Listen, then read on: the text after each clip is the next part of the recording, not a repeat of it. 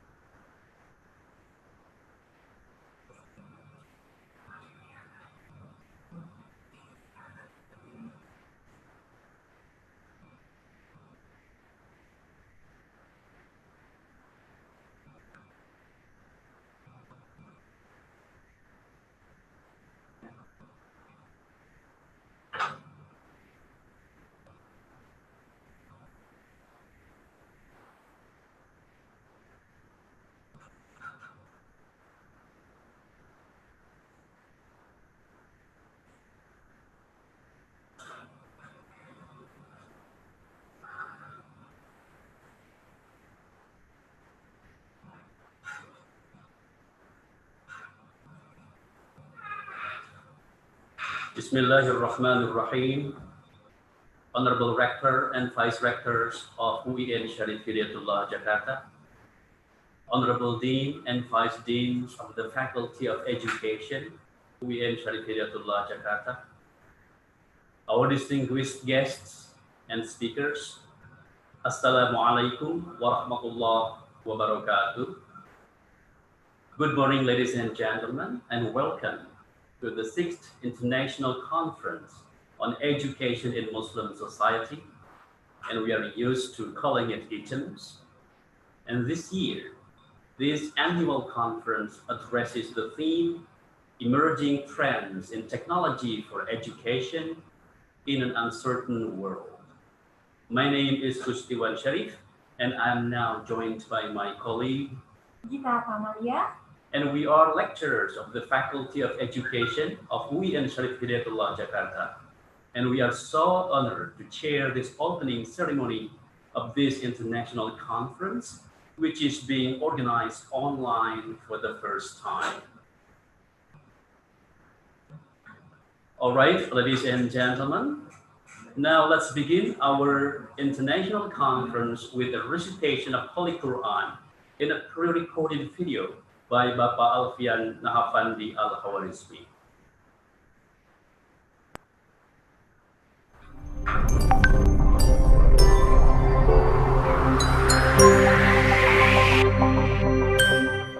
Assalamualaikum warahmatullahi wabarakatuh.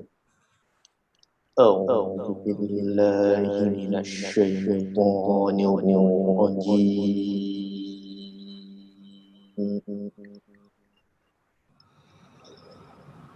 Bismillahirrahmanirrahim.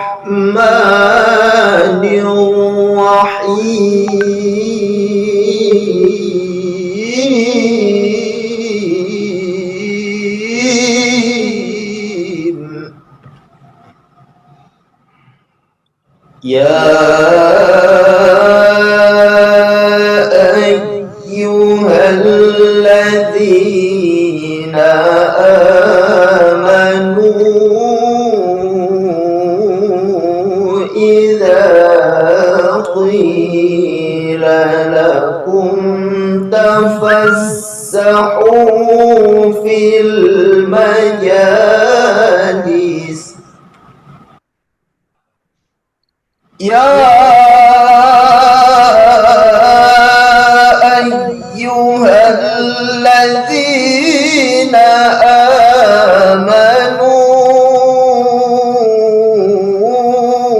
idza qila lakum tafassahu fil majalis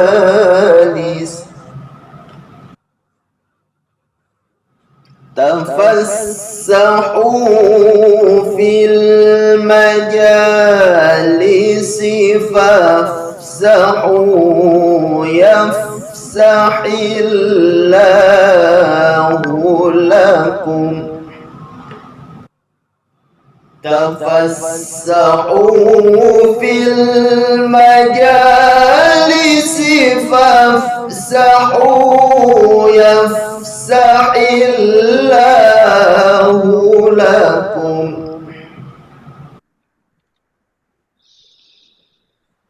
وإذا قيل انشزوا فانشزوا يرفع الله الذين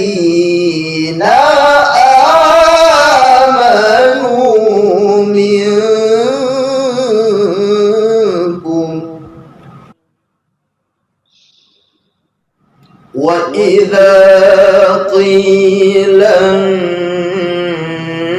انشزوا فانشزوا يرفع الله الذين آمنوا منكم يرفع الله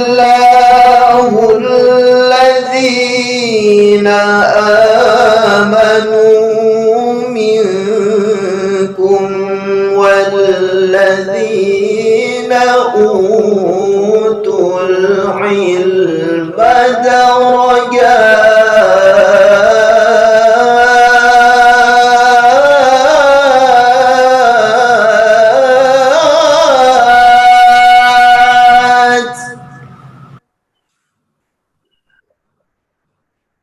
يرفع الله الذين آمنوا منكم والذين أوتوا العلم درجات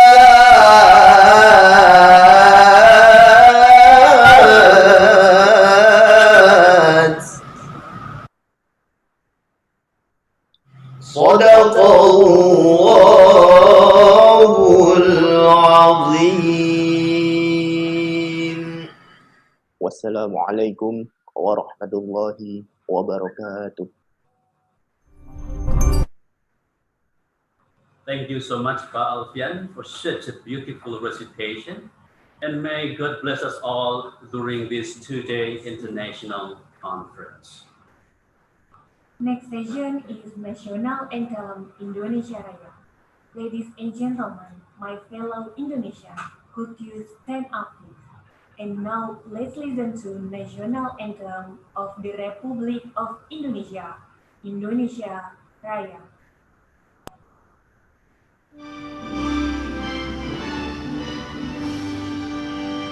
Indonesia tanah airku, tanah tumpah darahku. Di sanalah aku berdiri, jadi pandu hidupku. Indonesia kebangsaanku, bangsa dan tanah airku. Marilah kita bersatu, Indonesia bersatu. Hiduplah tanahku, hiduplah negeriku, bangsaku, rakyatku semuanya. Bangunlah jiwanya, bangunlah badannya, untuk Indonesia Raya. Indonesia Raya merdeka, merdeka, tanahku, negeriku yang tercinta. Indonesia Raya merdeka, merdeka, hiduplah Indonesia Raya. Indonesia Raya merdeka, merdeka, tanahku, negeriku yang tercinta.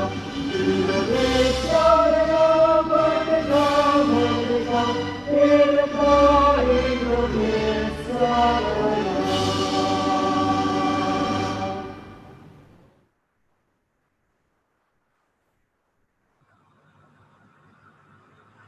Thank you. Ladies and gentlemen, could you take a seat, please? Now is reporting speech. Let me invite the chair of the 6th International Conference on Education in Muslim Society 2020 to deliver her reporting speech. Please welcome Dr. Tita Kholis Mariati, SSI, MCOM.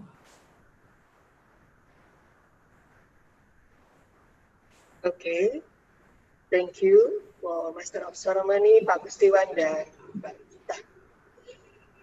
Bismillahirrahmanirrahim.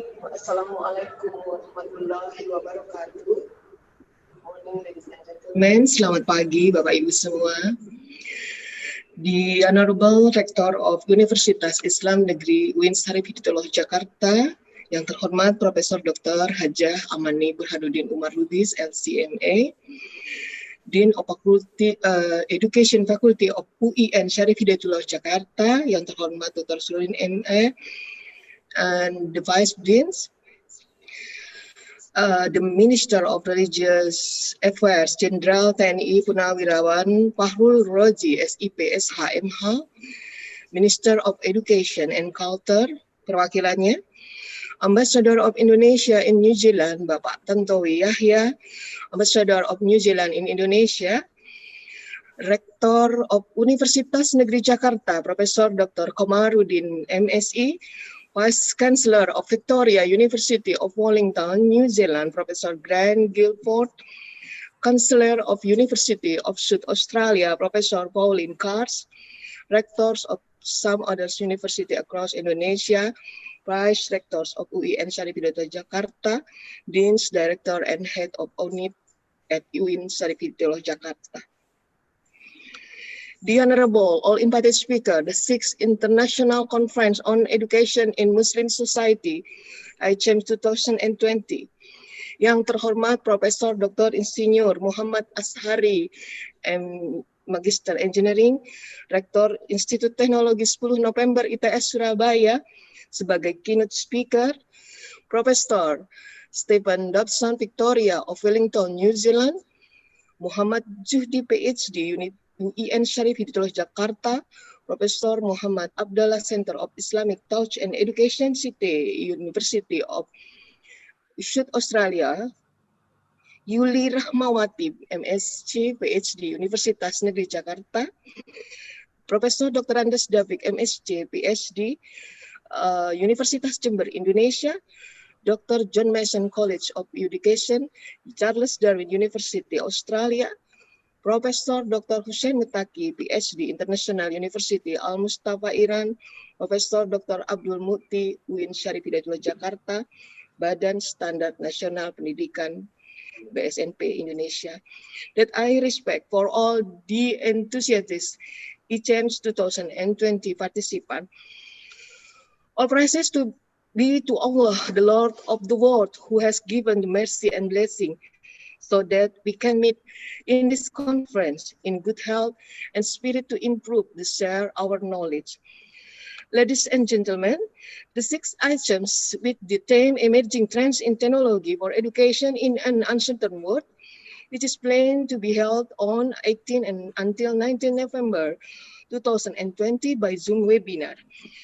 There are about 140 abstract of papers submitted, and some of them will be presented orally or posters, with the conference goods such as innovation and integrity of university to face in a new era of VUCA, volatility, uncertainty, complexity and ambiguity, artificial intelligence in education, digital technology in education, besides math and science education, method, assessment, curriculum, and pedagogy.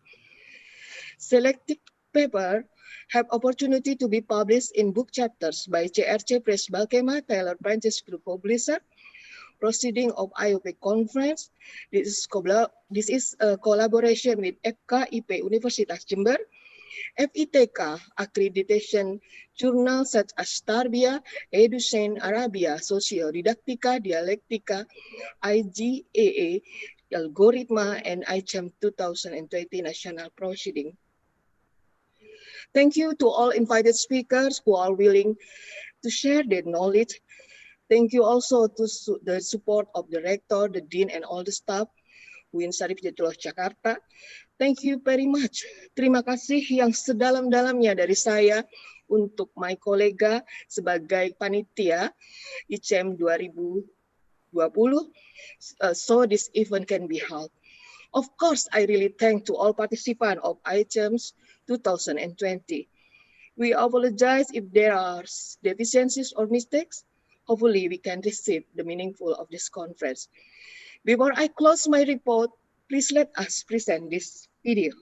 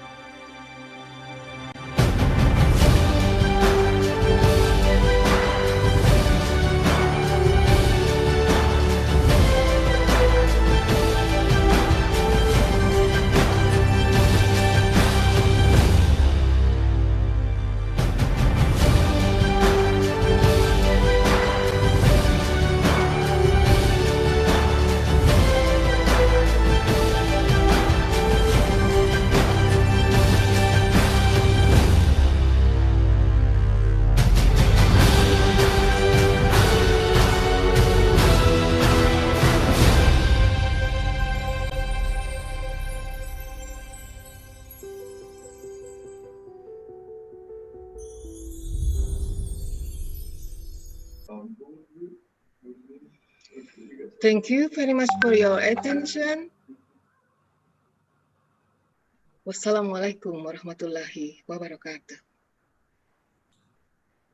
Thank you so much for such insightful and informative speech and presentation, Ibu Dita. Ladies and gentlemen, next, welcome speech by Dean of the Faculty of Education, UIN Syarif Hidayatullah, Jakarta. And now I would like to invite Dean of the Faculty of Education to give her welcome speech. Ladies and gentlemen, please welcome Dr. Sururin, MA.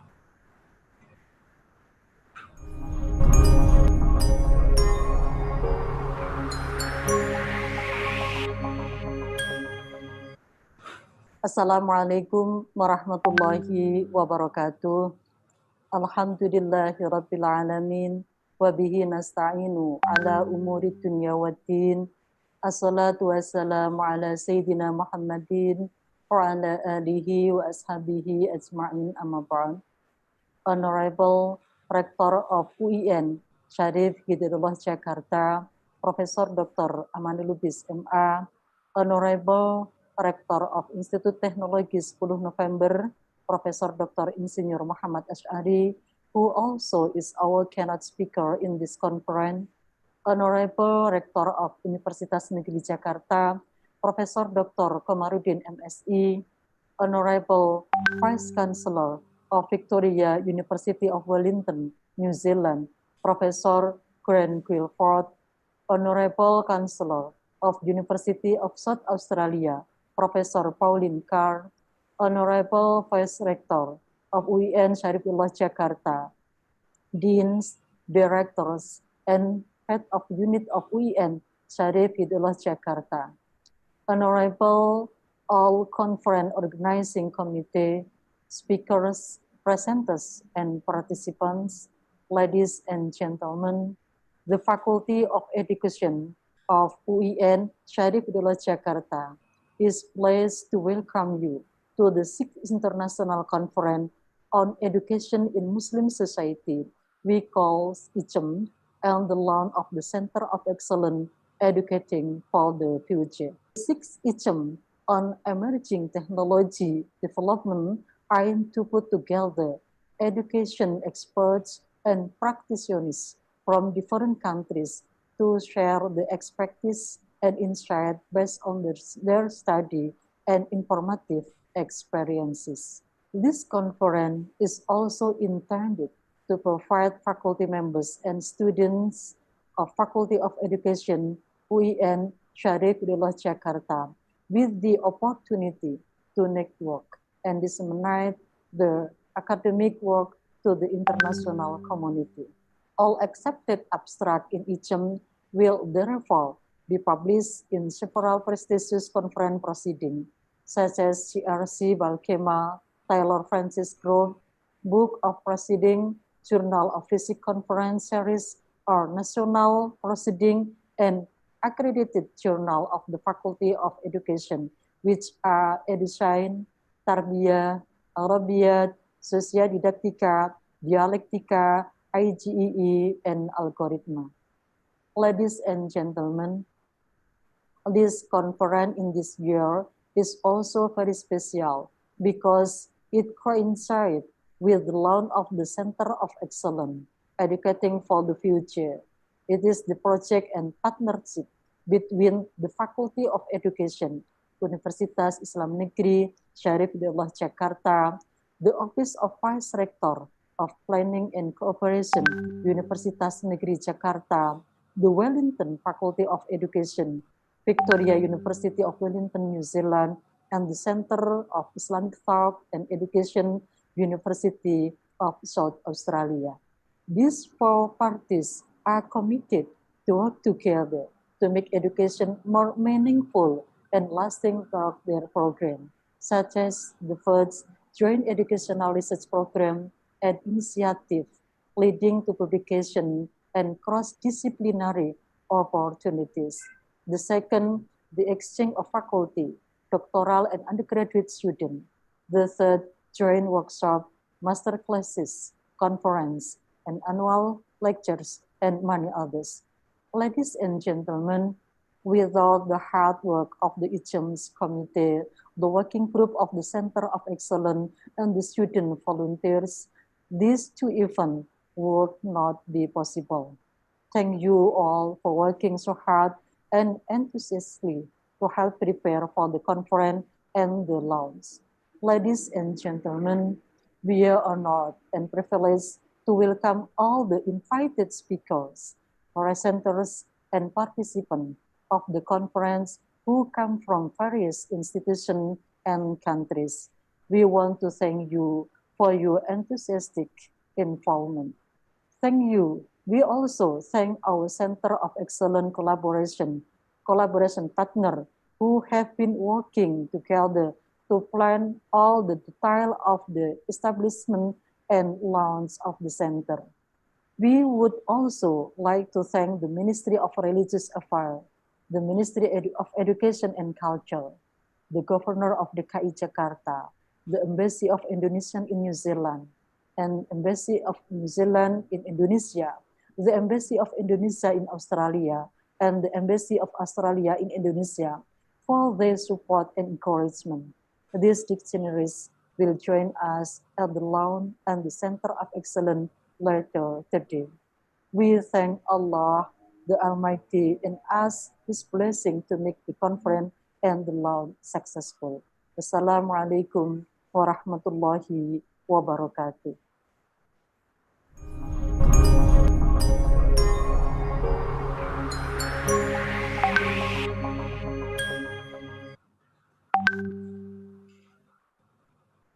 Thank you so much for such an encouraging speech, Ibu Dekan.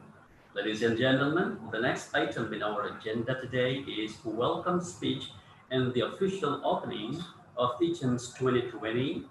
And ladies and gentlemen, now allow me to invite the Rector of UIN Syarif Hidayatullah Jakarta to deliver her welcome speech and officially open the 6th International Conference on Education in Muslim Society 2020. Ladies and gentlemen, please join me in welcoming Professor Dr. Hajjah Amani Lubis, LCMA.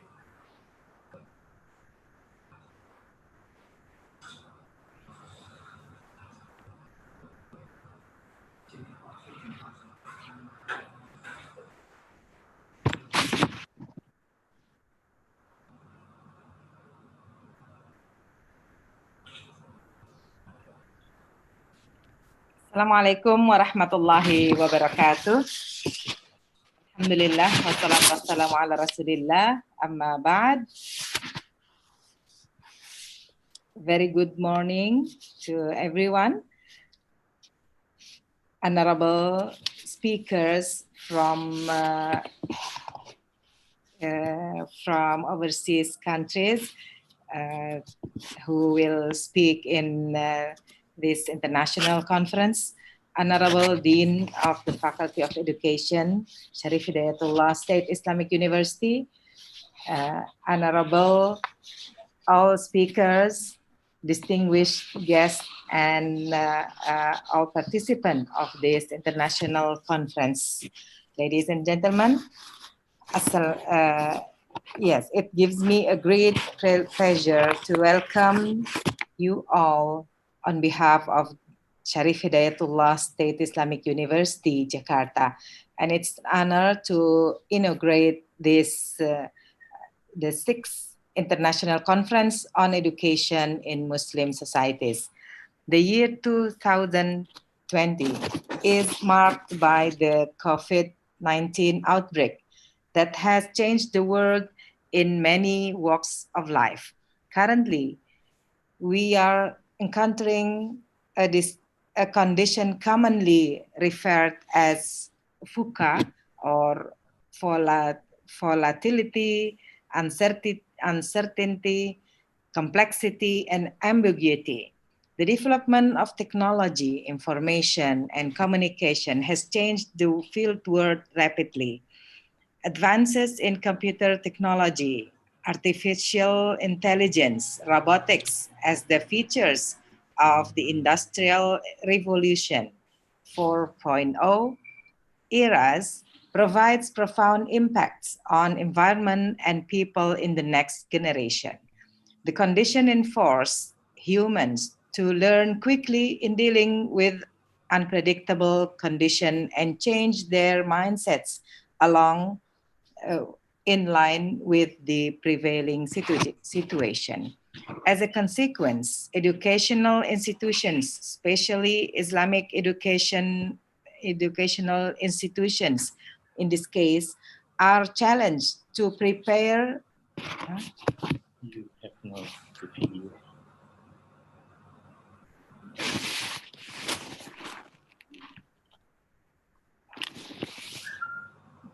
Sorry. Yeah.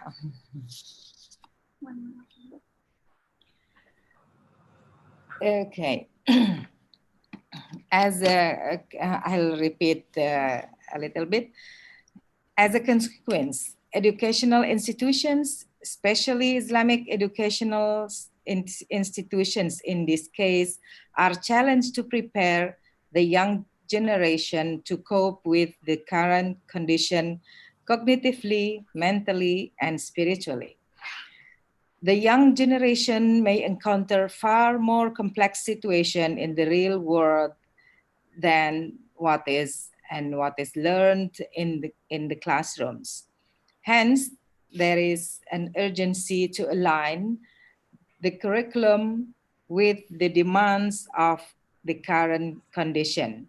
Freedom to learn is a learning concept that gives learners independence to learn according to their wishes and interests. It's not enough for students to be intelligent, but they must be creative and dynamic in reading situations and opportunities. This year, the seminar conference is designed not only to share researches, but also to offer recommendations to governments, educational institutions, and other stakeholders to improve the quality of education through technology-based educational programs. The conference was held by the Faculty of Education, UIN, Syarif Hidayatullah, Jakarta. The committee invites scholars, researchers, policymakers, teachers, and students from various countries to participate and work together to improve the quality of education in Muslim communities. Further, the sixth of ICEMS, of International Conference on Education in Muslim Societies of 2020, is intended to provide opportunities for various educational stakeholders, especially in Muslim communities around the world, to share their creative and innovative works, opinions, experiences in open academic forums or fora. The theme of this year's conference is Emerging Trends Technology for Education in the Uncertain World. This theme tries to reflect various aspects of both thinking and research findings related to independent education in Muslim countries that may include best practices of teaching, curriculum, research and development, professional development, new pedagogy and andragogy, new technologies in education, and so on. All these efforts are intended to fulfill skills needed in the near future or in the meantime. So we need the skills in the fields of information and media technology, skills in life and career fields. Also, we need to improve the learning and innovation skills by the students and also by the teachers or the lecturers. So we need the skills as known for effective communication, and also for personal and social responsibility, community communication, so that we can contribute to the betterment of the world, inshallah.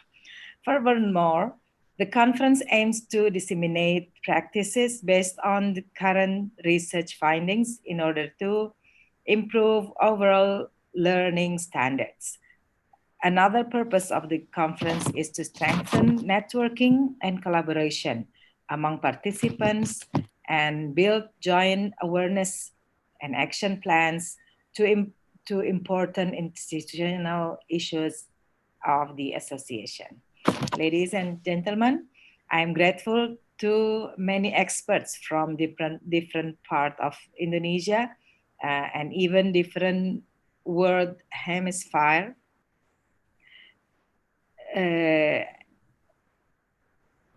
who have come to share their knowledge. I'm sure you will have fruitful and rewarding exchanges in the next 2 days.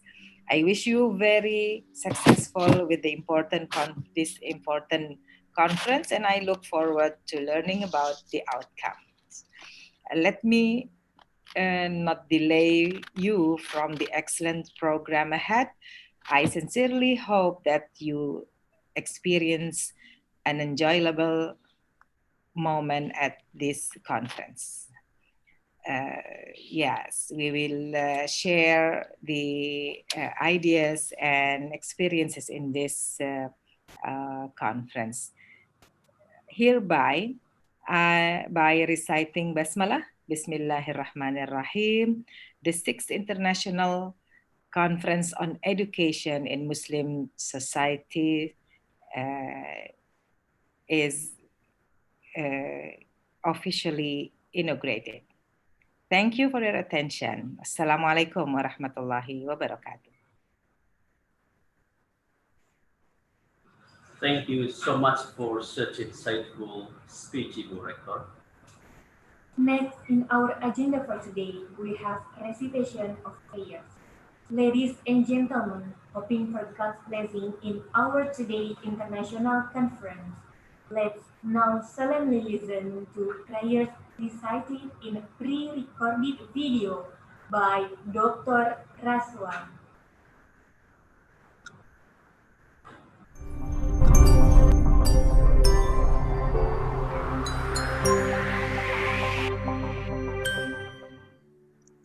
Assalamualaikum warahmatullahi wabarakatuh.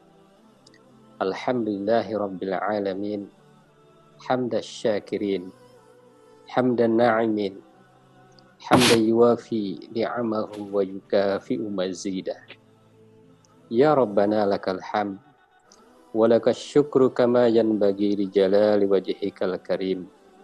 Wa azimi sultanik. Allahumma salli ala nabiyyina Muhammadin wa ala alihi Muhammad. Allahumma gfir lana wa liwalidayna wa li jami'il muslimina wal muslimat wal mu'minina wal mu'minat al ahya'i minhum wal amwat. Allahumma yassir wa la tu'assir. Allahumma la sahla illa ma ja'altahu sahla wa anta taj'alul hazna idza syi'ta sahla. Allahumma ja'al jam'ana hadza jam'an marhuma wa tafarruqana min ba'dihi tafarruqan ma'suma. Allahumma inna na'udzubika minal hammi wal hazan wa na'udzubika minal ajazi wal kasal wa na'udzubika minal jubni wal bukhl wa na'udzubika min ghalabati dain wa qahrir rijal. Allahumma inna na'udzubika min jahdil bala wa daraqis syaqa wa su'il qada wa syamatatil a'da. Allahumma 'allimna ma yanfa'una wanfa'na bima 'allamtana wa zidna ilma wa arinal haqqa haqqan warzuqna ittiba'ah وأرنا الباطل باطلا وارزقنا اجتنابه اللهم ربنا لا تزغ قلوبنا بعد إذ هديتنا وهب لنا من لدنك رحمة إنك أنت الوهاب ربنا آتنا في الدنيا حسنة وفي الآخرة حسنة وقنا عذاب النار سبحان ربك رب العزة عما يصفون والسلام على المرسلين والحمد لله رب العالمين والسلام عليكم ورحمة الله وبركاته.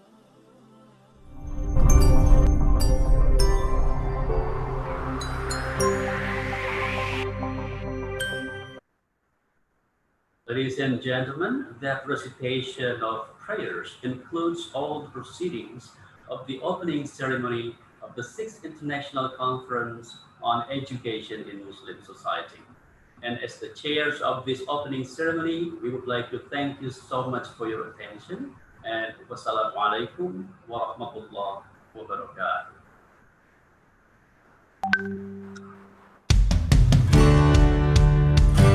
And just for your information, ladies and gentlemen, now we will take a break to prepare for the next session, this keynote speech. And we will begin our keynote speech at exactly 8:50.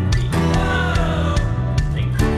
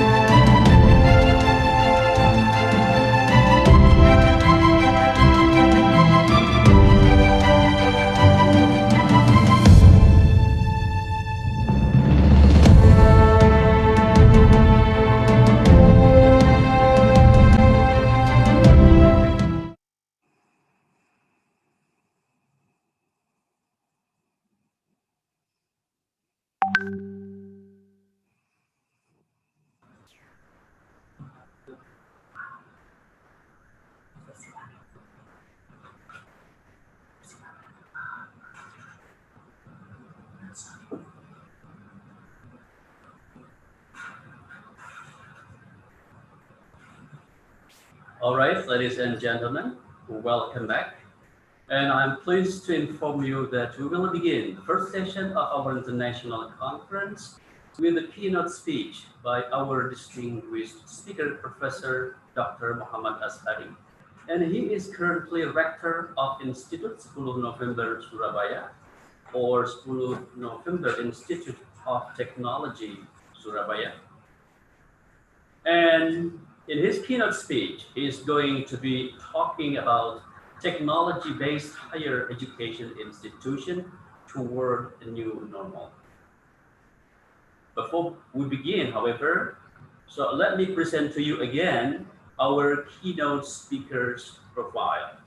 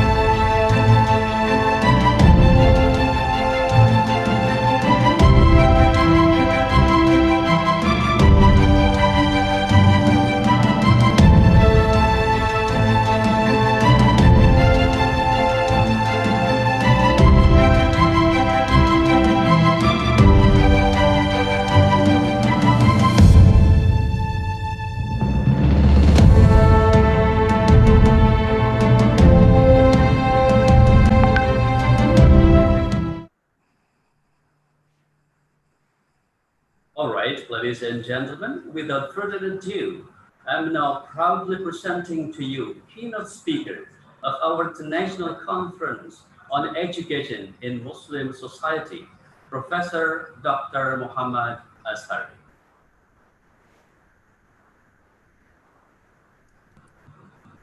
Assalamualaikum warahmatullahi wabarakatuh. Very good morning, ladies and gentlemen.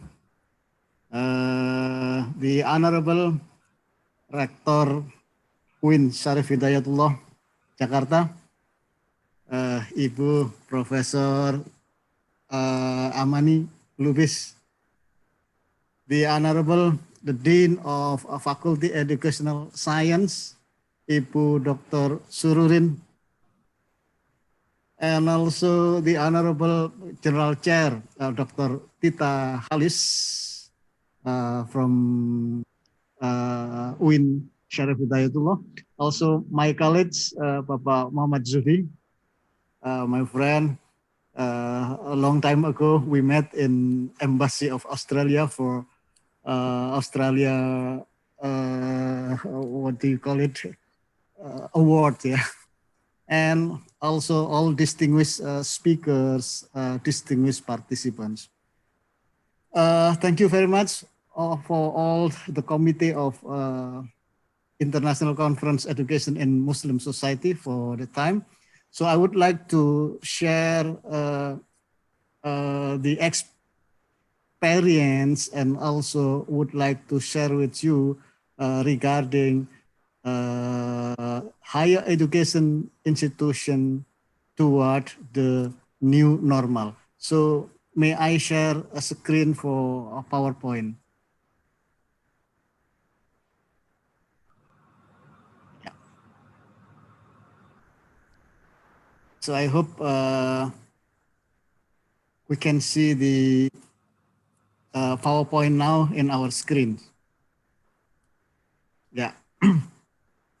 Okay, so ladies and gentlemen, I'm very glad to attend this kind of conference because this conference, this is international and also it's a very brightful and would be very fruitful for our next generations because education, I would like to say that education must be go on in any under circumstances.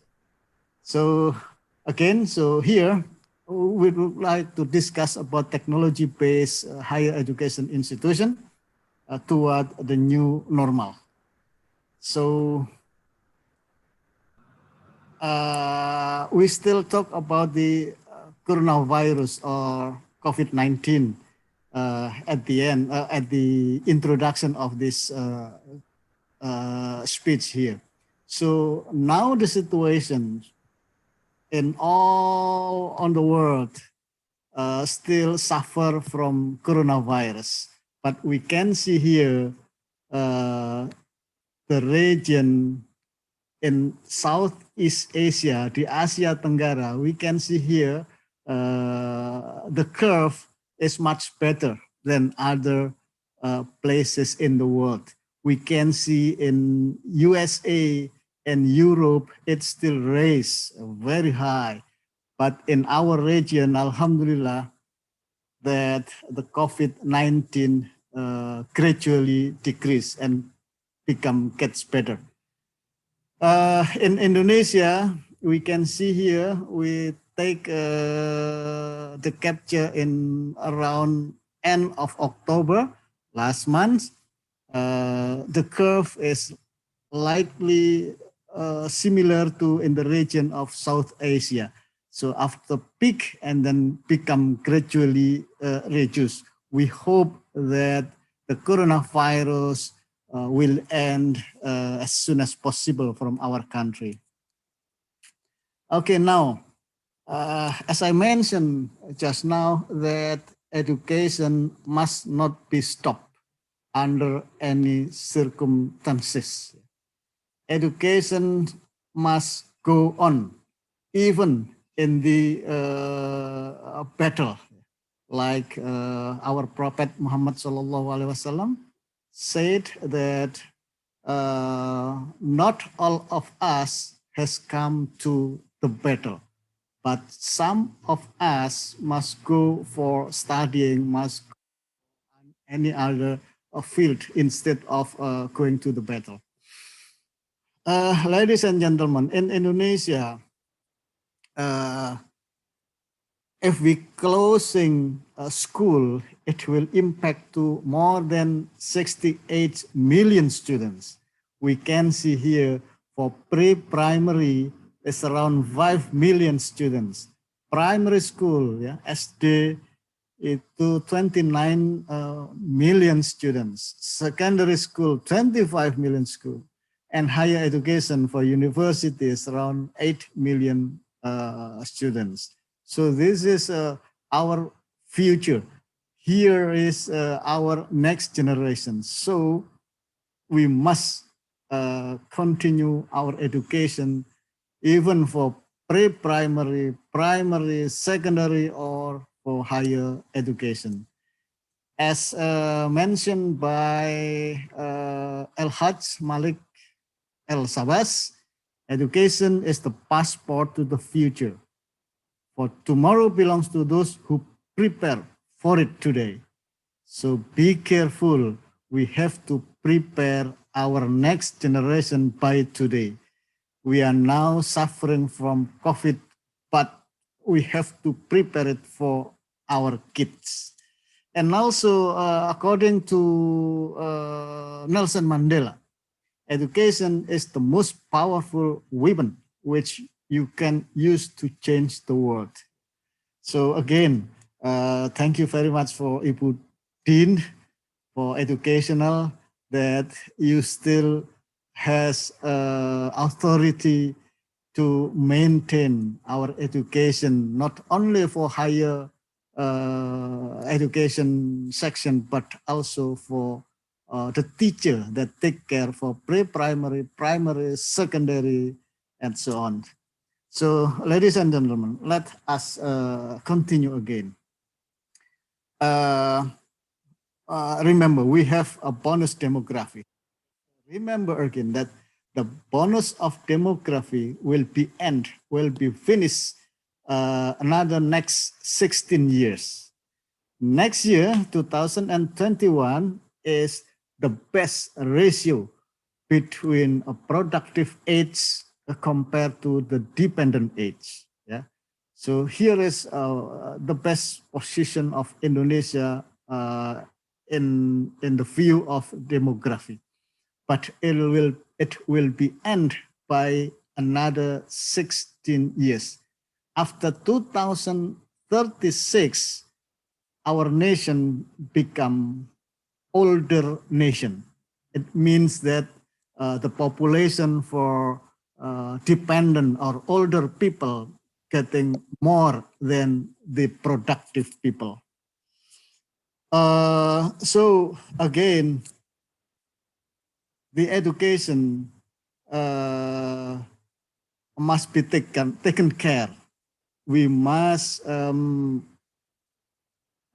take care for this education. Otherwise, the bonus will become or will change a disaster. So this is a very dangerous situation. Okay, so here is the condition of our education sector. Index Pembangunan Manusia, Human Development Index. This is the length of the school. This is angka partisipasi kasar. In higher education, we have 30%. With secondary school, the participation is 84%. In higher education, we only have 30%, means that the people that the age between 18 to 24, that they must be in the university students, but unfortunately, there are only 30.3% that get the education in higher education. Okay, and then here is the condition of our country now. 2020 at Q2, the economic growth is minus, and then at Q3 is also minus, which means that our country is now in the recession. So be careful for the authority of university or any institution. Now COVID, it still has high to medium impacts to the society health, and then the economic slowdown. So we are in university, we have to be careful. We have to change our mode from growth mode. We have to change to survival mode. Remember, too many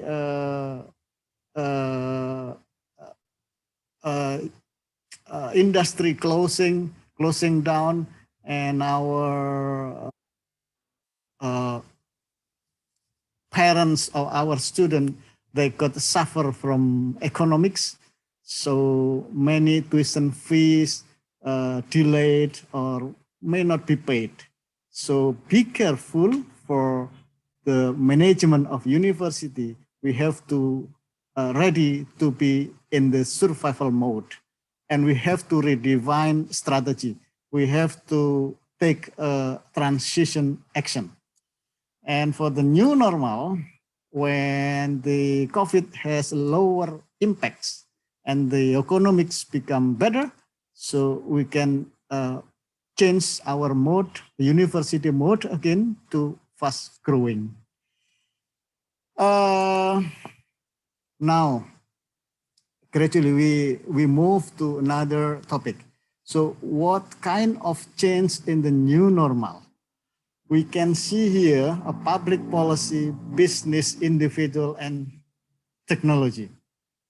So the most rapid change after COVID, during COVID and after COVID, is the technology, including our methods for giving a lecture.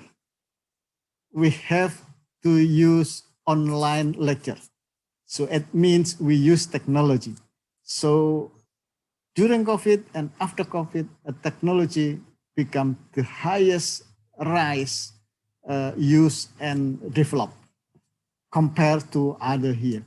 And so as the consequence, a human being, we have three types of intelligentsia: intellectual intelligence, spiritual intelligence, emotional intelligence, and then we have to put another intelligence, I call it a digital quotation.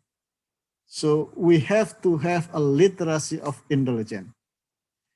And what kind of another change in the new normal? So the first one, the change is technology. The second one is work ecosystem. The workplace is changed. The workplace, like we are lecturer, we are researcher in university. Now we don't have a strict work time anymore.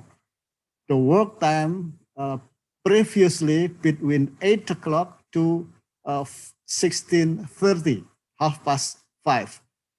But because of COVID, we move a flexible place, flexible time.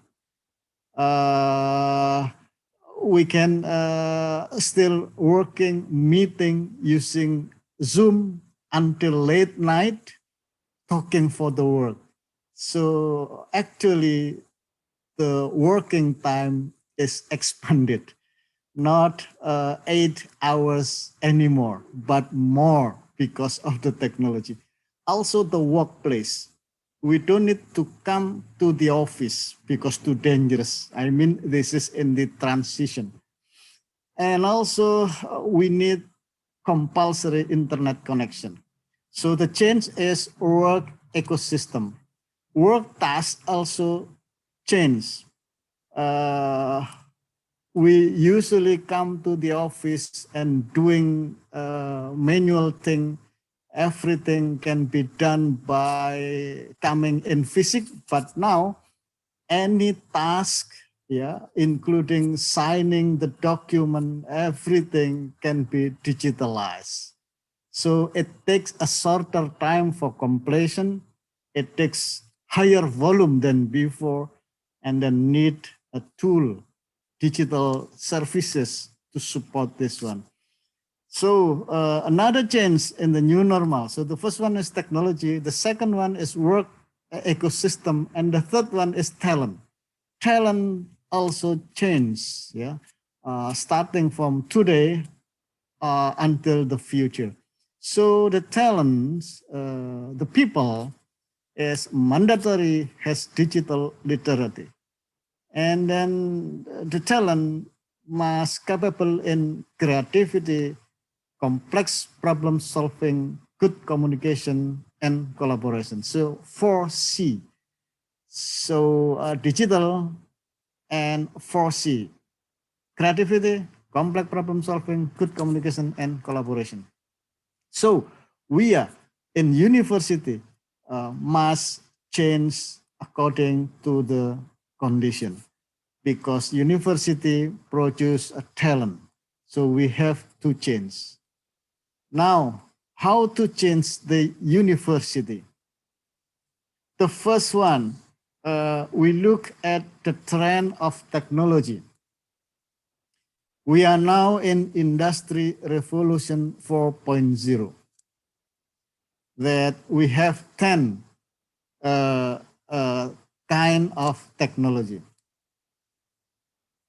So artificial intelligence, big data, Internet of Things, robotic, and so on until new material. So this is a common technology that will be used or now is using during Industry Revolution 4.0. So what can we do with our university? In ITS, I have a shared experience. We have 20,000 students. We have 1,000 faculty members of lecturers.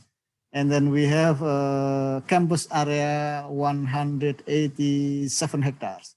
And then what happened is we changed the structure of organization.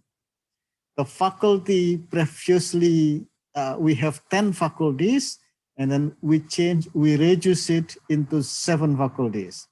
And the 7 faculties are in line with all the digital technology for IR 4.0.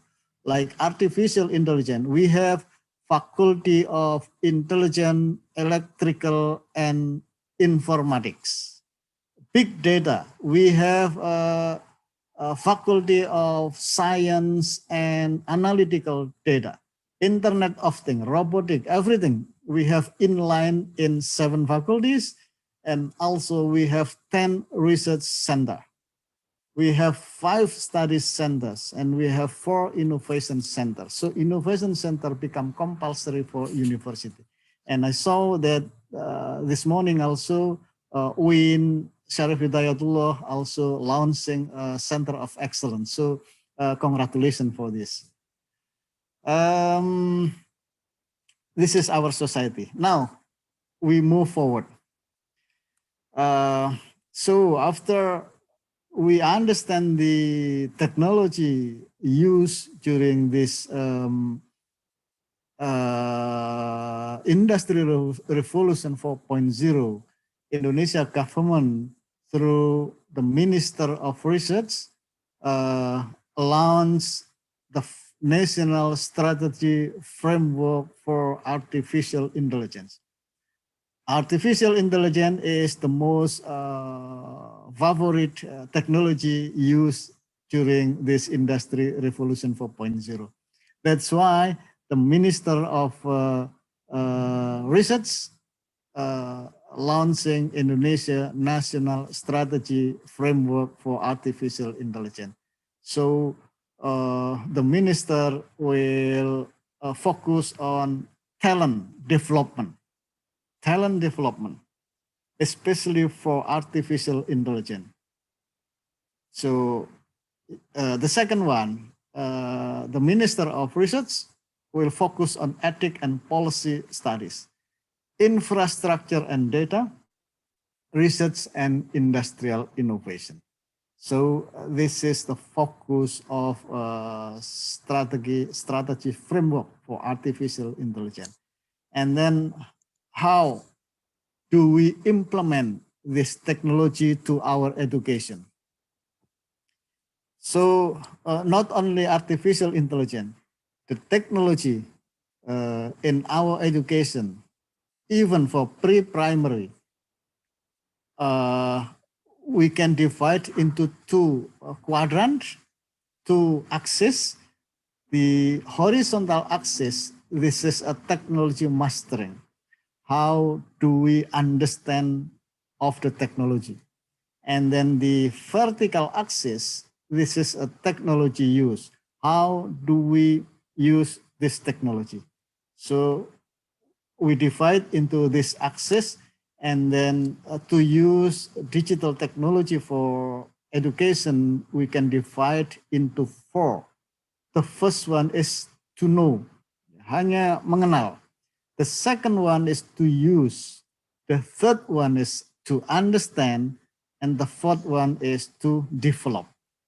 So to know and to use, we can focus this to the primary and secondary education. It means we can provide equipment support for primary and secondary education. And then the second one, we can provide, I mean, the government or the university of the institution, yeah, like primary school, head school, headmaster can be provided an analytical tools. I will give another example later. Yeah. So this area is for primary and secondary education.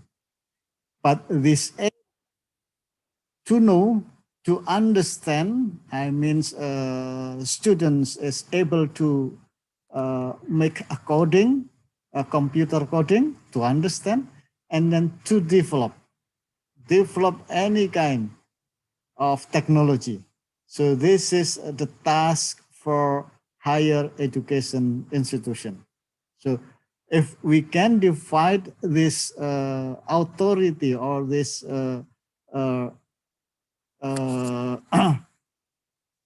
for primary and higher education, the task, then we can easily manage higher education institution that the tasks are the first one, building competence. Building competence with to know the technology, to understand the technology, and to develop the technology for professional, working, for researcher, and for entrepreneur. The second one, higher education tasks include building technology for education ecosystem. I will explore later. And the third one, the task of higher education is to develop ecosystem of innovation. Yeah. So this is a task for higher education institution and primary and secondary education. Now let us see the condition of our education in Indonesia. So during this pandemic, students primary school studying at home using online system. And then we can see here how a teacher starting teaching in using a computer. And on the other side, we can see how primary students, they work at home. They look for the Wi-Fi, they look for the GSM signal like here. This is in the top of the hill in order to get the GSM signal to have regarding they want to join the teaching system here. So this is the condition in our country. So some of students still suffer from the main infrastructure like GSM signal or Wi-Fi of internet. But here we can see in China, pre-primary student, the government provide a robot assistant. So the kids can play, talk together, interactive, and so on. So they are happy. And then here is another example in China that the government provide equipment to monitor the students. So look at here, there is equipment, put it in the head, and then when the light white means that the concentration of the students now is off. Yeah. So this kind of analysis equipment is sent to the teacher, the result, and also sent to the parents.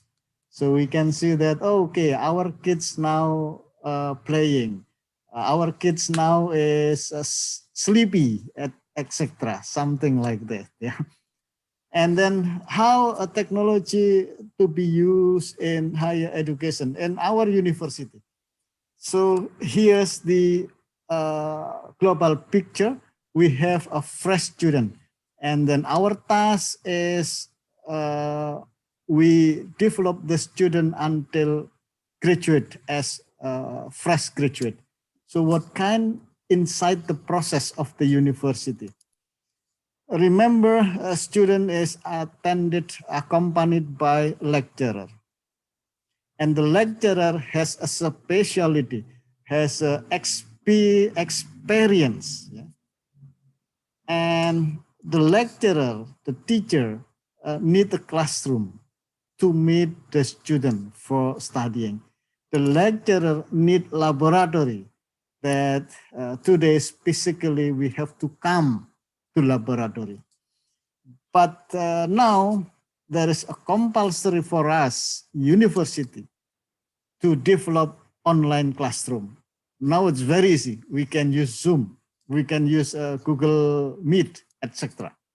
But remember, online classroom here, this is one part of our task in digital education system. The other one is we have to build a course content, digital course content. So here, the specialized of the teacher, of the lecturer, the experience of the experience of the lecturer has to be digitalized. Yeah, put it in course content, but digital. And then the other one, we have to develop online laboratory. And all these things can be connected with the conventional infrastructure. Online laboratory connected to conventional. Zoom online classroom has to be connected to the classroom. So we can run the education in hybrid system, both in conventional coming in physics in the classroom, but also in the same time, students can attend it in online classroom. Okay, so this is the other type of content and society, industry, community we can find in YouTube, etc. that similar to content who has by the lecturer.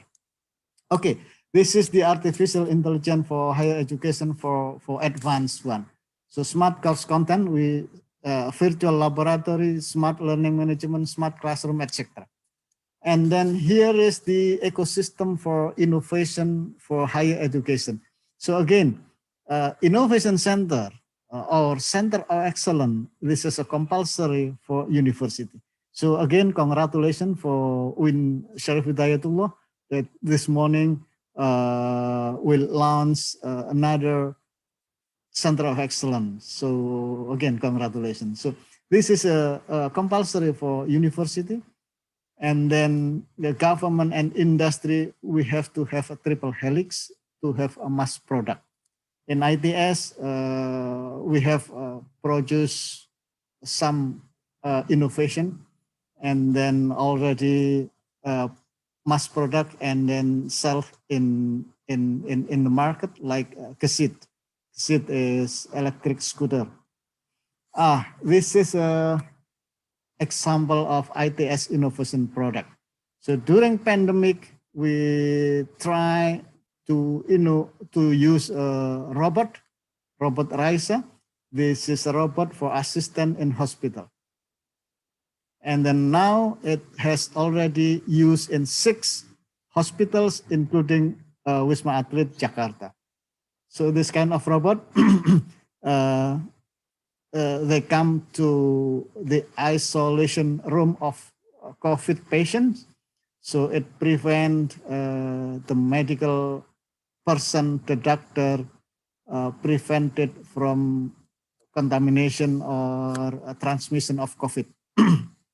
So the robot will come to the COVID patients to serve anything like bring food, bring medicine, bring clothes, etc. And this is another kind of robot. And in 2020, ITS also launching iBoot, Intelligent Autonomous Boot. So without the person here, we can control the boot running autonomously without remote control. Come to island, come to some places. And also here, intelligent car, we use it inside the campus without the driver or driverless. The student use the gadget to call, and then this car will come and then bring us to a kind of position inside the campus. So again, here, and then I think at the last, I would like to share a video before I close this speech. So let us see, this is ITS digital transformation. What we do in ITS to bring digital in the university.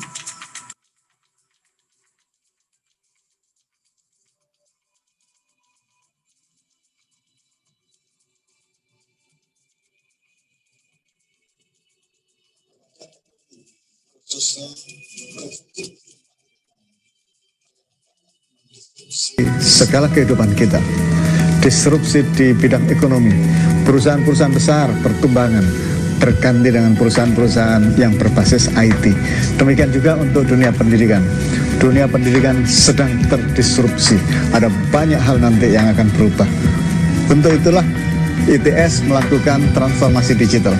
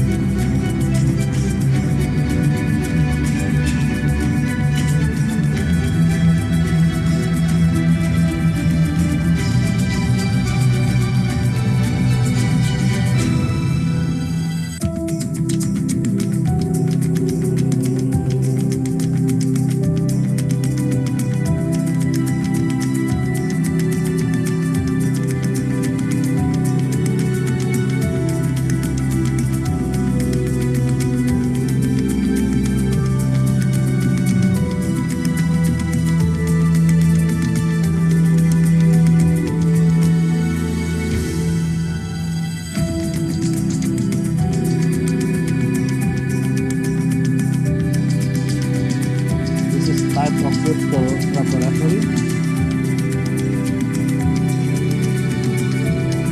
We can control all hardware laboratory from the gadget.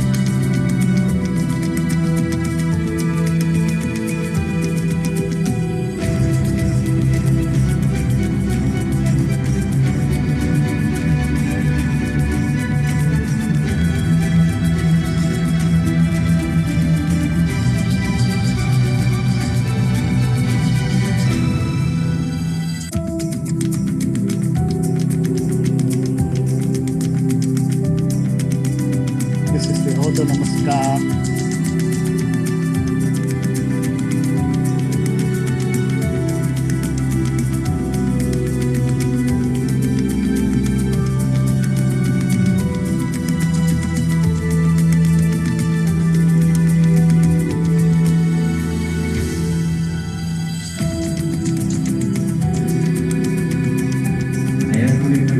Institusi Teknologi 10 November Surabaya menyerahkan robot medis kepada Rumah Sakit Universitas Airlangga Surabaya, Jawa Timur.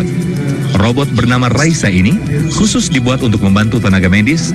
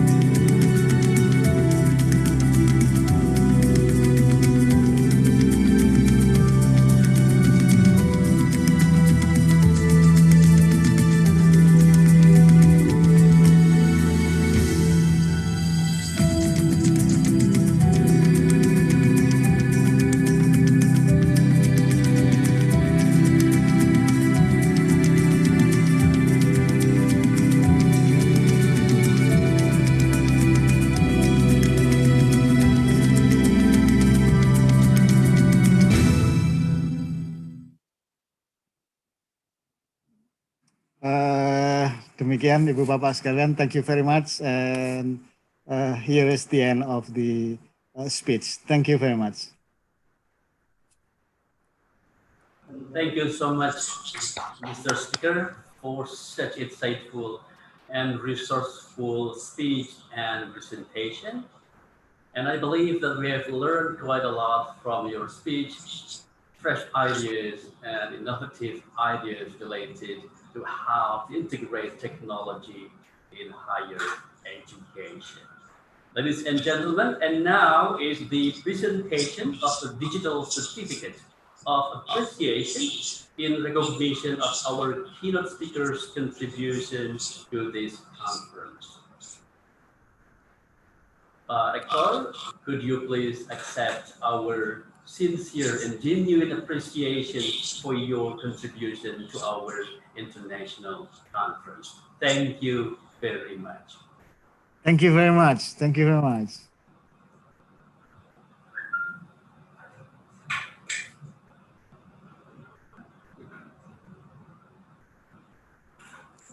All right, ladies and gentlemen, now we will take a quick break as we prepare for the next session at 9:30.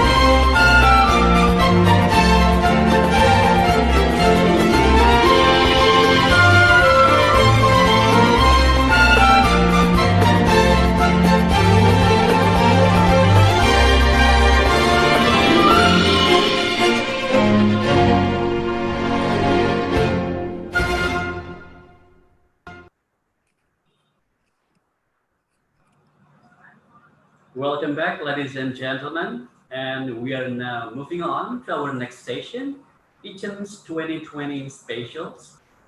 ICEMS 2020 is indeed a special one, not only because we are having it in special circumstances due to COVID-19, but on top of that, in this session, we are going to have something truly special. The official launching of the Center of Excellence Educating for the Future, and a special talk show on related issues. All right, without further ado, And with all the excitement, now I would like to invite Dr. Maila Rahim, one of the initiators of this collaborative initiative, to run and chair this session of ICEMS 2020 specials. Thank you, Dr. Kustiwan and Miss Gita. Gantian dulu ya. Thank you also to all the committees of International Conference on Education in Muslim Society, or ICEMS, that had prepared the conference special session, the launch of Center of Excellence Educating for the Future. While we are waiting for more participants to join and begin the official launch of the Center of Excellence, let's watch a traditional dance performance, Tari Persembahan, that will be performed by 5 students of Faculty of Education UIN Syarif Hidayatullah Jakarta, Nurul Nadila, Gita Ratna Ayuningrum, Nurulita Dias Cahyarini, Puji Rahayu, and Jihan Nabila.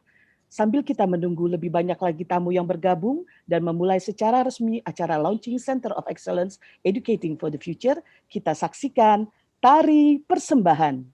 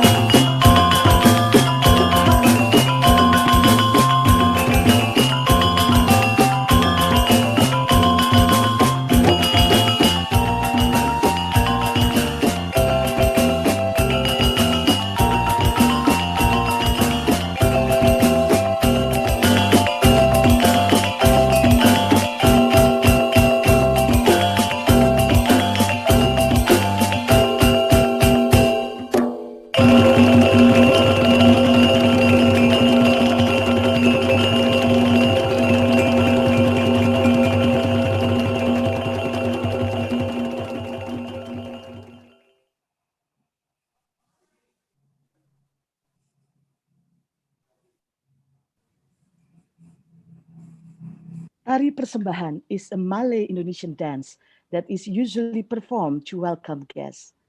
Pak Zikri, please spotlight my speaking. Okay, thank you. Tari Persembahan is a Malay Indonesian dance that is usually performed to welcome guests. The dance movements are very simple, centered on the movement of the hands and legs. The movement of looking down when pressing the palms together is a display of gratitude for the guests. In a live show on a stage, not a virtual one, the dancer will open a box of betel, membuka kotak sirih, and present the leaves to the guests, starting with the most noble one. The guests will chew betel, mengunyah sirih. This custom is a sign of respect. Betel is a symbol of the adhesive medium for social contact, togetherness. The dance highlights the awareness that humans are related to other people. The social consciousness is therefore capable of promoting good communication, shared understanding, and reverence for fellow human beings. Terima kasih kepada para penari dari Postar, kelompok seni mahasiswa FITK UIN Syarif Hidayatullah Jakarta. Thank you for my student Farah Hanum and the dancer from Postar Students Art Corner. Alhamdulillah, many guests have joined from Jakarta, Bandung, Padang, Makassar, Surabaya, Aceh, Adelaide, Wellington, Ottawa, and many cities across the world. Let us begin the launch of Center of the Excellence, Educating for the Future. Bismillahirrahmanirrahim. Alhamdulillahirabbil alamin. Wassalatu wassalamu ala isyrafil anbiya'i wal mursalin wa ala alihi washabbihi ajmain. Amma ba'du. Honorable Minister of Religious Affairs of Republic of Indonesia yang terhormat Bapak Fahru Rozi, Honorable Ambassadors, Ambassador of Indonesia in New Zealand yang terhormat Bapak Tantowi Yahya, Ambassador of New Zealand in Indonesia who is represented by the Charge d'Affaires Dr. C. Jong Park, Honorable Rectors, Rector of UIN Syarif Hidayatullah Jakarta yang terhormat Profesor Dr. Hajah Amani Lubis MA, Rektor of Universitas Negeri Jakarta yang terhormat Profesor Dr. Komarudin MSI, Deputy Vice Chancellor of Victoria University of Wellington, New Zealand yang terhormat Profesor Blair McRae, Rectors, Vice Rectors, Deans, Directors, and Head of Units at UIN Syarif Hidayatullah Jakarta and also other universities. Honorable Conference Organizing Committee, speakers, presenters, and participants. Good morning, selamat datang, salam hormat, dan selamat bergabung dalam acara ini. Welcome everyone, and thank you to each and every one of you for being with us today.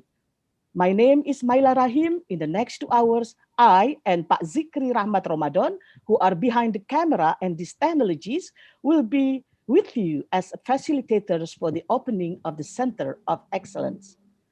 For information, this launch ceremony was held at the same time in 4 universities, these four universities that have jointly formed and partner in the Center of Excellence Educating for the Future. Since the COVID-19 environment, the launch is a combination of online and offline. At UIN Syarif Hidayatullah Jakarta, the Dean and Vice Deans of Faculty of Education, Master of Ceremonies, and the technical team are online from the faculty's meeting room, while the remaining team member, conference presenters, and participants, and myself included, are online from home.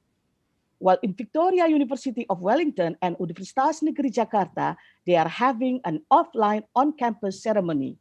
Unfortunately, the University of South Australia should cancel its plan at the last minute due to the recent COVID-19 cases and the order not to hold a public meeting from the government of Australia. So they all are having the launch exclusively virtual. I'd call each university one by one. Please say hello and wave your hands when I call the university name. Okay, welcome our colleagues from Victoria University of Wellington, New Zealand, who are gatherings in the Hunter Council Chamber on campus. Tēnā koutou katoa. Hello.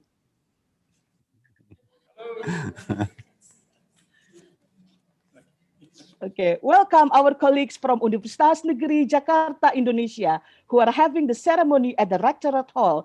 Selamat pagi. Halo semua, Bapak dan Ibu. Assalamualaikum. Waalaikumsalam warahmatullahi wabarakatuh. Terima kasih.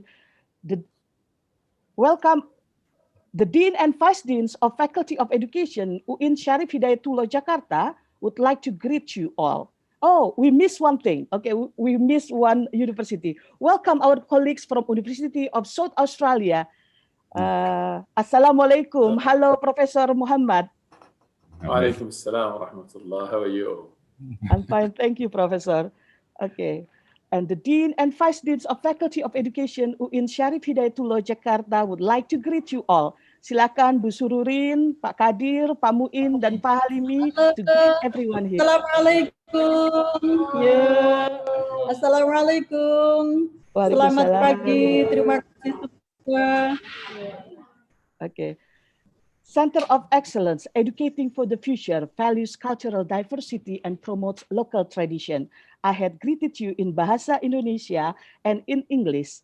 On this occasion, I would like to invite Pine Sutton, I'm sorry if I pronounce your name wrong, Hatu Matua or Principal Maori Advisor to welcome all audiences in Tirio Maori language. You may start the greeting, sir. Ara koutou. Tēnā rā koutou ngā manuhiri tuarangi, ngā mātā waka no ngā hau e whā, tēnei te mihi, tēnei te karanga, o te whānau, o te here ngā waka kia koutou katoa. He ria wairua mai ngā mate, kei runga ia koutou mai, kia mihia, kia tangihia, he tino honere a rātou, ko naro ki te karana o hine nui te pō. Haere, haere, haere atu rā. Nei rā mātou, te whānau o Akapai, te whānau o te here na waka, i torohia ngā ringa manaki ki a koutou katoa. I tūngi a tātou te ahi o te mātauranga, hei tupu ai, hei mahana ai te katoa. Tēnei te mihi, tēnei te mihi, tēnei te mihi ki a koutou katoa. Kia ora.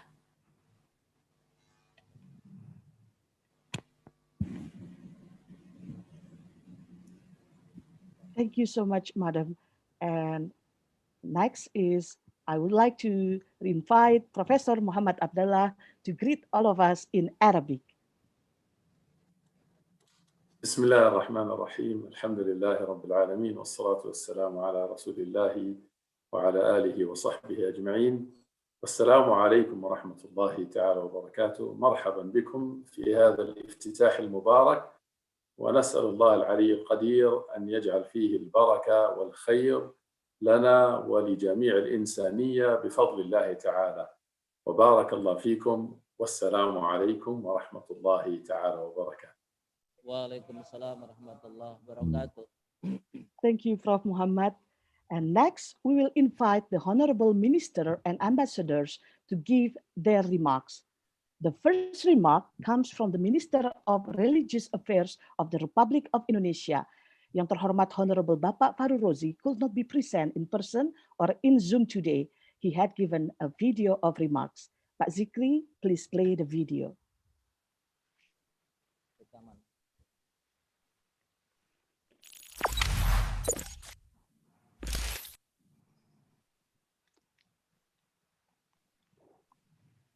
Assalamualaikum warahmatullahi wabarakatuh. It is my pleasure to be given an opportunity to share a few words at the opening of the 6th International Conference on Education in Muslim Society, ICEMS, and the launch of Center of Excellence, Educating for the Future. These integrated events are hosted by the Faculty of Education, Syarif Hidayatullah, State Islamic University, Jakarta. First and foremost, let me congratulate all those who have worked hard to prepare for this two events. ICEMS is a great opportunity to share different facets of thinking, research results, and innovation related to education, technology, humanities, and social science in Muslim society. It is also expected that through dialogue, recommendations could be made to government, educational institutions, and other stakeholders to enhance the quality of education in Muslim society and beyond. I would also like to congratulate you on the founding of the Center of Excellence, Educating for the Future. The four parties involved in the joint creation and collaboration of the center are: first, the Faculty of Education, Syarif Hidayatullah State Islamic University, Jakarta. Second, the Graduate School, Jakarta State University. Third, the Wellington Faculty of Education, Victoria University, New Zealand. And fourth, the Center for Islamic Thought and Education, University of South Australia. Education has an important role to play in all aspects of society. It goes beyond all boundaries and discipline. Cooperation across institutions and countries open up a well of perspective that essentially allow education to be adapted to local context and international needs. I do believe the four involved institutions with various forms of excellence could work together to learn and help each other, continue to enhance education, and become model of excellence in education in Muslim society. I apologize for not being able to attend the event in person or at the webinar. My support for the conference and for the Center of Excellence. Concluding, I wish you a very fruitful and enlightening conference. I also wish that the Center of Excellence may become a productive and inspiring center. Thank you very much. Assalamualaikum warahmatullahi wabarakatuh.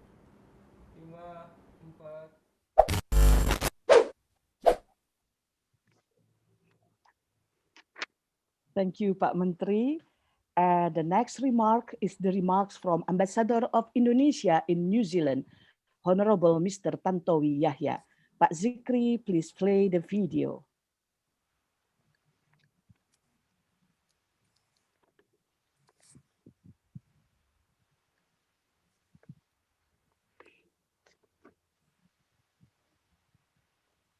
Assalamualaikum warahmatullahi wabarakatuh. Kia ora, selamat pagi. Greetings to all of you from Wellington, New Zealand.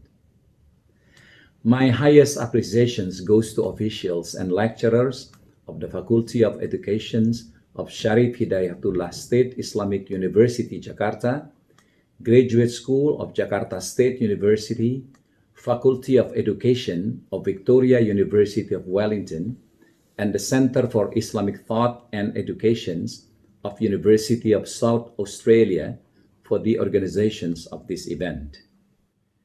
It is a pleasure and honor to be given the opportunity to deliver remarks in the opening of the 6th International Conference on Education in Muslim Society, ICEMS 2020 today. For many years, Indonesia has always been striving to build close friendship with other countries, especially those of our Pacific fraternity, namely Australia and New Zealand. In my role as Indonesian ambassador to New Zealand, Samoa, Kingdom of Tonga, Cook Islands, and Norway, as well as the Indonesian roving ambassador to Pacific, I believe that developing cooperations in the education sector across all borders and disciplines could not only enhance knowledge, but also could raise awareness, understanding, tolerance, and respect among people of different backgrounds. This Center of Excellence is the perfect examples of the manifestations of the leaders' commitment in bringing forward a strong education cooperations. We believe that a robust link and education cooperation will strengthen the people-to-people connections and understanding. Rest assured that with 13 activities that the Center of Excellence will carry out, it will give great contribution towards the quality of educations in Indonesia, New Zealand, and Australia. Congratulations and success on the launch of the Center of Excellence, Educations for the Future. I believe that this conference will bring positive contributions and wish you a fruitful deliberations. Thank you.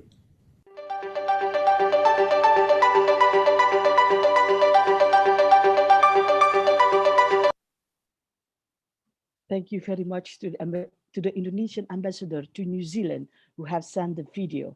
The next one is the remarks by the ambassador of New Zealand in Indonesia, Dr. Si Jong Park, Chartered Affairs, will be speaking on behalf of the New Zealand ambassador in Indonesia. Kia ora, tēnā koutou katoa. Selamat pagi for Indonesia. Good afternoon for Australia and New Zealand. Greetings to you all. Let me begin by congratulating Sharif Hidayatullah State Islamic University, Jakarta, Jakarta State University, the University of South Australia, and Victoria University of Wellington on the launch of the Centre of Excellence, Educating for the Future. New Zealand Embassy in Jakarta is excited to hear about this collaboration. This will provide opportunity to grow our shared understanding of education at all levels, early childhood through to university and lifelong.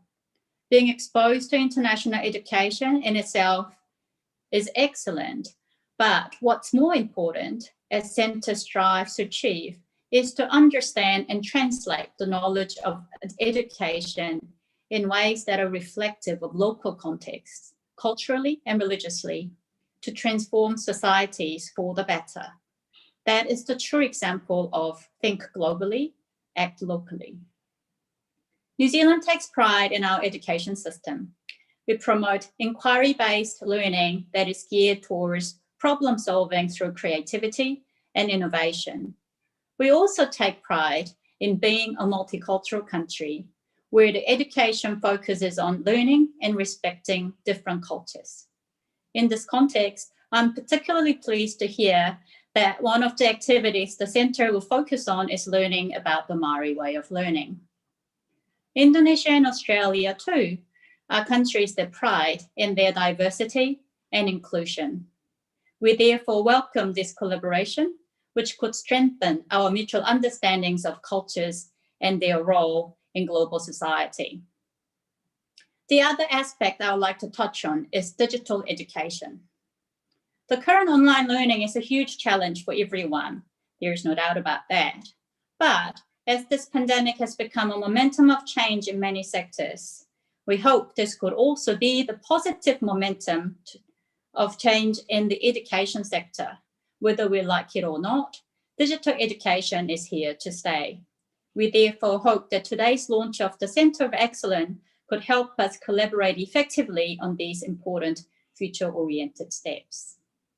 There are so many things that could be further explored and developed through the launch of the Center of Excellence. I'm confident this collaboration could further enhance the good relationship between Australia, Indonesia, and New Zealand. No reira, tēnā koutou, tēnā koutou, tēnā koutou katoa. Terima kasih, and thank you very much. Thank you very much. Terima kasih. Thank you, Honorable Minister and Ambassadors. Terima kasih, trimong genase, matur nuwun sangat. The Faculty of Education UIN Syarif Hidayatullah Jakarta, Indonesia, the Vice Rector of Planning and Cooperation Office Universitas Negeri Jakarta, Indonesia, the Wellington Faculty of Education, Victoria University of Wellington, New Zealand, and the Center for Islamic Thought and Education, University of South Australia, Australia, are proud to present the symbolic launch of Center of Excellence Educating for the Future. Let's watch COE's short film. Mari kita saksikan film pendek launching Center of Excellence Educating for the Future.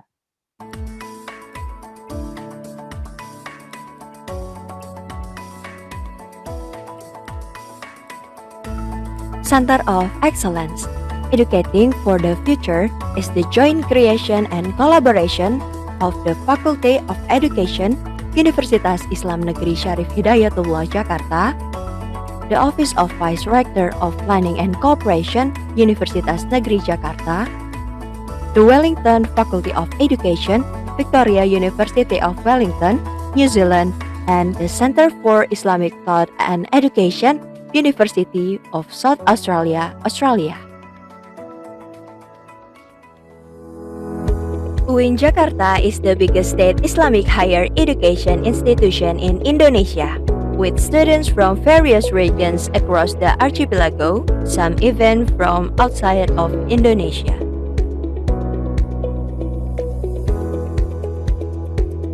There are 12 faculties at UIN Syarif Hidayatullah Jakarta.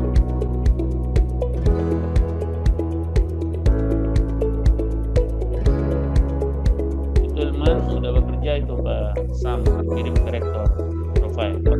UIN Jakarta is a research university that continuously integrates knowledge, Islam, humanity, modernity, and all things related to Indonesia to enhance the dichotomy between Islamic and general studies. UIN Syarif Hidayatullah Jakarta is towards a world-class university by integration of science, Islamic value, and Indonesianness.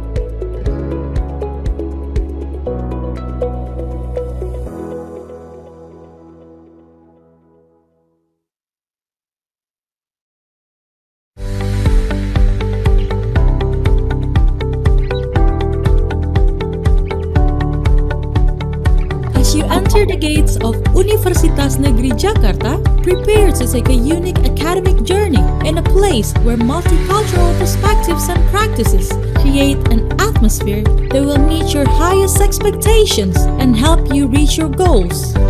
Situated in the heart of the capital city of Indonesia, Universitas Negeri Jakarta has played an important role in developing scholarship in education, science, art, technology, and sport since 1964. I'm Professor Komarudin, Rector of Universitas Negeri Jakarta. Welcome to the Pioneer Campus of Education. UNJ is ready to become a reputable university in Asia. Warm welcomes awaits you as you become a member of Universitas Negeri Jakarta's family.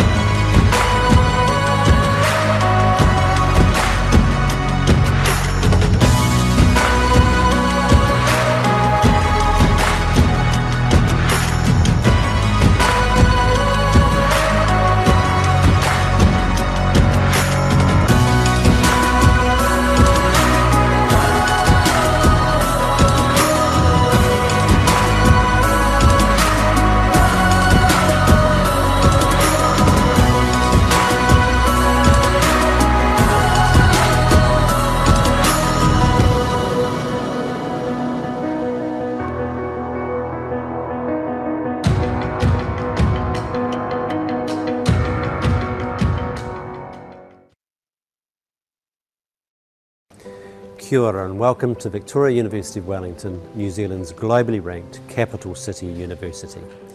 Ranked within the top 2% of the world's 18,000 universities, we have a proud tradition of academic excellence stretching back more than 100 years.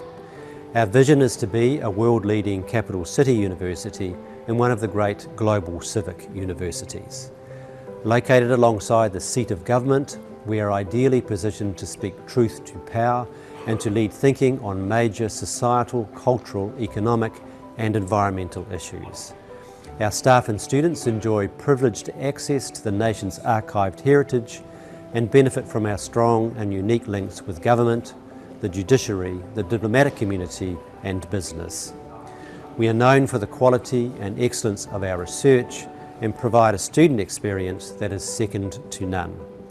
We play a leading role in promoting sustainability, equity and diversity, and our excellence in research naturally transfers to and enriches the learning we offer so that what we teach is at the cutting edge of human knowledge.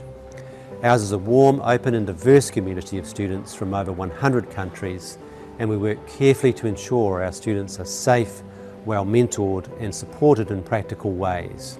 We want our students to enjoy their experience at Victoria University of Wellington and to leave as resilient, capable and globally confident graduates who are well prepared for dynamic careers.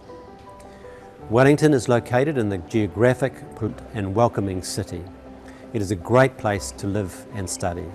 It is packed with leaders, with creators, with thinkers, with dreamers, with doers and with lovers of life, and the opportunities here are limitless. I encourage you to explore our website to find out more about our university and all that we have to offer. Ngā mihi nui.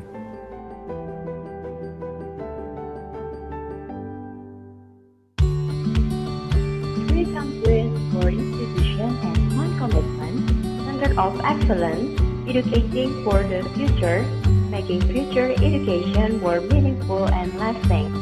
The aim of establishing the Center of Excellence, educating for the future is as a center for the development of excellence, whose activities include education, research and community service, scientific studies, activities and publications, and strengthening capacity in human resource development.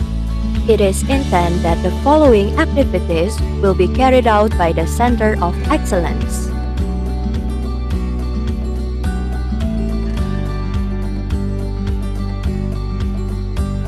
Let's collaborate! Center of Excellence Educating for the Future on Facebook and COE Edu Future on Instagram.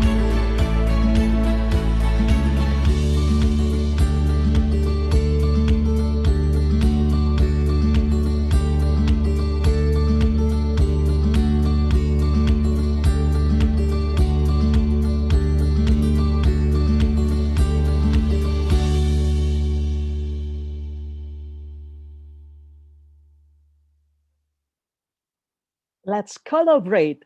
3 countries, 4 institutions, and 1 commitment. Center of Excellence Educating for the Future, making future education meaningful and lasting. Mari kita dengarkan untayan kata harapan dari pimpinan di 4 universitas. We invite the rector, chancellor, and vice chancellor of the 4 universities to say a few words on the establishment of the center. Vice Rector for Cooperation of UIN Syarif Hidayatullah Jakarta, yang terhormat Honorable Profesor Andi Faisal Bakti. Oke, Assalamualaikum warahmatullahi wabarakatuh. Alhamdulillah Rabbil Alamin wa bihi nasta'inu ala umurid dunya waddin wa salatu wassalamu ala asyrafil anbiya'i wal mursalin wa ala alihi wa sahbihi ajma'in. Today I'm so happy and glad for the establishment of this Center of Excellence. 3 countries, 4 institutions, 1 commitment, Center of Excellence, educating for the future, making future education more meaningful and lasting and sustainable. So this is really in line with what our commitment here in Jakarta, Syarif Hidayatullah State Islamic University, to really strengthen this integration of science, religions, in particular Islamic studies, and Indonesianness. We have 12 faculties and 3,000 students and more than 1,000 faculty members, and we have 78 study programs are committed really to become a center of excellence in this integration of science and other studies and humanities, inshallah.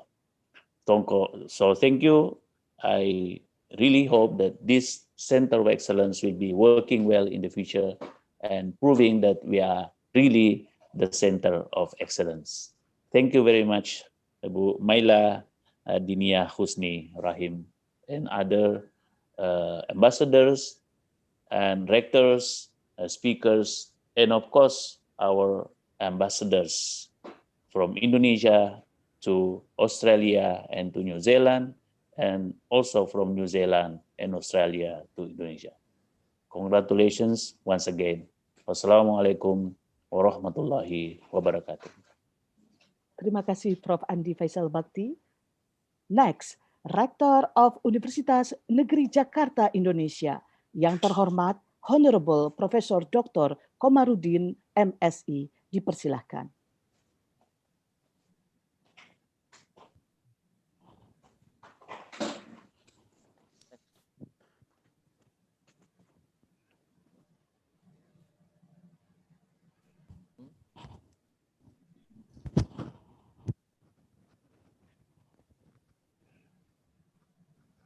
Assalamualaikum warahmatullahi wabarakatuh. The Honorable Mr. of Religious Affairs, Bapak Parwurazi, the Honorable Director General of Higher Education of the Ministry of Education and Culture, Professor Nizam, His Excellencies, the Ambassador of Indonesia to New Zealand, Bapak Tantowi Yahya, and the First Embassy of New Zealand to Indonesia, Mrs. Si Cheong Pak, my fellow Rector of UIN Syarif Hidayatullah, Profesor Amani, yang tadi diwakili oleh Wakil Rektor 4, and the Deputy Vice Chancellor of Victoria University of Wellington, Professor Blair McRae, my colleagues, Vice Rector, Dean, and Director of Postgraduate School, the distinguished talk show panelists, and the seminar participants. Good morning to you in Jakarta time zone, and good afternoon to you in Australia and New Zealand time zones. I'm very pleased to be here at the launching of the Center of Excellence, Educating for the Future. This collaboration is great to my understanding. This is the first big collaboration we have ever made, in which two home universities and two other universities overseas join in a team-working partnership. For this, I must mention two 4 universities. One, Victoria University of Wellington, New Zealand. 2, University of South Australia. 3, Universitas Islam Negeri Syarif Hidayatullah. And 4, Universitas Negeri Jakarta. Ladies and gentlemen, Universitas Negeri Jakarta is more than proud to be part of this initiative. As one of the universities in Indonesia who has a strong commitment in nurturing future generation to education, we care very much to facilitate our graduates with teaching competencies. Our university motto, which says educating and enlightening to nation, strengthen our commitment as we understand to teacher play an important role in such a nurturance. This, I believe, aligns with their mission of the center being launched today. Therefore, UNJ appreciates and fully supports the cooperation with Victoria University of Wellington, University of South Australia, and Universitas Islam Negeri Syarif Hidayatullah. Within the Center of Excellence, UNJ will focus its pursuance of the development of teacher competencies in various fields, such as inclusive education, character and value education, education technology, early childhood education, and STEM education.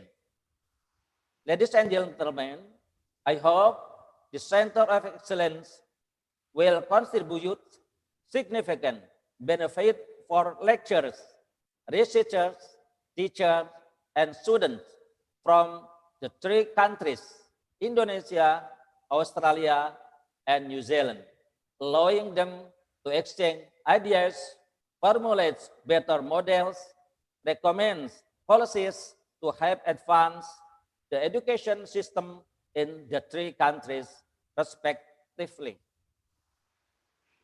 More importantly, for UNJ, the center may widely open a pathway to achieve its mission to become a reputable university in Asia.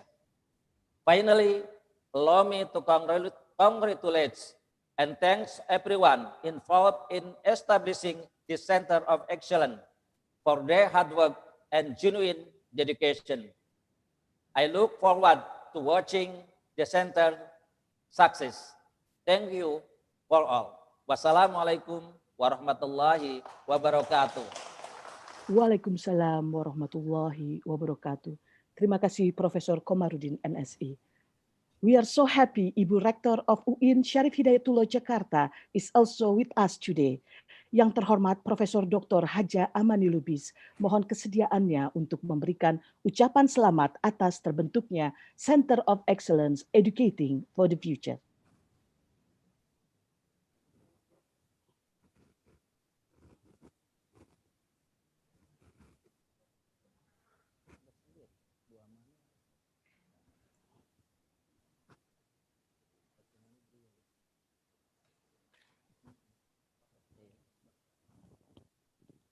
Ibu Rektor has opened the ICEMS opening ceremony this morning, and she also has another agenda today, and she is willing to come and join us again, return back to this meeting, because he wants to greet all of us.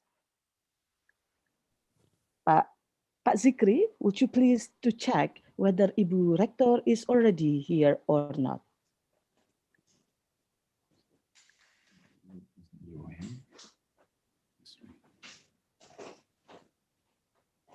Okay, I think,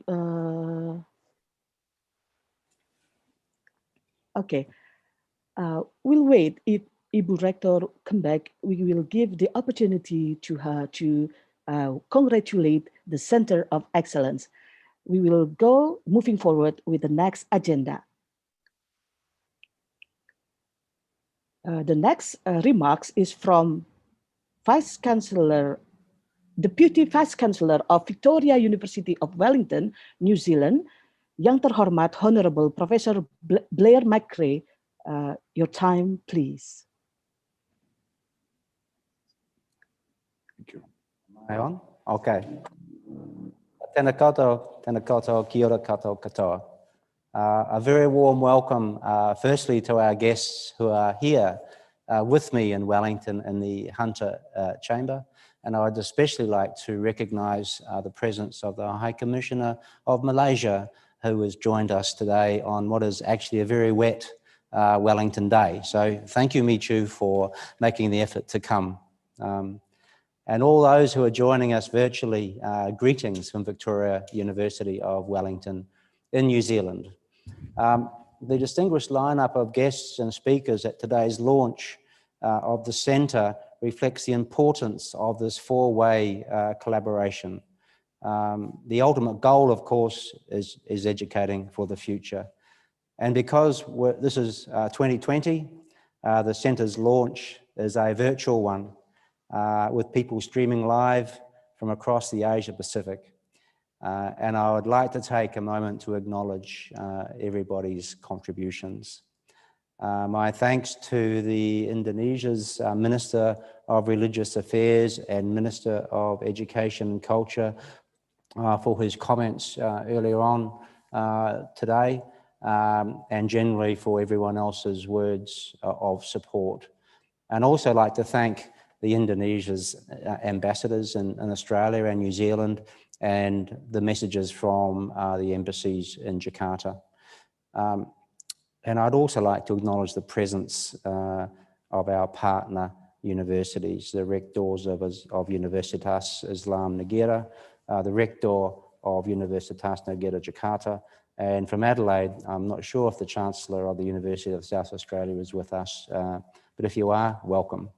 But I must not forget the hard work of the academics across our 4 universities.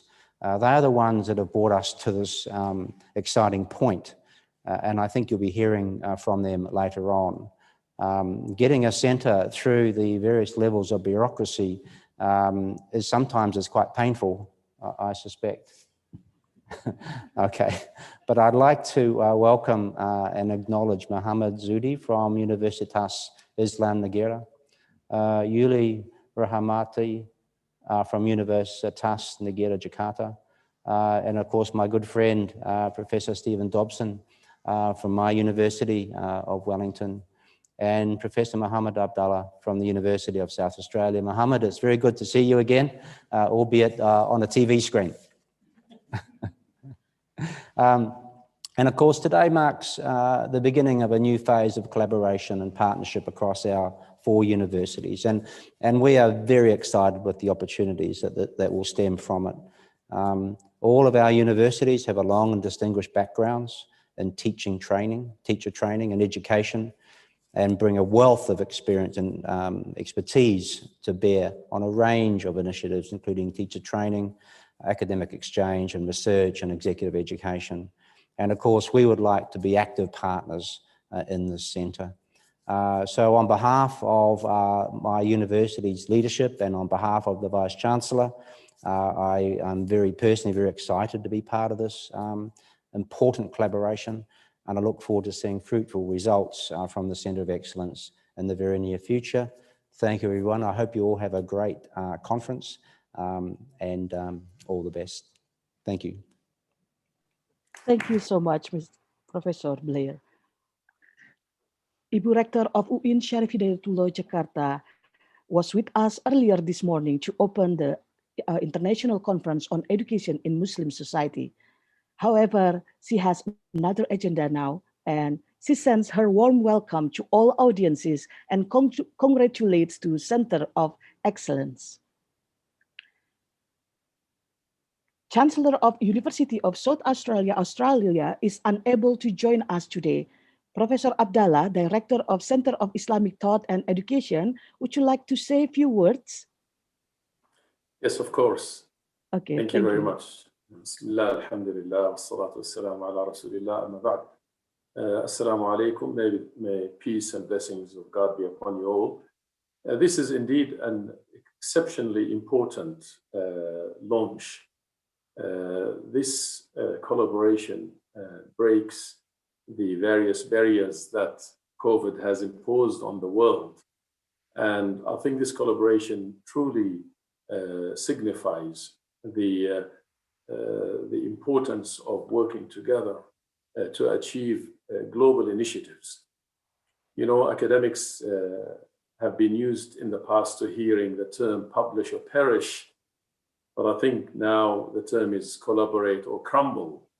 And I think this collaboration between the University of South Australia, University of Wellington, Victoria, and the universities in Indonesia is very significant because it brings 4 institutions together to work towards education for the future.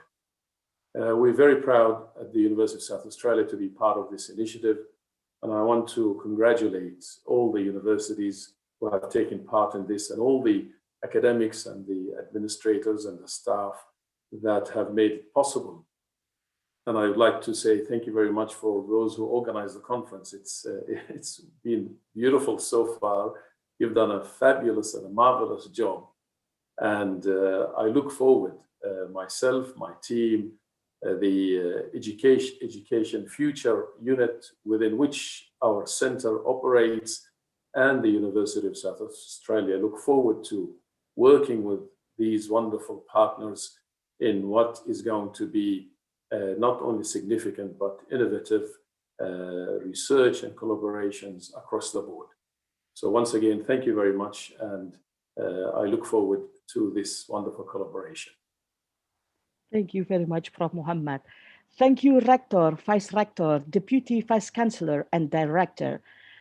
4 universities have committed collectively to the creation of a Center for the Development of Excellence, whose activities include education, research, and community service, scientific studies, activities, and publications, and capacity building in the development of human capital.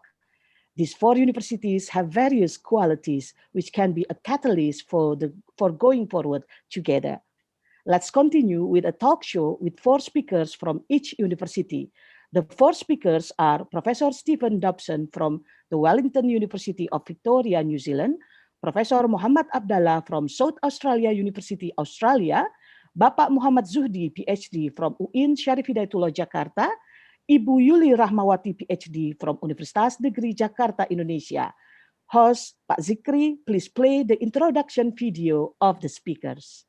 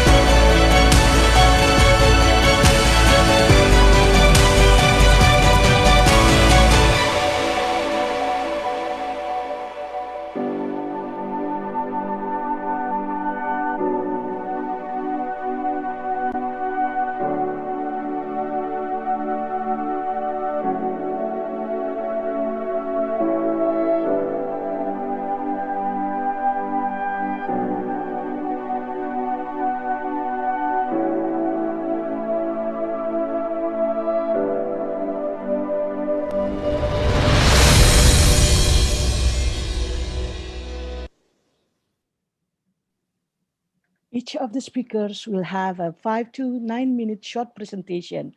If you have any questions, the audience, you may type the question in the Q&A box. Please write your name, institution, and to whom your question is asked.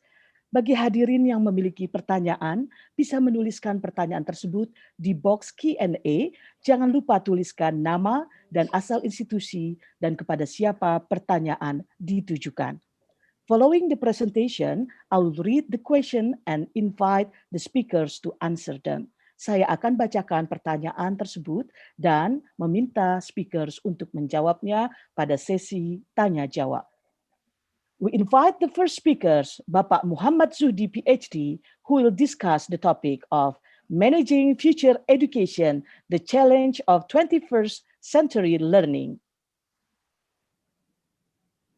Thank you, Bu Maila. Assalamualaikum warahmatullahi wabarakatuh.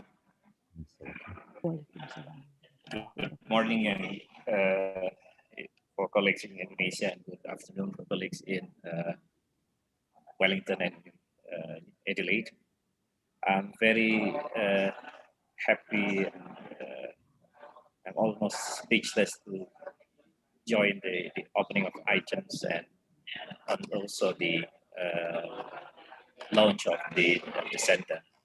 And let me use this precious time to share my presentation on how we collaborate as universities. I'm talking about managing the future of education and what are the challenges that we will have in the 21st century and how we prepare our institution to educate the future teacher in education. We have my content of presentation is about the context, the expectation, experience, and future collaboration.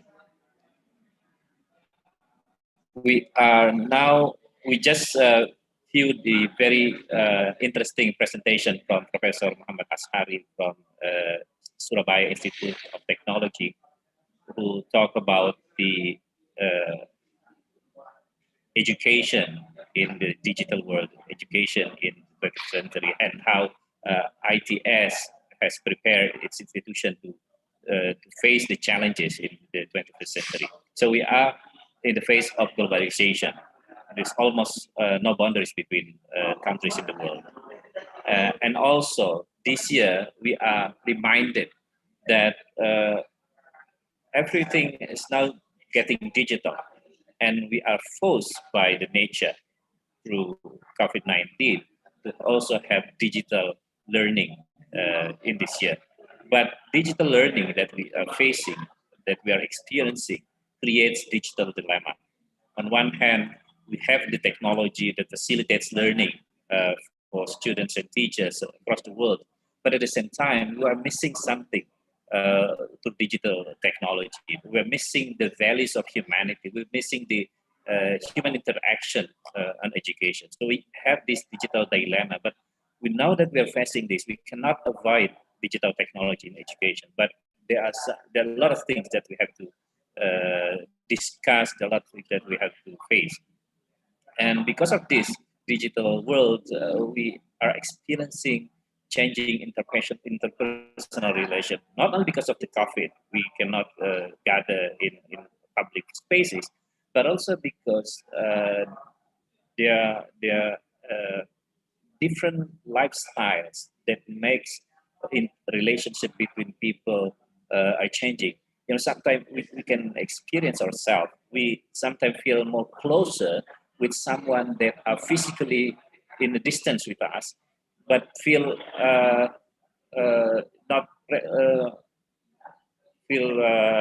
distant from people who are around us. Like what we are having today. I'm in a room with more than 5 people, but I'm talking very closely to people outside of my room, and I'm not talking to people in my room. So we have a very dramatic changing in our interpersonal relationship, and it, of course, that's also changed the values among the society. And at the same time, education also has changed. We have changing paradigm in education. We have a changing paradigm from academic-oriented schools, schools that mostly focus on how students get academic performance, get academic grades, to schools that not only focus on academic, but also focus on non-academic. So a lot of schools now are focused not only on how students perform well in academic, but also how they can have their talents served in schools. We are moving from economic-driven schools that only prepare students to get a good job, well-paid job in the future, to schools that prepare children to prepare for their good life in the future, to have better well-being.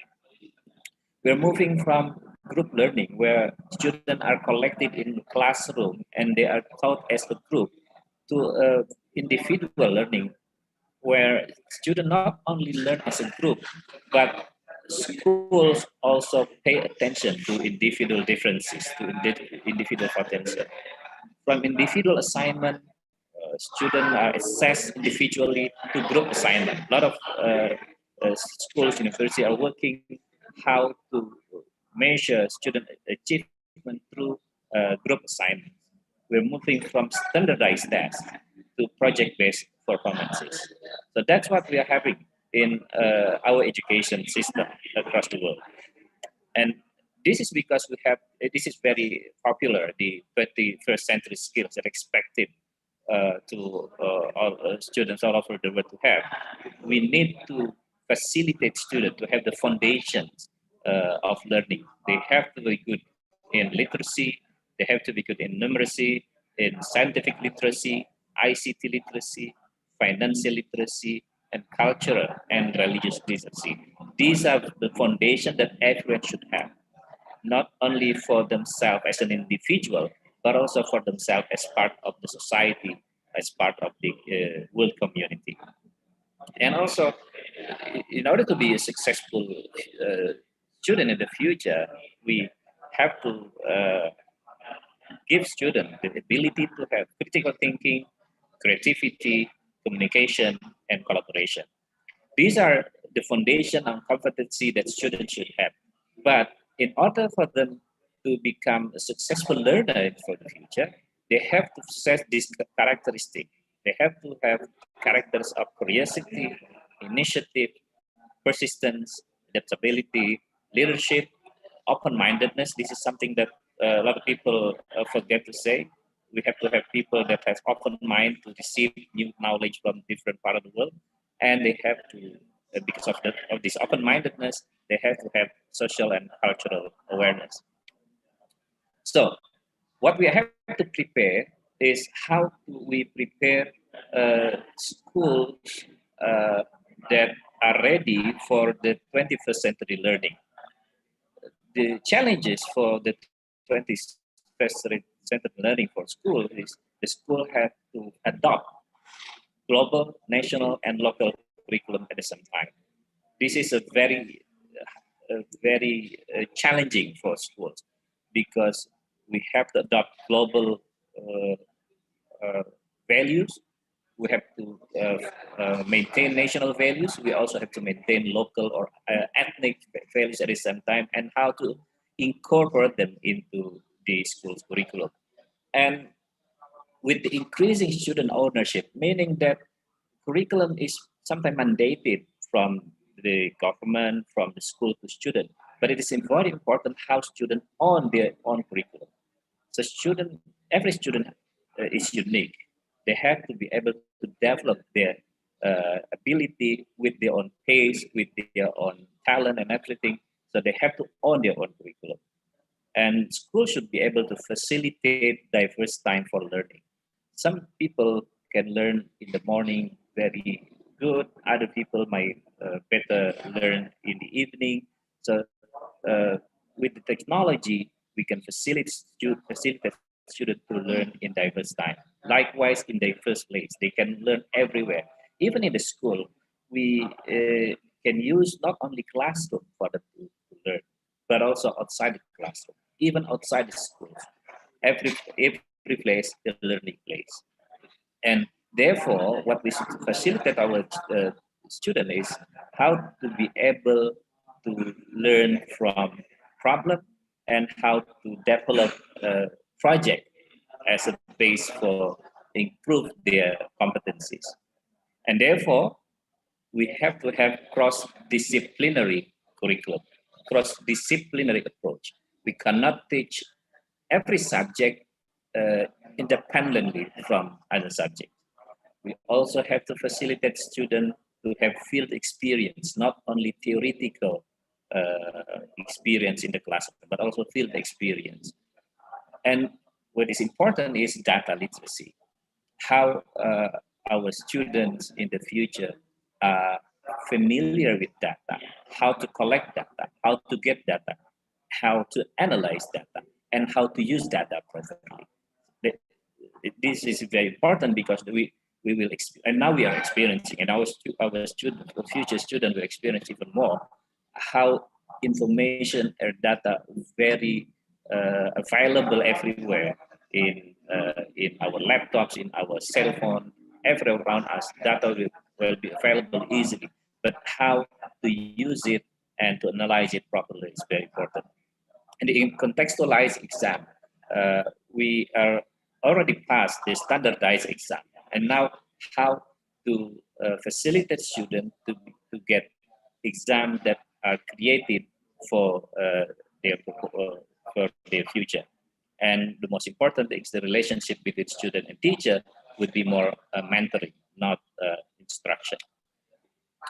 So this is what we are planning, and I think the opportunity for us to discuss in the future how to develop customized curriculum, how to develop curriculum that integrate the international, the global, national, and local system, local values of curriculum, and how to provide support system for students. Support system, it could be learning facilities, teachers, funding, and sort of things that make education enjoyable, meaningful, and lasting as the motto of the center. And how to facilitate our students to connect. It will be very complicated relationship between one person to another person, and there are a lot of connection between people to people, people to subject, people to field experience, and sort of things, and how to facilitate students at the end to have meaningful learning. So these are 4 things that I think very important for us to discuss in the future for collaboration between the university. So thank you very much. Syukran. Wassalamualaikum warahmatullahi wabarakatuh. Thank you, Pak Zuhdi. Moving forward, next, Ibu Yuli Rahmawati, PhD from Universitas Negeri Jakarta, who will continue to talk about teacher education. Kepada yang terhormat Ibu Yuli Rahmawati, dipersilahkan.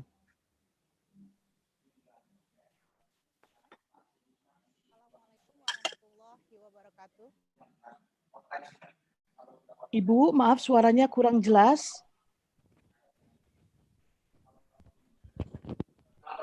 Assalamualaikum warahmatullahi wabarakatuh. Bu Maila, is it clear?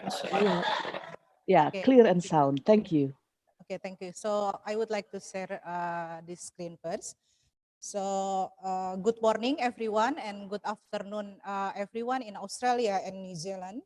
Distinguished guests from the Minister of Religion Affairs, and then the Ambassador of New Zealand to Indonesia, and also the Ambassador of Indonesia to New Zealand, and then the Rector of Universitas Negeri Jakarta, the Vice Rector of UIN Jakarta, and also the Deputy Vice Chancellor from the Victoria University of Wellington, and also the deans, the director of graduate schools, and also the director of the centers, the participants and distinguished guests from the conference.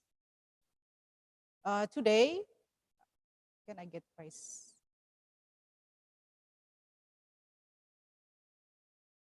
Okay, today I would like to present the focus on the teacher education program, because one of the key role of the Universitas Negeri Jakarta is the envisioning of the empowering the future of teacher education. So there are 3 points that I would like to share regarding the Universitas Negeri Jakarta itself in their role on this excellence, the Center of Excellence, and also the point of the teacher education, and also the transformative holistic framework that we would like to share to all of you regarding the teacher education. So the Universitas Negeri Jakarta already established the teacher training institute regarding the context of higher education in Indonesia context, that if you can imagine that Indonesia have at least 4,500 higher education, that would have the quality different between each province and its area. Therefore, the teacher education program itself faces the challenge, especially in the future's competencies. UNJ, as the teacher training institute that has been established since 1964, have at least the identity that developed the university itself, because as the center of education, we focusing on the faculty itself has the education, the language and arts, the mathematics and the natural science, social science, engineering, the sports, economics, and physical education. Each faculty has its own strength. That's therefore the identity is shaped by the strength of the university. And we have the motto of the enlightening and the elevation the nation to be the reputable university in Asia.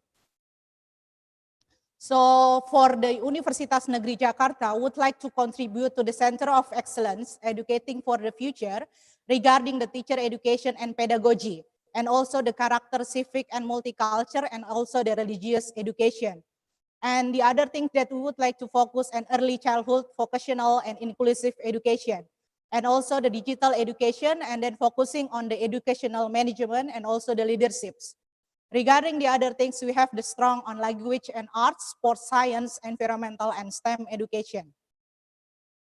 So focusing on the teacher education, we face several issues regarding the teacher education program, including in our university, and also we share the same problem in 4 cities that we would like to collaborate.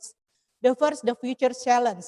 The future challenge of education, we can call it education 5.0, regarding the development of science and technology, and also the competencies that we would like to prepare for our teacher students.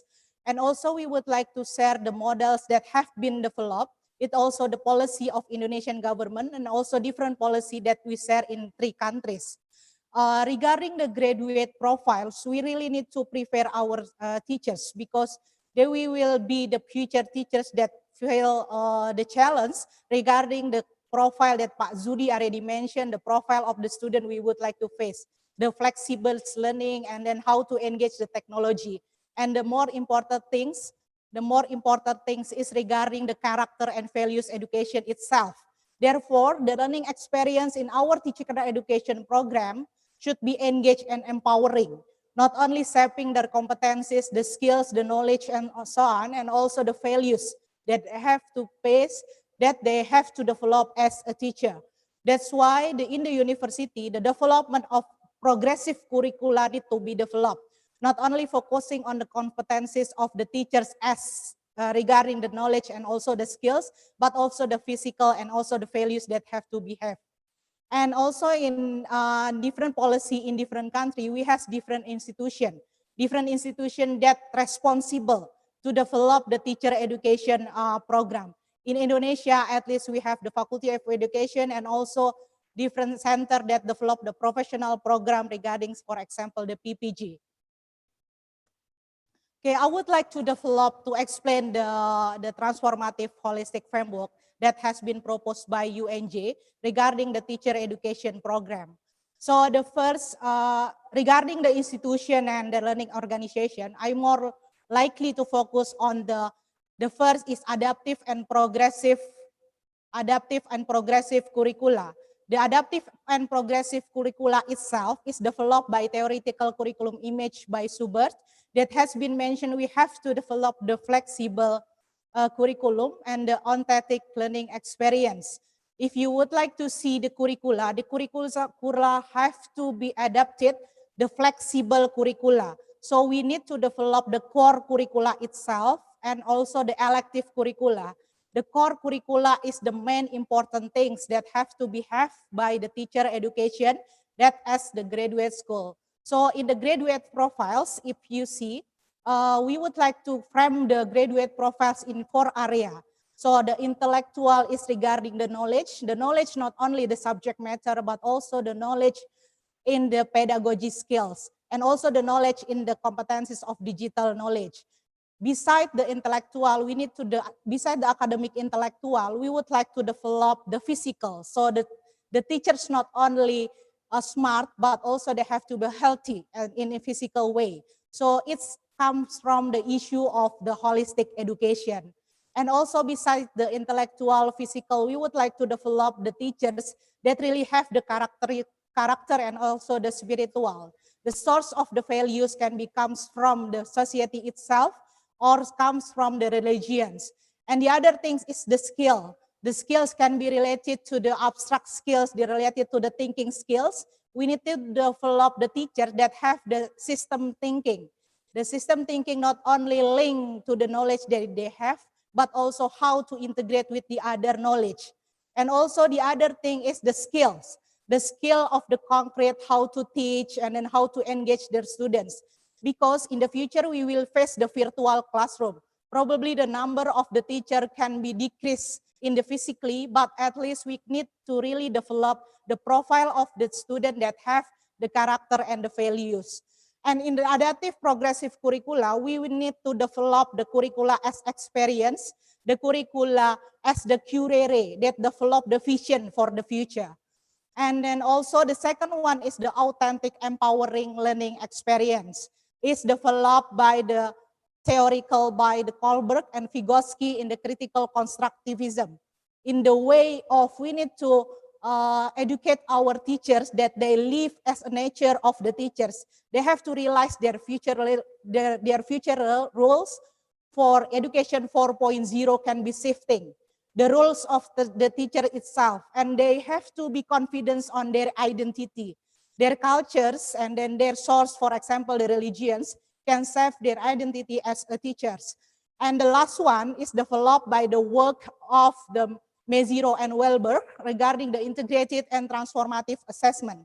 The assessment in teacher education has to be holistic and authentic.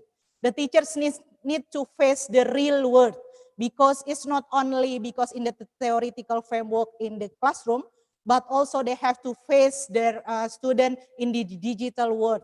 And then also the most important thing is assessment as reflection. Assessment is not only for improve the teaching, but also improve to engage the learning. Therefore, the future teachers that we would like to shape in the center is as leaders, as in innovators, and lifelong learners, facilitators, and also the motivators.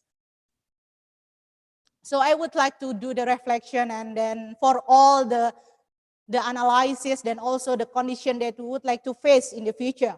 So the teachers and future generation is face the important roles. So the teacher education, and also we would like to know that the future generation, the excellent future generation will contribute the future of the countries, and also to contribute the future of the better world. And also we would like to develop the teacher education that create the transformative teachers within holistic education, not only knowledge and also skill, but also the physicals and also the values that will shape the teacher itself. And then throughout the collaboration, UNJ, UIN Jakarta, Victoria University of Wellington, and also the UNISA, we would like to promote the distinctive features of each university for international collaboration and also engagement.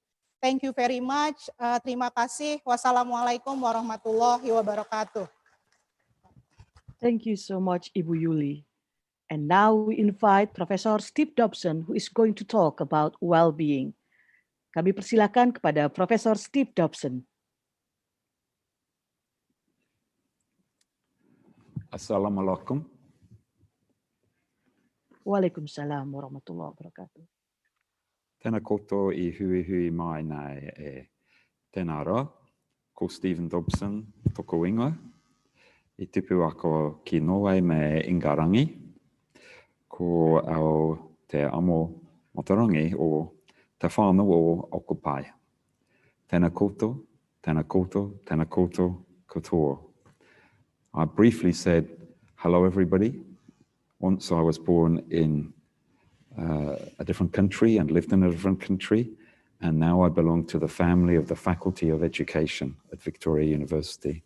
I would like to thank their attendants, the Embassy of Egypt in Wellington, Ambassador Mrs. Dina El Sahar, the Embassy of Saudi Arabia in Wellington, Ambassador Herr Aburame A.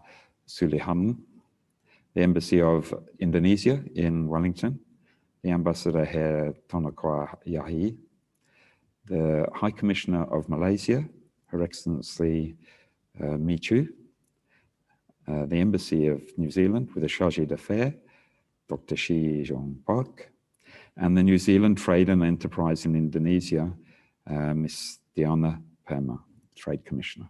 Thank you very much. I would also like to thank three people, who've been instrumental in bringing this idea to fruition. At the very start, my colleague Jeff Howe, who is also present, who has been a great collaborator on developing this idea from the New Zealand end, along with my other colleagues, Rana Doyet Pinay. I would also like to thank Dr. Sururin, my colleague Dean at UIN, who made the decision to support her colleagues and say, make this happen. And of course, my good colleague, Dr. Mohammed Abdullah, who I write, two people, Mohammed Abdullah, who I've known many years from the University of South Australia, and Mohammed Zudi, who I'm doing a lot of work with at the moment. So all of these people are instrumental for making this centre happen. And I thank you all and all the people who have helped you. Now I'd like to talk about an issue which is of great discussion in New Zealand. If I might have my slides, Myla. Pak Zikri, would you please to help share the slide, please? Okay.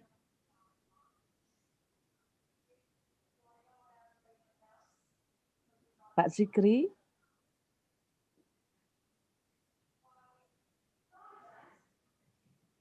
Okay, let me check Pak Zikri by phone.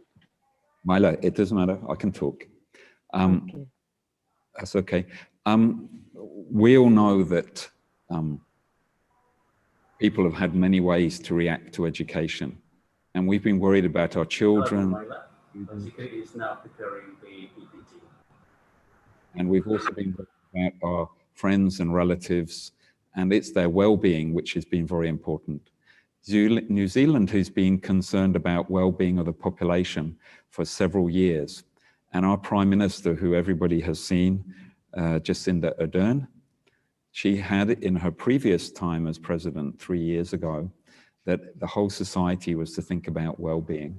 Well-being in the economy, well-being in the health sector, well-being in the nature, well-being in the tourism, but of course, well-being for children. And one of the things which New Zealand's been trying to do is understand what does well-being mean for children, for teachers, for schools, for communities. This has a long history which goes back to the time of thinking about social and emotional development. So the idea of well-being was called something else maybe 40 or 50 years ago. But now around the whole world, we are talking about well-being. In the Maori world, they have different words for this. Aha, here comes my slides. Thank you. Maybe if we could move through them a bit quicker, Myla. That's right, lovely, keep going. This is the old way of thinking about it. And if you take the next one, please. Thank you.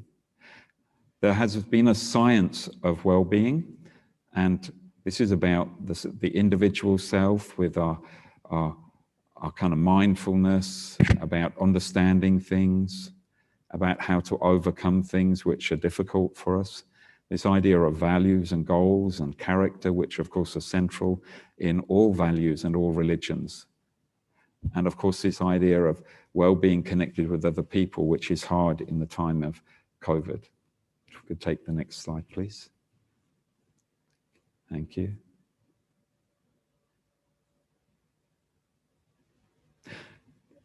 This, of course, has been central in New Zealand to our Maori colleagues with physical well-being, taha tinana, with mental and emotional well-being, tahi nona engaro, social well-being, taha whānau, and spiritual well-being, taha warua.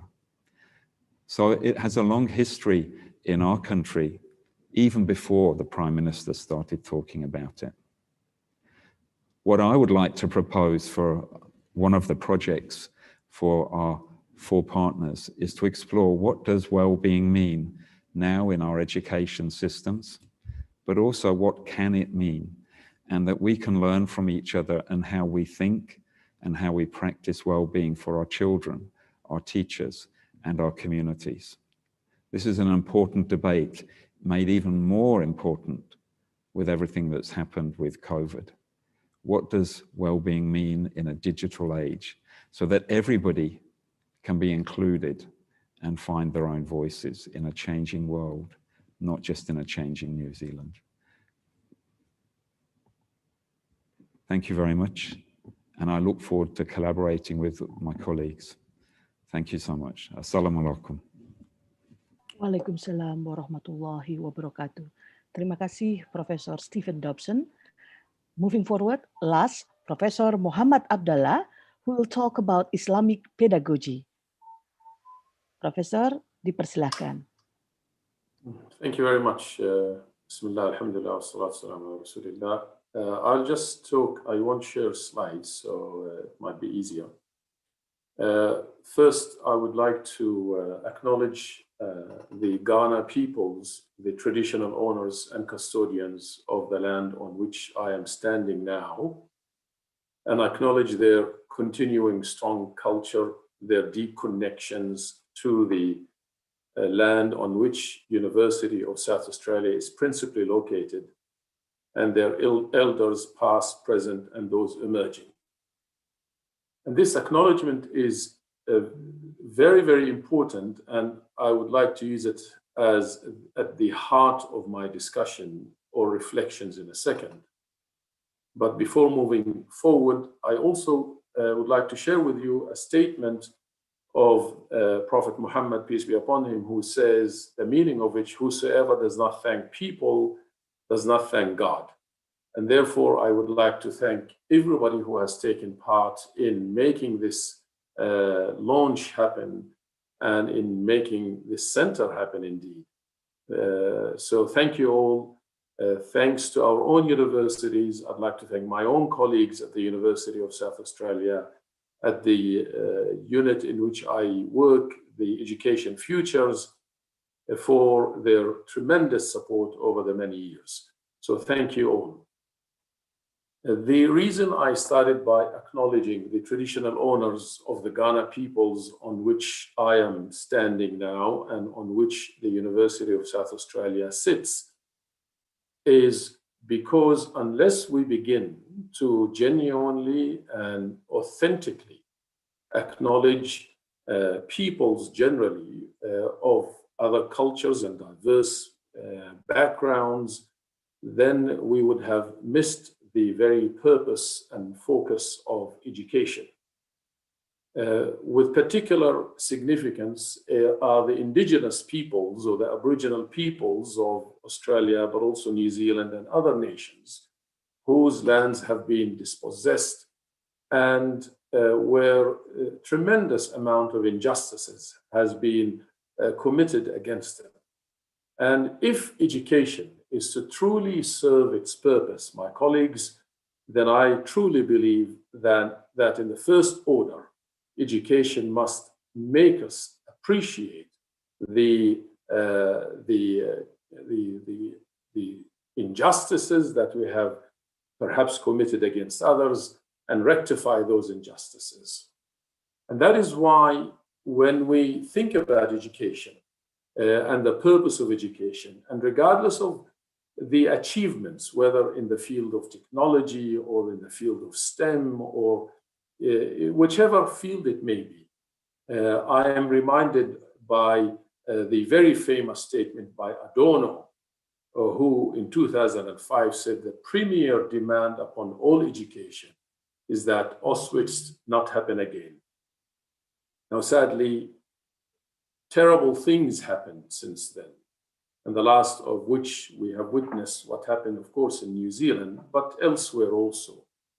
And so education fundamentally, my friends, should help us to transform not only our societies, but ourselves as human beings, so that it can make us human again.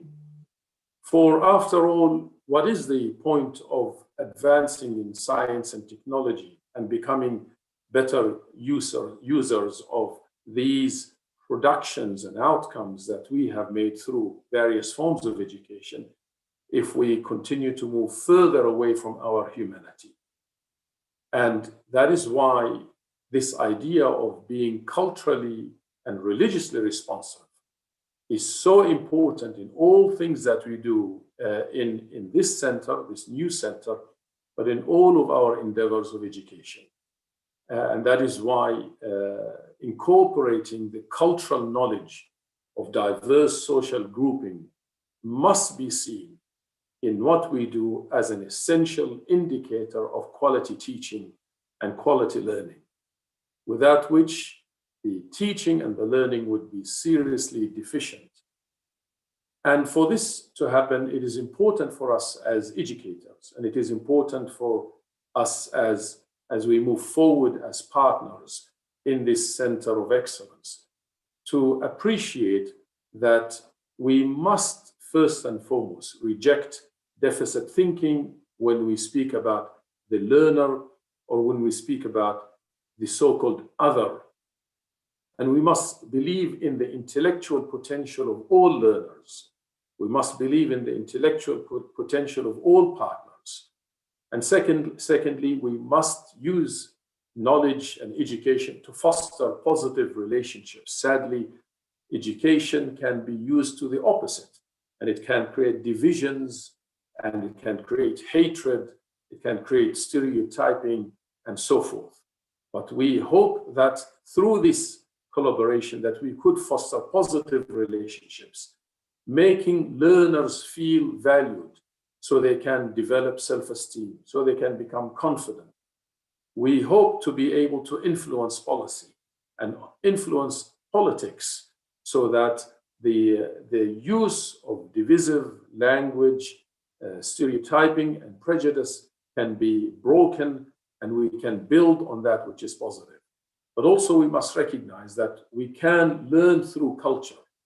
We can connect cultural experiences to the content and practices of the educational setting. And I see this amazing collaboration between 4 universities in 3 geographical settings, which represent a multitude of cultural experiences and practices, representing a wealth of heritage, a wealth of historical civilizations. We can connect our cultural experiences to the content and practices of the educational setting. And by way of provocation, I'm reminded of what my colleague at SITE, my friend and colleague Dylan Chown, has said recently in an article which he published with 2 other colleagues of ours, Deb Green and Deb Price, wonderful people with whom I work, and I'm very proud to be working with them. They beautifully said, critical educators can play a role in preventing and or redressing negative discourses through fostering positive identities and making curriculum decisions that help all learners digest the complexities of social cohesion and genuine pluralism. But also we should realize that there is a moral imperative when we speak about education. It's not just a pedagogical imperative. It is not about the content of curriculum that is significant, but there is a moral imperative upon us all. And that is ensuring that all the learners are informed, and understand the role and significance and contributions of other cultures as a moral question, just as it is a pedagogical question. And finally, perhaps by way of provocation, that if we become culturally responsive, or culturally responsive and religiously responsive educators need to have their views of knowledge and understanding of the world challenged and changed. And I hope that's what we will be able to do through this center, challenge our own views first and foremost, and help others also do the same. If anyone has read the wonderful book, To Kill a Mockingbird by Harper Lee, in that book, Atticus, the main character, advises his daughter, Scout, and he says to her, first of all, if you can learn a simple trick, Scout, you will get along better with all kinds of folks. You never really understand a person until you consider things from his or her point of view, until you climb into his skin and walk around in it. And I think this should be at the heart of what we do. That education is for the transformation and not just simply the transmission of knowledge. This is where Islamic pedagogy comes in.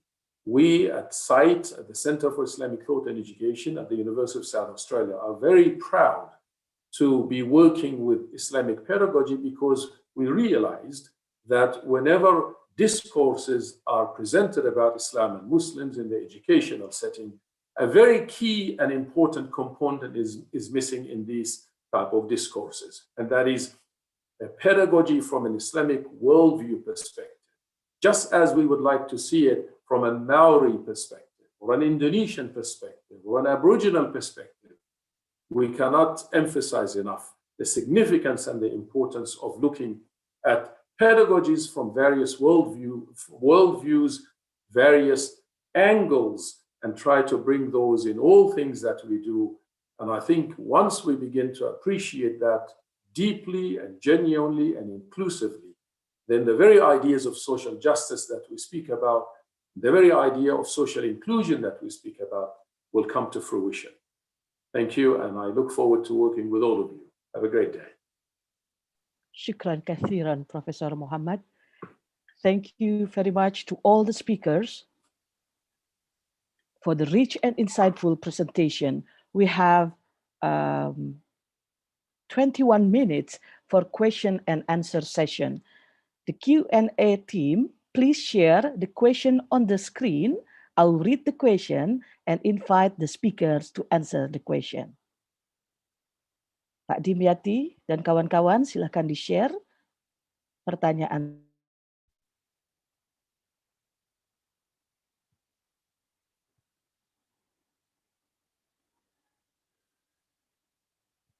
Okay, there are two questions. The first question is for Pak Muhammad Zudi, PhD, dalam bahasa Indonesia, in Indonesian language. Dengan adanya perubahan paradigma pendidikan, langkah-langkah apa yang harus dilakukan oleh pendidik untuk keluar dari zona nyaman selama ini, meskipun dengan minimnya dukungan lingkungan baik sekolah maupun pemerintah. With the changes of the education paradigm, what steps that the educator should do to move forward from all the limitation, the limitation from the environment, from school, and even from the government. Your response, Pak Zudi? Thank you, Bu Maila. Thank you for those Bu Gusni, for asking the question. And this is a very important point. This is a very important question. How the educators prepare themselves to the changing paradigm of education. And there is a saying that is very popular in education that says, those who stop learning should stop being a teacher. So teacher should prepare themselves in many ways, in many fronts. I think it's very important for every teachers and every lecturers to assess themselves on the abilities that they should improve in themselves to be a better teacher. I think the COVID-19 pandemic has a lot of things for us to learn from. For example, prior to COVID-19, in our community, in our society, a lot of teachers can say, well, we are an old generation teachers, we're not familiar with technology, so I might not be able to teach with technology. But with COVID-19, there's no such thing as unprepared teacher for technology. Everyone should use technology. So the fact is that everyone can use the technology, although with certain limitation. And it is a matter of whether or not we want to improve ourselves, we want to change ourselves, to challenge ourselves, and that is the very important thing. A lot of teachers, as you said, Husni, it's true that a lot of teachers, when they got the job and they're doing their job daily, they are on the comfort zone and they cannot push themselves to change and to improve. But this is something that the school principal, deans, or the supervisors of teachers and lecturers should encourage their colleagues to improve themselves in many fronts to better serve their students. I think this question also relevant for both Professor Abdallah and Professor Dobson, as well as Bu Yuli, to respond. Thank you. Yes, Pak Zudi, I will ask also this to the other speakers to comment. Bu Yuli or Pak Abdallah or Professor Dobson, you have any comment on that question? I'd just like to make a comment.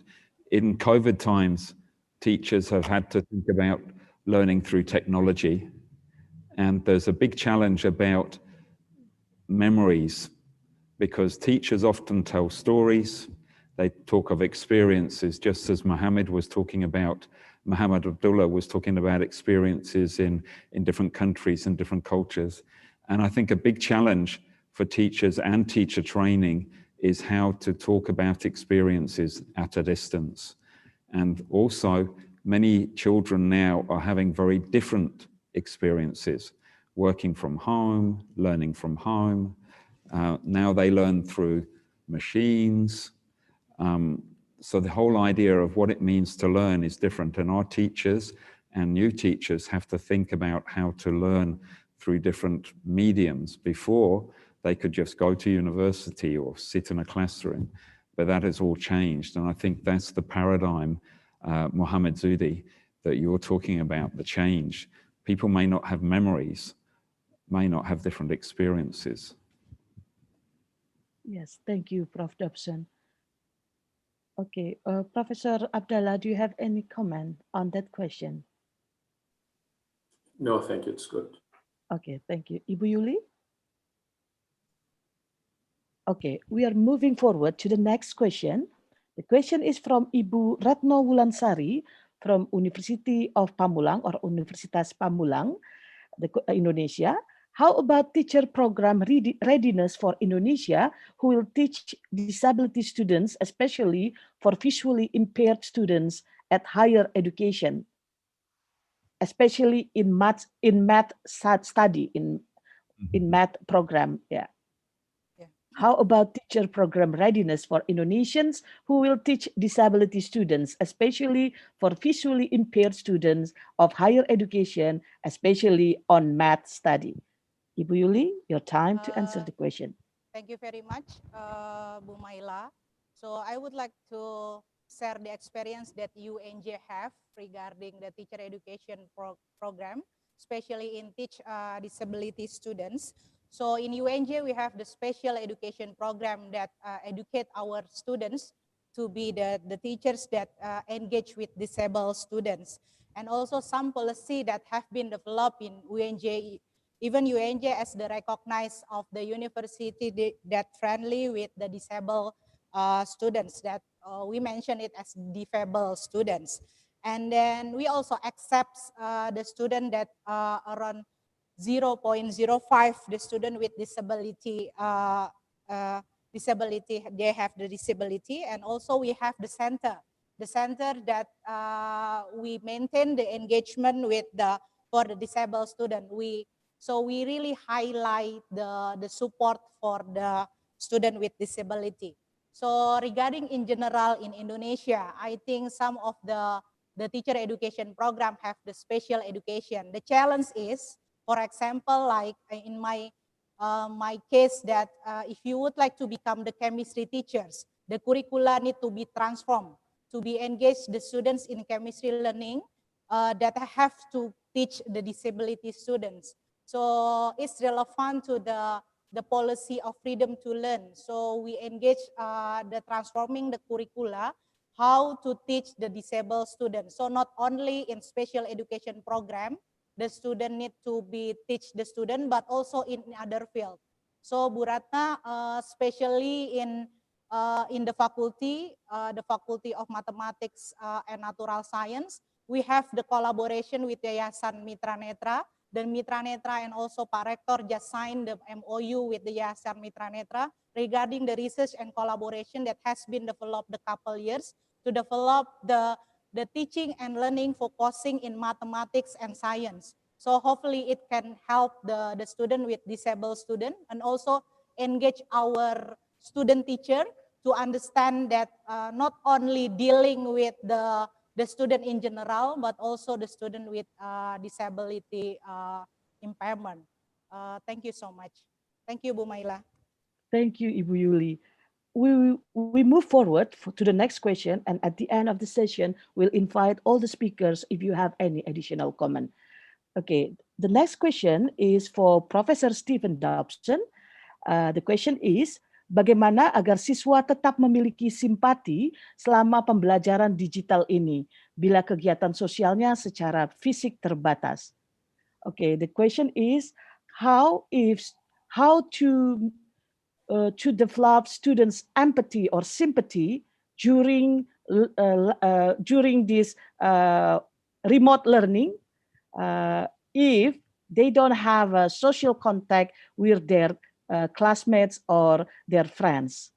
Okay, the question is how if students, or maybe what should education should do to make students still have empathy or sympathy during the online learning periods like today.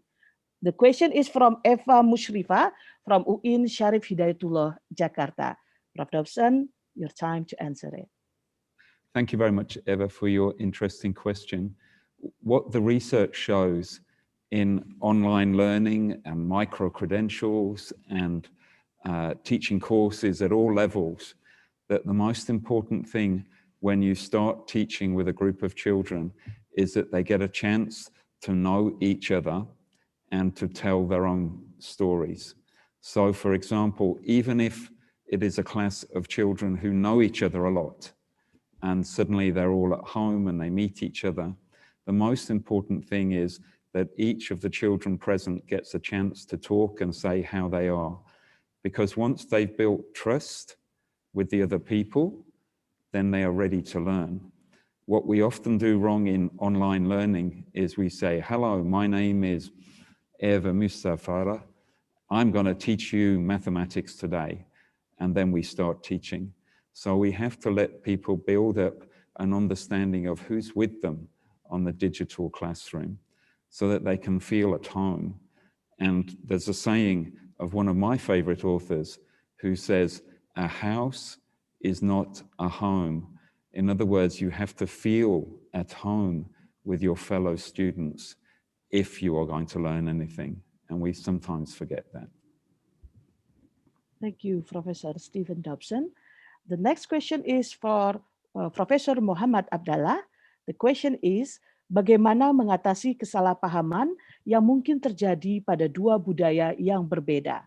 How to overcome misunderstanding that might happen on two different cultures?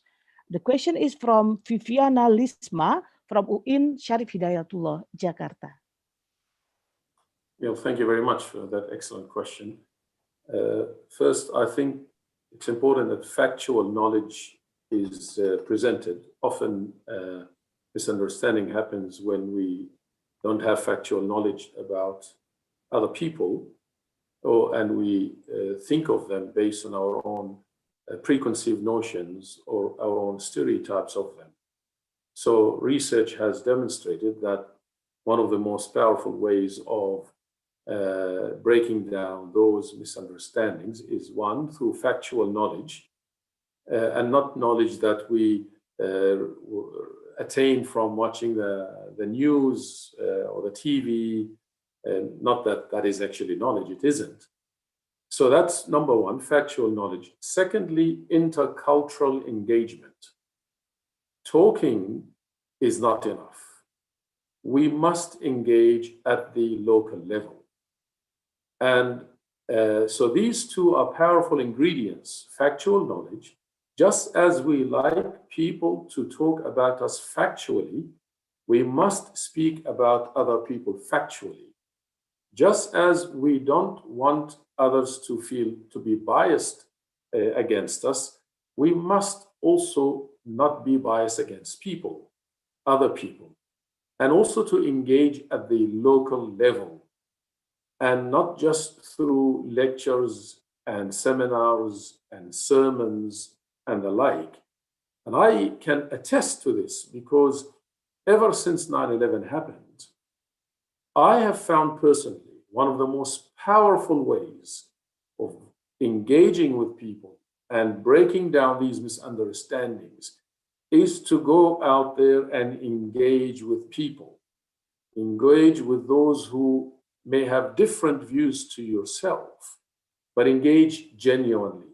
Allow others to define for themselves who they are, and we must not define for them who they are.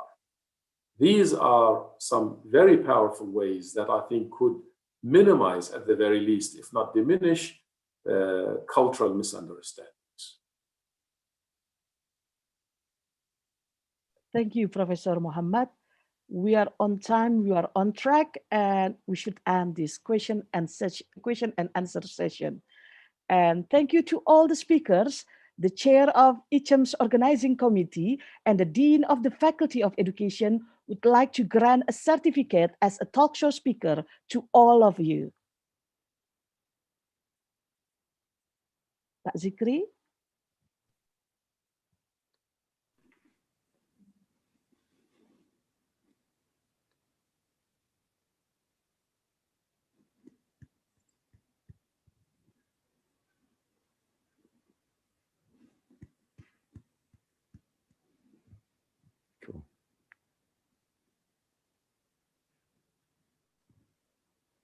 Okay, thank you so much.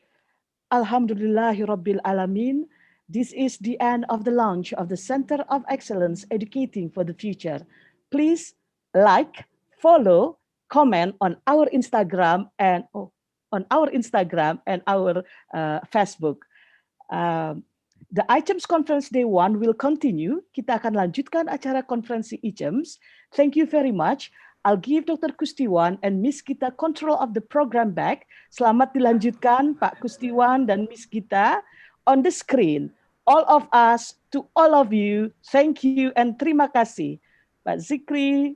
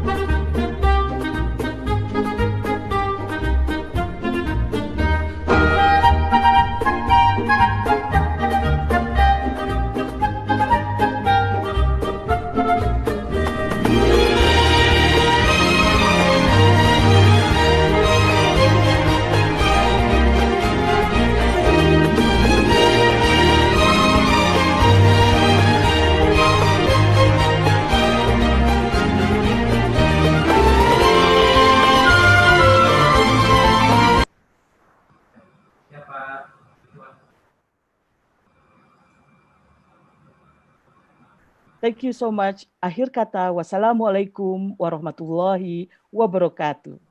Waalaikumsalam warahmatullahi wabarakatuh. Terima kasih. Thank you and congratulations for everyone. Congratulations for Umaila, Dekan and HM committee, and for our colleagues in UNJ, Victoria, and USA. Looking forward to work together in the future. Thank you.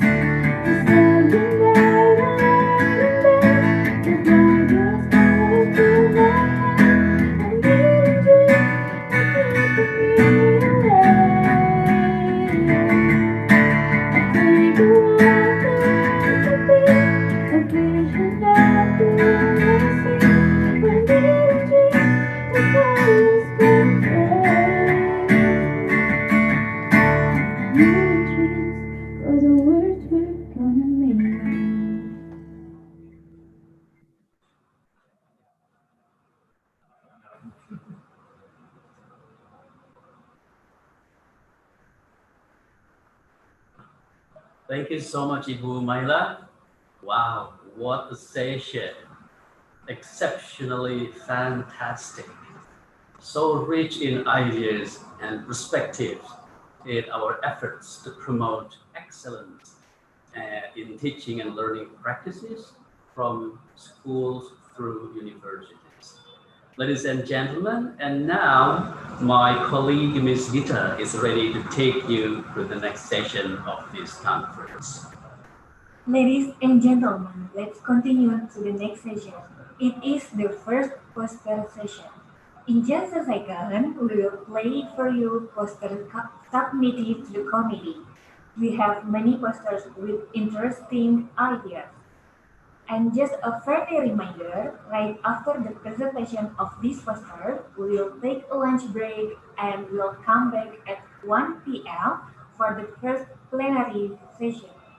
Bapak Ibu hadirin sekalian, sekedar informasi, tepat setelah presentasi poster kita akan melangsungkan istirahat makan siang dan kembali pada pukul 1 siang untuk sesi pertama plenary. Ladies and gentlemen, let's take a look at these amazing posters.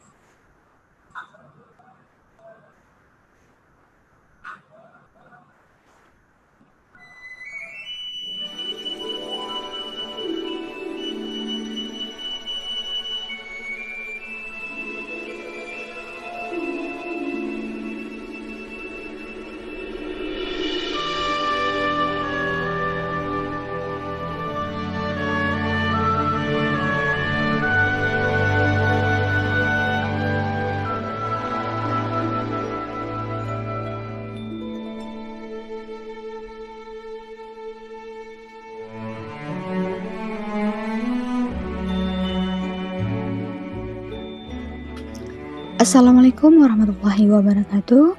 Introduce myself. My name is Dini Nurfitria. I'm university student of UIN Syarif Hidayatullah, Jakarta.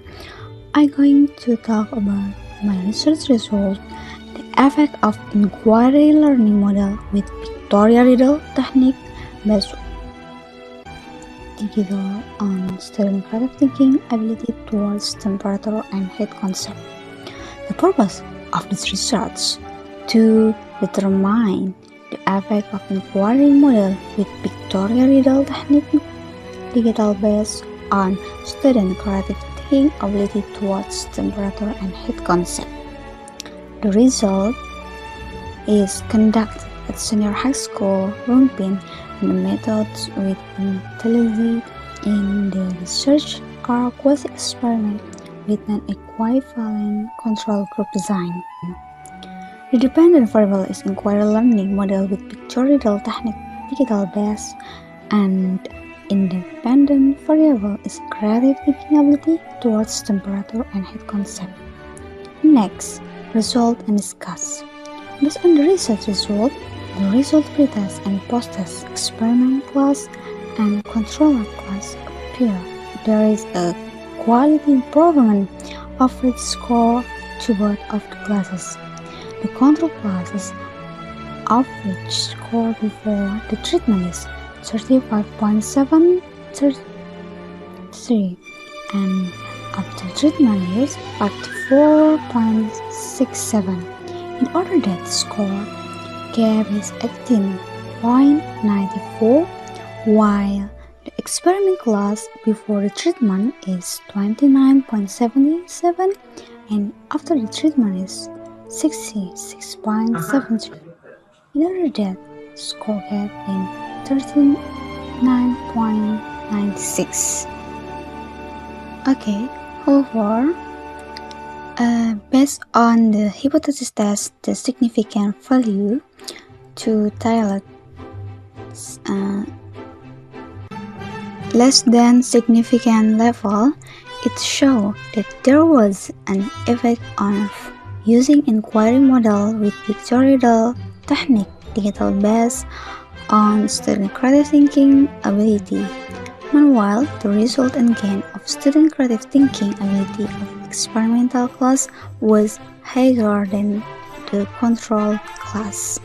The increase occurred in each category of influence, flexibility, originality, and elaboration. Okay, finish. Thank you so much for your attention. Assalamualaikum warahmatullahi wabarakatuh.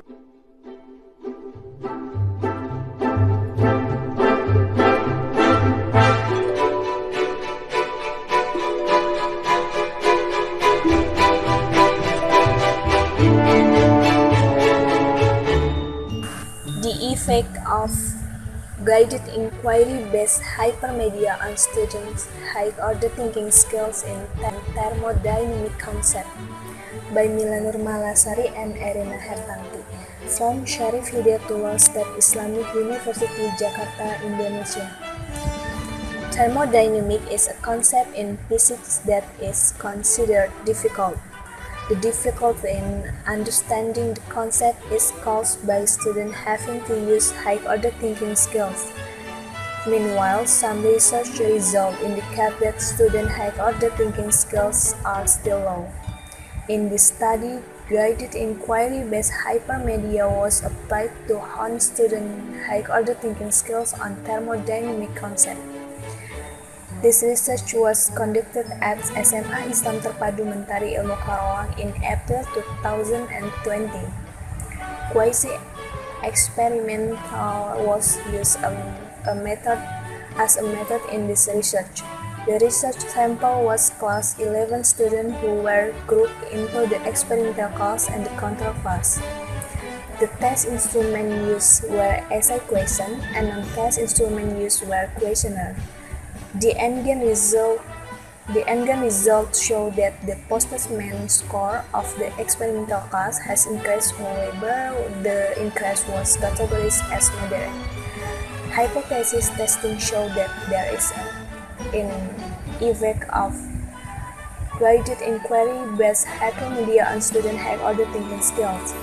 Meanwhile, the result of the questionnaire showed that learning used hypermedia based on guided inquiry received a positive response from students and was categorized as very good, 83%.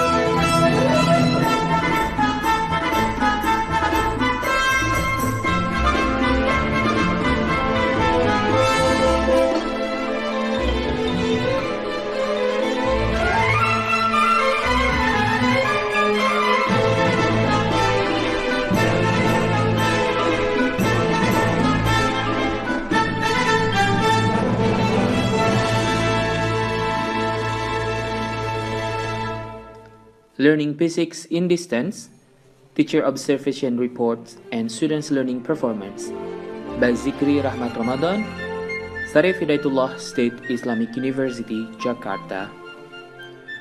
Abstract: The COVID-19 pandemic has caused schools to change their strategy for implementing face-to-face learning into distance learning. Schools are required to be able to adapt to fulfill their obligation to students quickly. Meanwhile, no school has faced a pandemic like this before. So it is difficult for schools to find the best example of implementing distance learning. Likewise, physics teacher must quickly adapt and learn various digital tools to carry out active, interactive, and creative distance learning. This paper aims to provide an overview of physics teaching activities in different schools in Indonesia during the COVID-19 pandemic. The method used is qualitative observational research and quantitative methodology. Observations were made on 25 physics teachers at 7 schools in various cities on Java and Sumatra, mainly focusing on planning and organization of lesson, instructional process, classroom management, and professionalism. Observations were made twice before the pandemic and online when the teacher carried out learning using the conference application. The students' learning performance of 1,399 students in physics during the pandemic were also collected for analysis.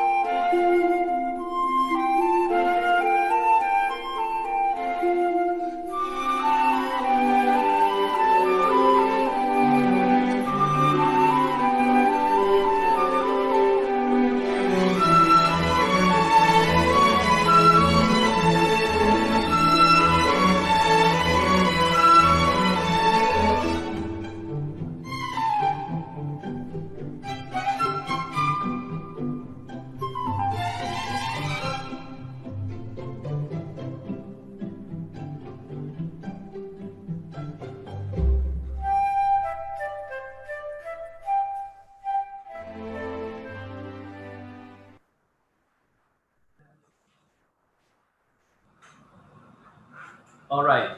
Thank you so much, Fikri and Iwan. Beautiful posters indeed. And again, ladies and gentlemen, so that's the end of poster session today.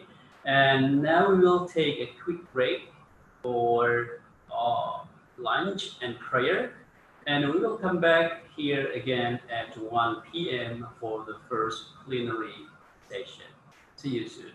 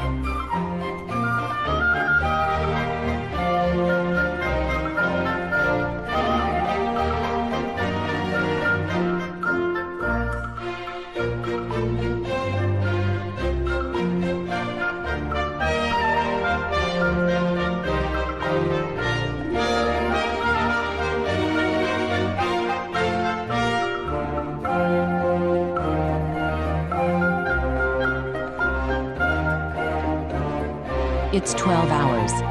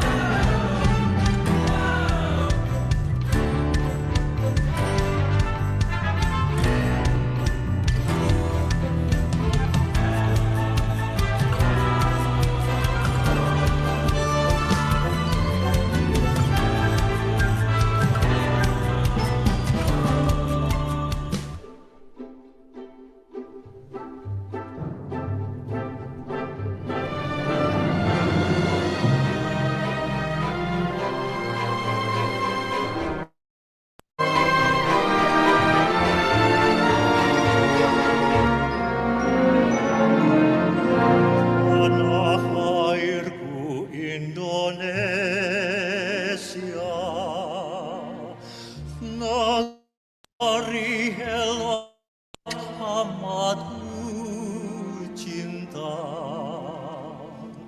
tanah tumpah darahku yang mulia, yang ku puja sepanjang masa. Tanah airku aman dan makmur, pulau kelapa yang amat subur, pulau melati pujaan bangsa sejak dulu kala.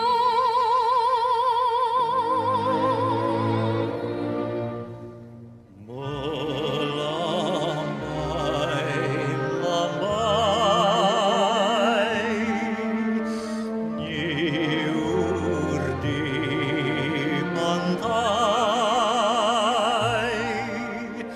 berbisik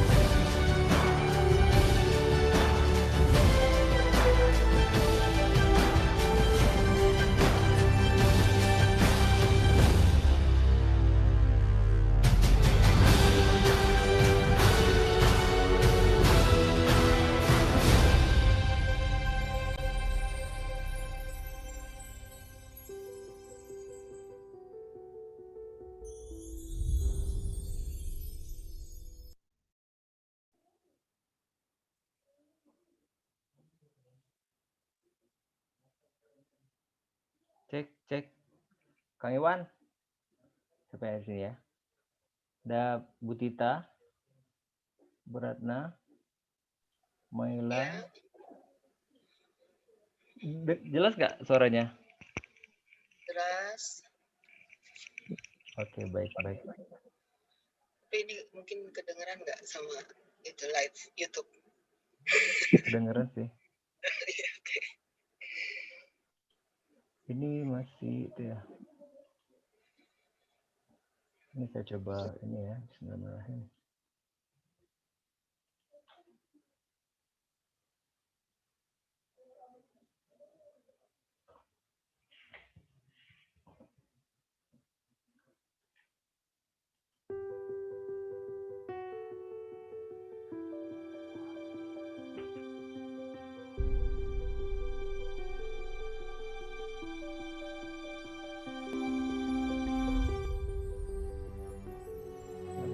Buka email UIN-nya.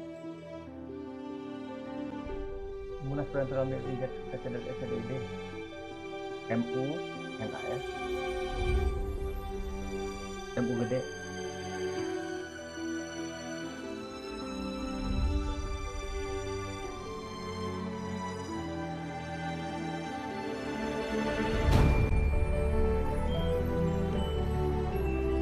Yang sangat tinggi yang kosong belum ya?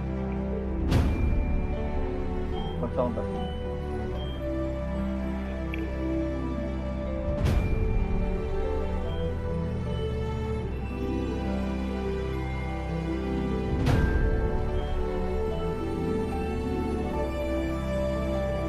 Kosong tuh kan?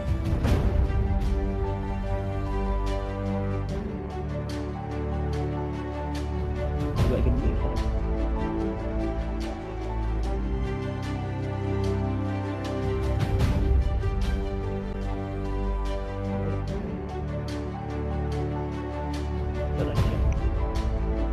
Iya, send out munaslamli@gmail.com.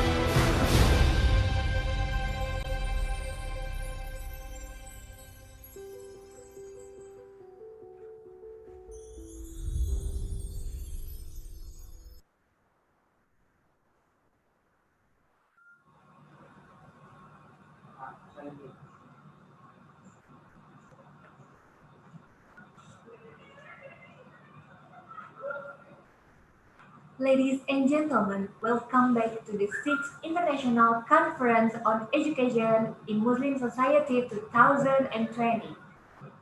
We are now ready for the next session of our international conference, the first plenary session.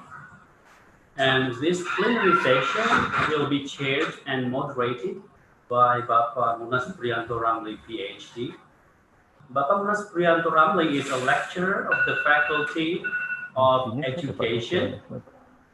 He completed his master's degree in science education at McGill University in 2005 and earned his PhD in science education at the University of Manchester in 2012. He is indeed specialized in science education. Ladies and gentlemen, please welcome our moderator for this plenary session, Bapak Munas Priyanto Ramli, PhD.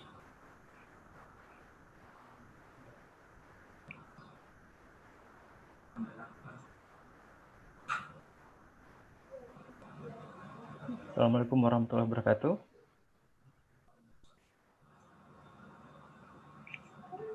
Sorry, Fikri, can you allow me to turn my video? Because I'm not allowed to turn my video on. You are now. Okay, right. Yeah, thanks Pak Gustiwan dan MC. Assalamualaikum warahmatullahi wabarakatuh. Good afternoon, everyone. On behalf of ICEMS committee, I would like to welcome you all to the first plenary session of International Conference on Education in Muslim Society 2020. First, let me introduce myself. My name is Munas, as mentioned by MC. That I'm a lecturer at Chemistry Education Department, the Faculty of Teaching Sciences, Syarif Hidayatullah, State Islamic University. I'll be the moderator for the first plenary session this afternoon. Selamat siang Bapak-Bapak dan Ibu para hadirin semuanya. Selamat datang di sesi pertama Pleno ICEMS 2020. Saya Munas akan menjadi moderator pada sesi pertama kesempatan siang kali ini. Ya. During this first plenary meeting, we will discuss two important topics. First, we will discuss the topic of combinatorial thinking skills. The speaker will look at how the freedom of learning, or Merdeka Belajar, or Kampus Merdeka, offering a room to develop combinatorial thinking skills, and what is the best way to develop this skill. The second topic is a resilient digital future for education. Currently, we are in a certain period due to the COVID-19. What can we learn from this pandemic era? What happens if the next pandemic is digital and triggered by cyber warfare? If it has happened, how can we develop resilience within our education system? The second speaker will address this very interesting issue. Bapak-bapak dan ibu-ibu semuanya, sore hari ini kita akan membahas dua topik yang sangat penting dalam pendidikan. Yang pertama adalah kita akan melihat bagaimana Kampus Merdeka atau Merdeka Belajar bisa memberi ruang untuk membangun keterampilan berpikir kombinatorial. Mungkin kita yang bukan berasal dari background pendidikan matematika akan sedikit bertanya, apa sih sebenarnya combinatorial thinking skill ini? Gitu ya. Jadi nanti pembicara pertama kita akan lihat bagaimana kebebasan belajar dan pembelajaran yang merdeka itu menawarkan berbagai macam cara untuk membangun combinatorial thinking skill tersebut. Dan cara-cara seperti apa yang mungkin baik untuk membangun combinatorial thinking skill. Sedangkan topik kedua adalah bagaimana masa depan digital yang tangguh untuk sistem pendidikan. Ya, kita saat ini dihadapkan dalam sebuah masa yang cukup sulit, ya, di mana dalam waktu sekejap sistem pendidikan berubah. Yang selama ini kita offline di kampus, kita ketemu, kita ngajar sangat dekat sekali ya. Sekarang kita terpaksa ngajar di rumah, ya kan, make jokes aja di depan komputer itu akan terdengar lucu gitu ya, aneh gitu ya. Lalu bagaimana kalau seandainya ya nanti yang terjadi adalah pandemi itu pandemi digital gitu akibat adanya peperangan cyber. Sistem pendidikan seperti apa yang bisa kita siapkan ya? Nanti pembicara kedua kita akan membahas ya topik yang sangat menarik ini. Okay, ladies and gentlemen, of course, it's an honor for us to have two amazing speakers this afternoon. And who are the speakers? Mari kita cari tahu dengan melihat video berikut ini. Silakan. Pak Zikri atau Pak Iwan, the video profile dari speakers kita.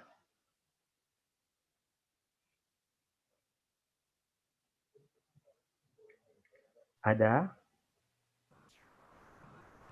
Pak Yes, Zikri? we're Can you preparing help me it now. to play Yes. the video?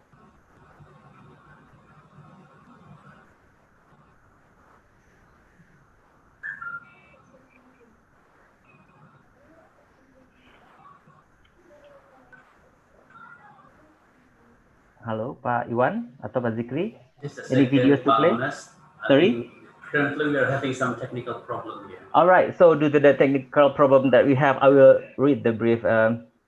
You information go ahead, please. about the speakers. Yeah, the first speaker is Professor David, MSc, PhD. Yeah, he is a professor in combinatorics and combinatorial education. His educational background is mathematics education from Universitas Jember, and a master degree from mathematical computation from UMIS, University of Manchester Institute of Science and Technology, Manchester, UK. Yeah. Unfortunately, this university is no longer exists. Ya, Pak Profesor David, ya. UMIS already merged with University of Victoria, and it became the University of Manchester now. Jadi Profesor David ini adalah senior saya, jauh sekali berarti ya. Meskipun kita tidak pernah ketemu, tapi tetap hormat senior ya, Pak Profesor David ya. Excuse me, Pak Munas, I think we are ready with the video now. Okay, right, all right.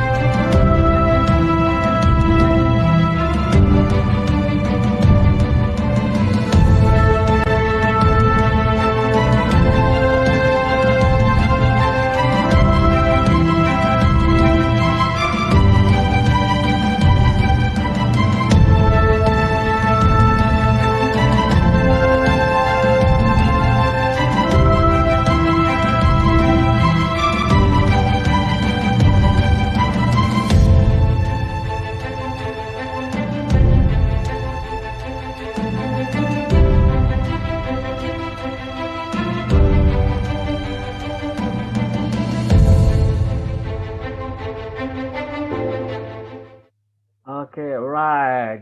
Give applause to our speakers. Yeah, even though we are at home, we're not in the meeting hall. Yeah, we have to give applause for our great speakers. And of course, it's an honor for us to have two amazing speakers this afternoon. Anyway, each of the speaker will have 30 minutes of presentation, and we will have Q&A section after both speakers deliver their presentation. Should you have a question for the Q&A section, you should post them in the Q&A box. And don't forget to mention name, institution, question, and to whom the question you address. Of course, later on during Q&A section. Ladies and gentlemen, now here's our first speaker. Pembicara pertama kita, please welcome Bapak Profesor David, MSc, PhD. Silakan Prof. David. Thank you, Pak Munas. Assalamualaikum warahmatullahi wabarakatuh. Waalaikumsalam warahmatullahi wabarakatuh. Nahmaduhu wa nasta'inuhu wa na'udzu billahi min sururi anfusina may yahdihillahu fala mudhillalah wa may yudlil fala hadiyalah. Asyhadu an la ilaha illallah wa asyhadu anna Muhammadan abduhu wa rasuluh la nabiyya ba'dah. The Honorable Indonesian Ambassador for Australia and New Zealand, as well as in New Zealand, Australian Ambassador for Indonesia, the Rector of UIN Sharif Hidayatullah, and all the distinguished invited speakers and all lovely participants today. Please allow me to present within 30 minutes about my research work on combinatorial education. It is joint work with Teka Mariati, as well as Ibu Atikoh, Nisviasari, Eha Agustin, and Venkata Chalam from India. Our title, The Student Combinatorial Thinking Skill under the Implementation of Research-Based Learning to Develop a Secure Crypto System by using Super Anti-Magic Total Graph. As we know, pandemic era will not stop us to carry about research, and how to do that. Of course, we will use, and we already use, the Internet of Things. That's why our content of the presentation, we firstly start with combinatorial thinking skill. Secondly, what do we mean by research-based learning? As well as the third, secure crypto system. And we will, of course, describe our research on combinatorial thinking skill. We have some previous research which is already published in the journal, indexed by Scopus journal. First of all, we try to link about teaching and research. Firstly, introduced by Alan Jenskin, 2009. It is a popular book until now, how to integrate the research into a teaching in the classroom. About the combinatorial thinking, we have also publication. And now me and our research member already published in several journals indexed by Scopus about the combinatorial thinking problem, and as well as the crypto system, also the research-based learning. So we use, of course, technology, Internet of Things to do this research. Especially we use online encyclopedia, as well as we use ResearchGate. We use ORCID, Mendeley, MathSciNet to do this research. And also we use research profile, Google Scholar, Synta, Scopus, and Publon profile to find the relevant research. Cloud storage, we all the time use it. SlideShare, LinkedIn, Dropbox, Google Drive. For word editor, we use online word editor, namely Overleaf editor. In such way, we are easily to cooperate with each other, even for the cooperation with the international collaborator from Australia, from India, and also from Slovakia. All we gather into Internet of Things. What do I mean by combinatorial thinking skill? Combinatorial thinking skill actually part of the 21st century skill. In the 21st century era, people will survive if people have the following skills, namely 4C: communication, collaboration, critical thinking, and creative innovation. In the creative innovation, the keyword is the people which carries the research should show the novelty of the research, should show the inventiveness of the research in such a way epistemologically the research will benefit to other people. When we compare the 21st century skill to the taxonomy, Bloom taxonomy, actually the 21st century skills is in the higher order thinking skills. The higher order thinking skill, starting from the cognitive level, analyzing, evaluating, and creating. So this actually combinatorial thinking will achieve the student learning outcome when they develop the combinatorial thinking skill. Actually they have reached the higher order thinking skill. So in combinatorial thinking skill, actually student will solve the combinatorics problem. What is the combinatorics problem? Combinatoric is an area of mathematics primarily concerned with the counting, both estimate and is obtaining result and characterizing a property of finite structure. Combinatorial problem will ask, does the solution exist? It is actually associating with the innovative thinking skill in the 21st century skill. How unique are they? If it is exist, if there exist, how unique are they? And how optimum are they? Can we generalize it? This is normally combinatorial problem raised. And also, can we prove it? If we can generalize it, and then the final step, can we prove it? All those problems, all those questions are relevant with the 21st century skill, which is nowadays, there are a lot of students on research students doing research on finding and characterize the learning outcome of the higher order thinking skill.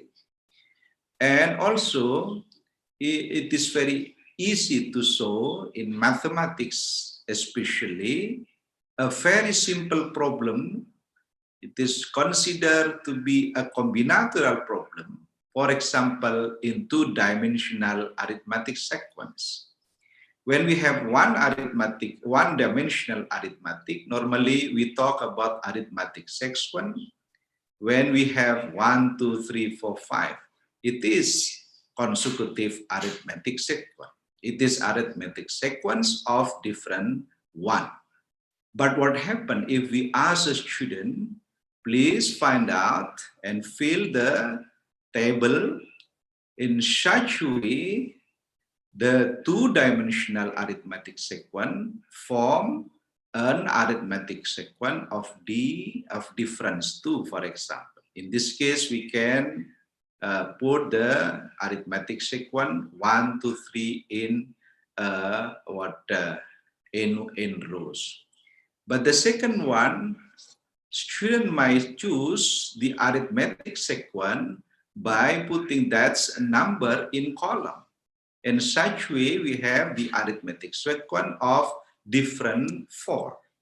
And probably student also have a zigzag arithmetic sequence. For example, 1 and jump 1 column and they put 2, and also they followed in the low and the second rows and they put 4 and so on. So there are a lot of possibilities of combinatorial case, combinatorial problem. If student can solve the problem, then student can be considered having a combinatorial thinking skill.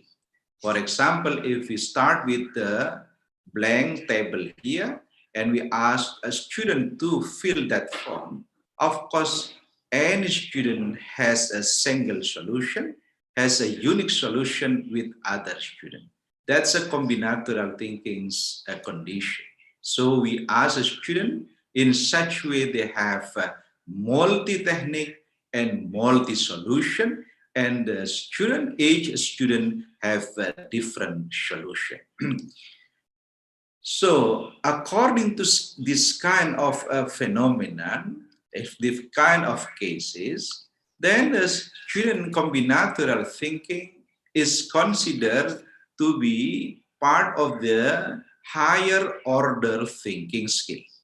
If we compare with the Bloom taxonomy in digital affairs, of course, the student combinatorial thinking can be considered in this case. That is surveying, validating, testing, and directing. So it is hot as already.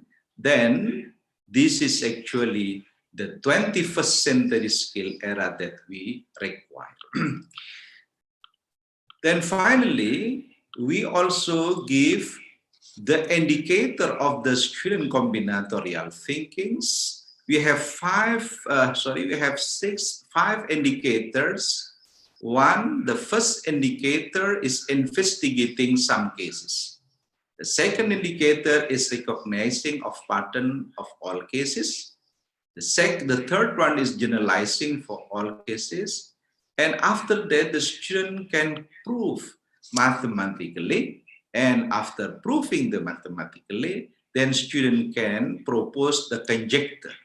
It means student can do conjecturing, another combinatorial problem. This is the nice thing of indicator that we break down.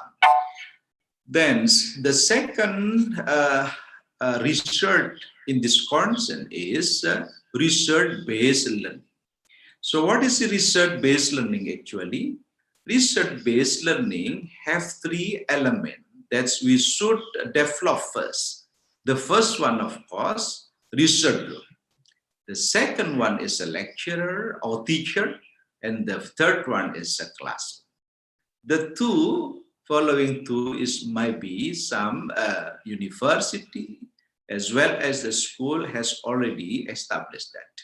They have a faculty member, they have staff and everything, they have a class. But for the research group, not all university has established a research group. So for the condition of having a research-based learning in the classroom, they should have a research group. Then the principle of research-based learning, especially in the research activity, student research is a lecturer research. This is the main thing that we should realize it. Student research is a lecturer research. What is a research-based learning? Research group actually. Research group is a group of researchers who are working on teaching, research, and supervising a specific research of interest to solve a fundamental problem from simple to complex, from invention, innovation, and diffusion of research to pursue a real-life application, journal publication, books, patent, prototype, and also copyright containing high novelty. This one, for example, in my faculty, we already established our research group. Then once we have already this research group, then we can implement the research-based learning in the classroom. So what is the research-based learning actually? Research-based learning is a type of SGL model. SGL model that brings the research element into a learning process. First of all, this was introduced by Blackmore, P. and Fraser, 2010. So actually, the research-based learning is bring the research element. What is the research element? The research method, the research, as well as the research spirit into a classroom. So students are motivated to do research and also to find a new thing in the classroom. So the integration of research into a learning process, we have 4 quadrants. The research-based learning actually in this stage. So what is learning process actively involves students to do research in solving a problem arising from energy problem. So if we compare the difference between research-based learning and project-based learning, so actually the main difference is on the research level. In the project-based learning, it is not necessarily new, but for the research-based learning, even in the classroom, students are encouraged to find a new one. In such a way, they have a novelty of their work. So what is the indicator of new one or novelty? The students should show the work in such a way they have a different result with each other in the classroom. So the state of the art of research-based learning actually, first of all, is introduced by Alan Jenkins in 2007. So they wrote a book. Title of the book is Linking Research in Teaching. And so Alan also continued writing a book, Research Teaching Linkage, and also Robert J. Marzano also developed and write a book entitled Research-Based Interaction. Our research group member and collaborator also developed an anti-magic labeling of graph, as well as we extend into super AD anti-magic labeling of graph, and also we have age anti-magic labeling of graph. And also we extend again into super, and 2020 we have developed a crypto system by using graph. With Ibu Tita also, we wrote a paper and already published in the Advanced in Mathematics Scientific Journal about the implementation of graph labeling into a crypto system. So in this presentation, we have finished a manuscript and already submitted to a symmetric education journal. The title of this journal, The Student Combinatorial Thinking Skill under the Implementation of Research-Based Learning. Actually, this is fresh of the research study to develop a secure crypto system by using superhedge anti-magic labeling.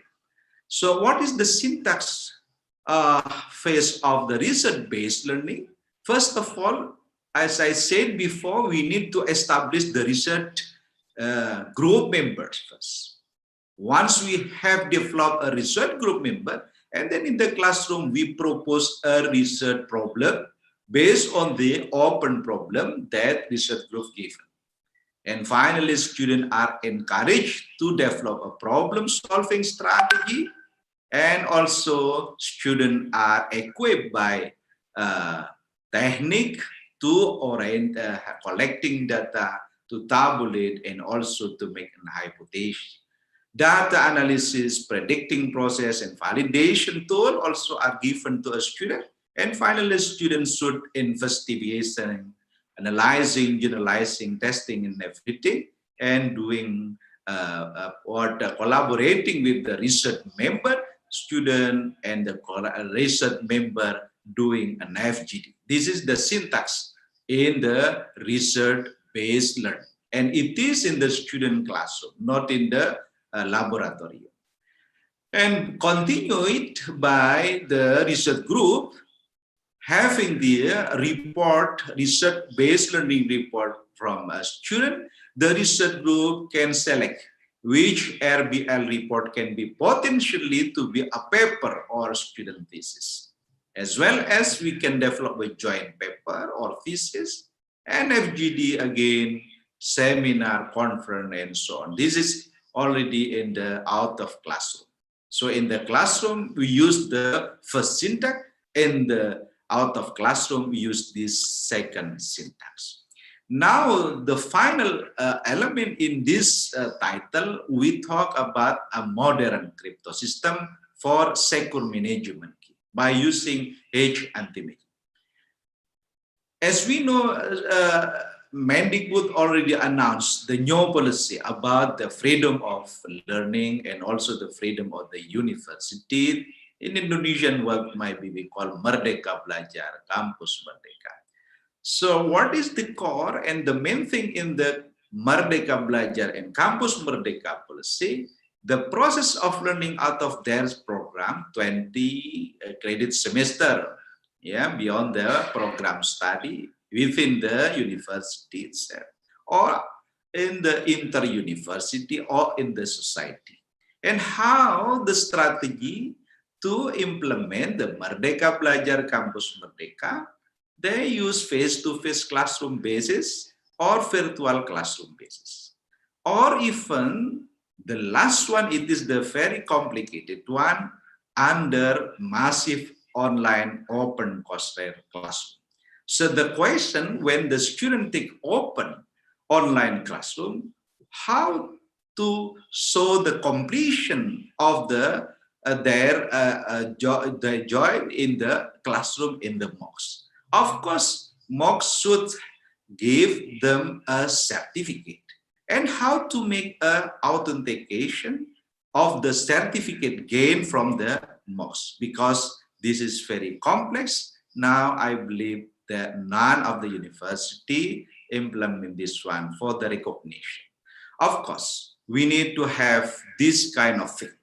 A MOOCs completion with the certificate authentication, certificate owner can access their encrypted data by providing a secret key. Certificate owner get the description of their data stored. Data user can access certificate data by providing a share key. Data user get feedback about the authenticity of the certificate. So there are two words in this case which is concerned in our research: encryption process and decryption process. It is exactly what the crypto system tells us about the definition. Crypto system is a system which convert plain text into ciphertext or ciphertext into plain text by the application on encryption or decryption. The strength of the crypto system relies on the management on encryption key. The key should be managed such that it is hard for intruder to analyze the key. The main issue is how to develop a secure modern crypto system such that the key between plaintext and ciphertext is hidden. So a lot of strategy used to develop a crypto system from the conventional method until modern. But the main thing in the crypto system, how to develop a encryption strategy and how to develop a decryption strategy. In this case, we use a graph theory to develop a crypto system. For example, in this case, when you think about, you send a message from your mobile phone to your friend, how the crypto system works from this case. For example, I'm sending a message, Madam, I'm Adam. Then the computers will do such the following strategy. By using binary code, we firstly characterize the plain text. How many characters are there?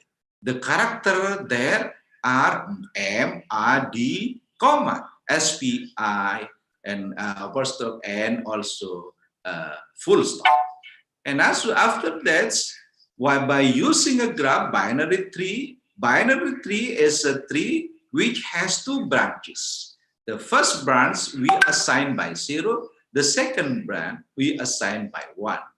If we have MADR, of course, we have 8 characters. And we find out for having 8 characters, we should go to further into the second level of roots. In here, we have 3 roots. And we put MRD at the bottom layer. And by using binary character, we can characterize perfect code of M is 0, 0, 0. The prefix code of A is 0, 0, 1. And the prefix code of D is 0, 1, 10. And finally, using this code word, we can encrypt our message, Madam, I'm Adam, with the following encryption. Using binary tree is easy to introduce by intruder because it is a very simple. Now we try to find out a theory of graph labeling and implement a graph labeling to develop a crypto system. How it is work? We use this kind of thing that we call super ADH anti-magic total graph. So it is a graph and we assign label to the element of graph, either vertices or edges, and we find out the characteristic, the properties of this kind of labeling. By developing a secure modern crypto system, by using super H anti-magic total graph, it will give a complex key for us in such a way the hacker, the cracker cannot enthusiasts cannot reveal the key. So the research methodology, we have this kind of thing, develop a student learning material, develop student pre-test and post-test, determine the control in the experiment classes, doing the statistical analysis, doing the dev interview, picture their combinatorial portrait face. So this is one example that student already found. They have assigned a label for a certain of graph that namely circle of cycle.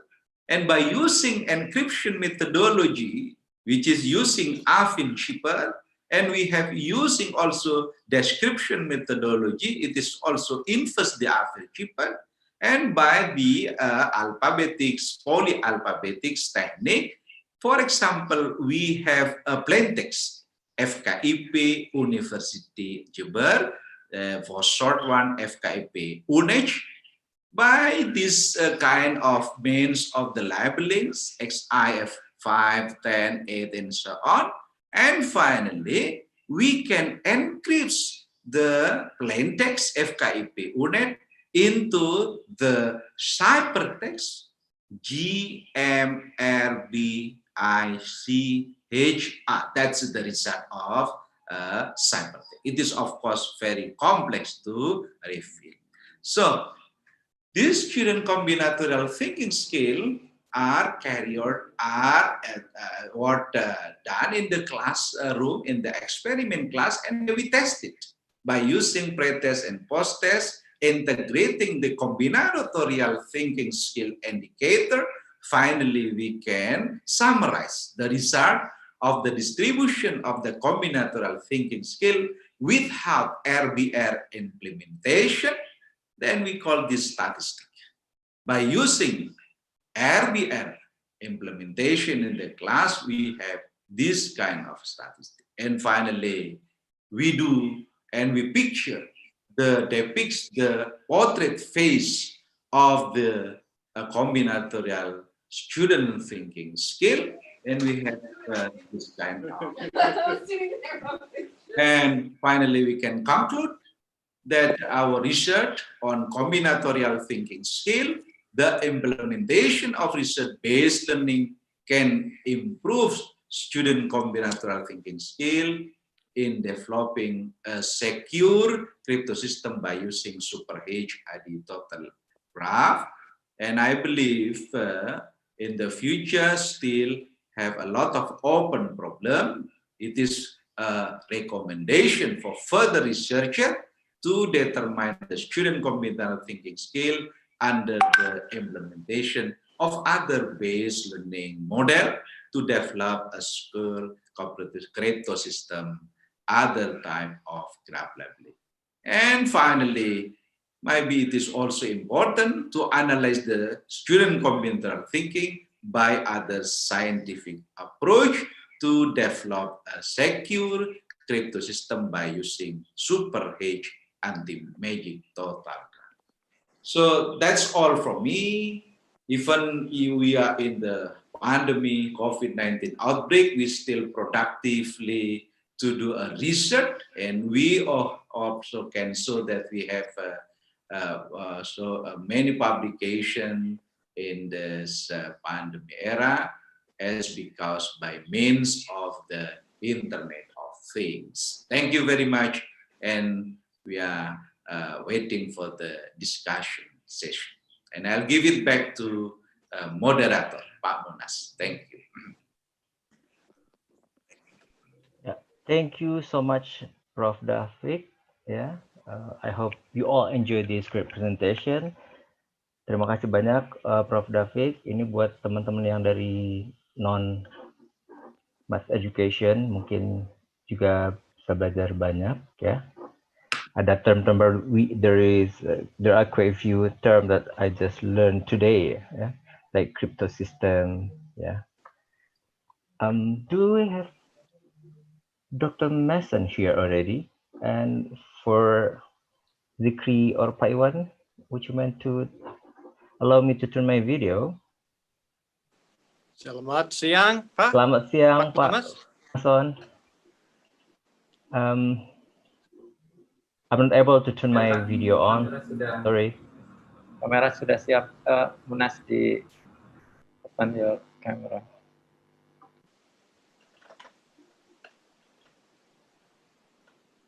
You can hear me, Pak Munas? Yes, I can hear you, Pak Mason. Yeah, but there's a technical problem here. I can turn my video on. Yeah. So yeah.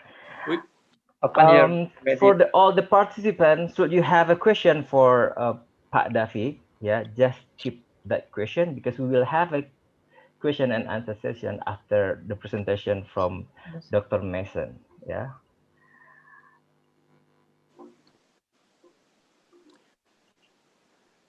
I cannot turn my video. Okay, it's okay, no problem. So everyone, here's our second speaker. We have Dr. John Mason from Charles Darwin University, and of course the time is yours, Pak Mason. Silakan. Okay, terima kasih, Pak Munas. Just now, hello semuanya. I will speak in English today. My bahasa Indonesia not so good, but I hope you can understand my English okay. Just now I had a big problem at my university. The university electricity completely gone. And so now I am speaking from my handphone, and I will ask Pak Didin when he is ready, if he can assist me with my PPT. But first of all, I would just like to thank the organizing committee, especially Pak Didin, and also Dr. Tita Kales Mariati for their kind invitation for speaking with you today. I feel very honored to be in this situation to participate in your international conference. And I've put together a set of slides, which normally I like to have control of on my own screen. But today I will trust global collaboration and Pak Didin. He can run my slides for me. So we will be a dual act for this afternoon. I will do my best in these circumstances. Let me proceed then. So I've titled this presentation this afternoon, Making Choices During Disruption. So it makes me smile that I have just big disruption just right now, and with no power. It reminds me that we have to be agile, and we have to think about solutions.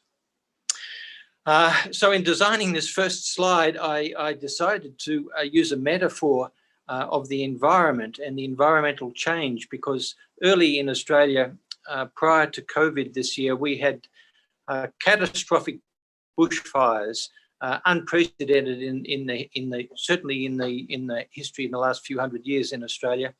But you can see there across the top, from bushfire to resilience to regeneration. We have this metaphor of moving from a crisis, being resilient within it, and then moving beyond that and enjoying the benefits of regeneration. So Park, if you could just move the next slide. We have a closer picture of the charcoal on the tree, and just from the edge of the tree we have these fresh new shoots of life coming from this picture of devastation. And the next slide also, we have a picture coming of all of the flushing of the next new green growth. So I like to use this metaphor for today's presentation, because in a similar way, the impact of COVID is like that, and I think the story that will be told over time will be like that. So the next slide, please, Puck. Normally at my university, whenever we're giving public presentation, we like to pay our respects to the traditional custodians or owners of the lands that we're presenting on, and in my case in Darwin, the Larrakia people. We like to do this because we like, in some ways, of course, we all know there's been a terrible history of things that haven't gone well for Indigenous peoples during the colonial era. And but these days we have a new sensibility, and we are trying to make amends, and we try to pay our respects to Indigenous peoples on the lands that we work and live on. And so also there's something important I can say about that as well, and that is that for traditional Indigenous peoples in Australia, the idea of place and regeneration is a really important thing. And so we might move on to the next slide. Also, I have the picture here of my colleague, Dr. Khaled Khan, who would have enjoyed Professor Duffick's presentation on combinatorial thinking, because Dr. Khaled is also a mathematician. But I often have conversations with him, and he has provided some input into these slides as well.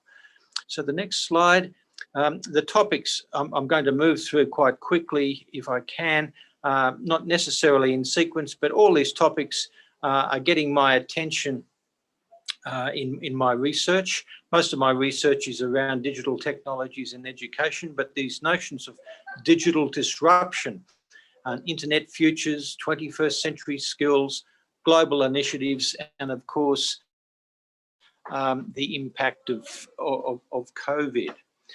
The next slide, please. The next slide, Puck. Okay, so there's a key question here behind the key question is, how can we build resilience into our education system? So if you recall, the middle photo was all about resilience. Moving forward then, the next slide, we have therefore a balancing act at the moment, because the impact of COVID, on the one hand, we must respond to this emergency situation, in particular for education.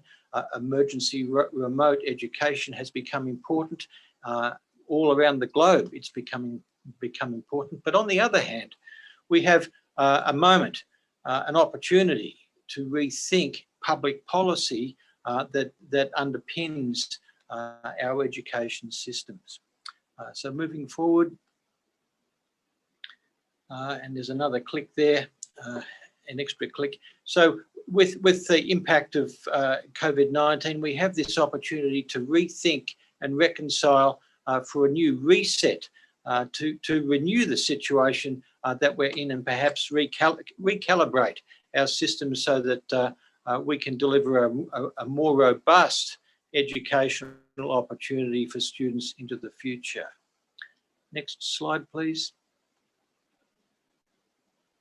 So then, talking about futures, some of you who are as old as me will know about Alvin Toffler. He became famous in the 1970s when he wrote a book all about future shock. But in more recent years, here's a quote from more recent works that he's done. He's saying that the illiterate of the 21st century will not be those who cannot read and write, but those who cannot learn, unlearn, and relearn. So we're very much in one of those situations. So move to the next slide, please. If we look at some of the documentation coming out of UNESCO, it is very interesting to consider how we're thinking about learning, knowledge, skill, the acquisition of knowledge, skills, and attitudes, building competencies. And if you look at that, go one click into the diagram, you'll see maybe 2 clicks tucked it in. One more click. We will see that along with literacy and numeracy, we are starting to see that even global organisations like the OECD are starting to recognise the importance of things like data literacy. So moving on, thinking about data literacy, numeracy, and literacy, one of the papers I wrote a few years ago in partnership with Dr. Khalid was this paper here. There's a link there, and of course the slides will be shared after the presentation. So this paper was all about the importance, the growing importance of being discerning, being able to discriminate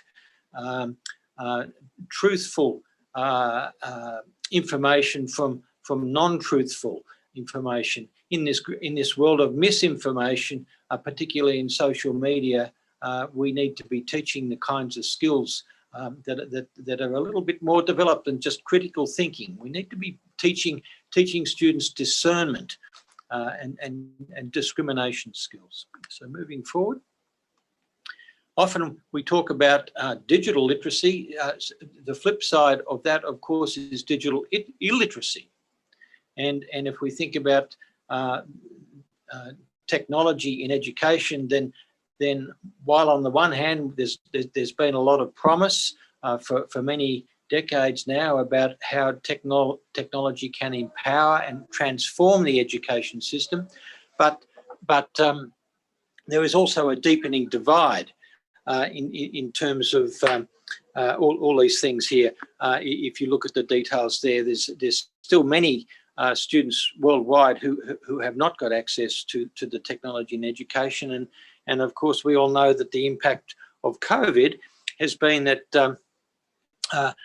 over 1.5 billion people worldwide at the moment, students worldwide, have not got access to education at all.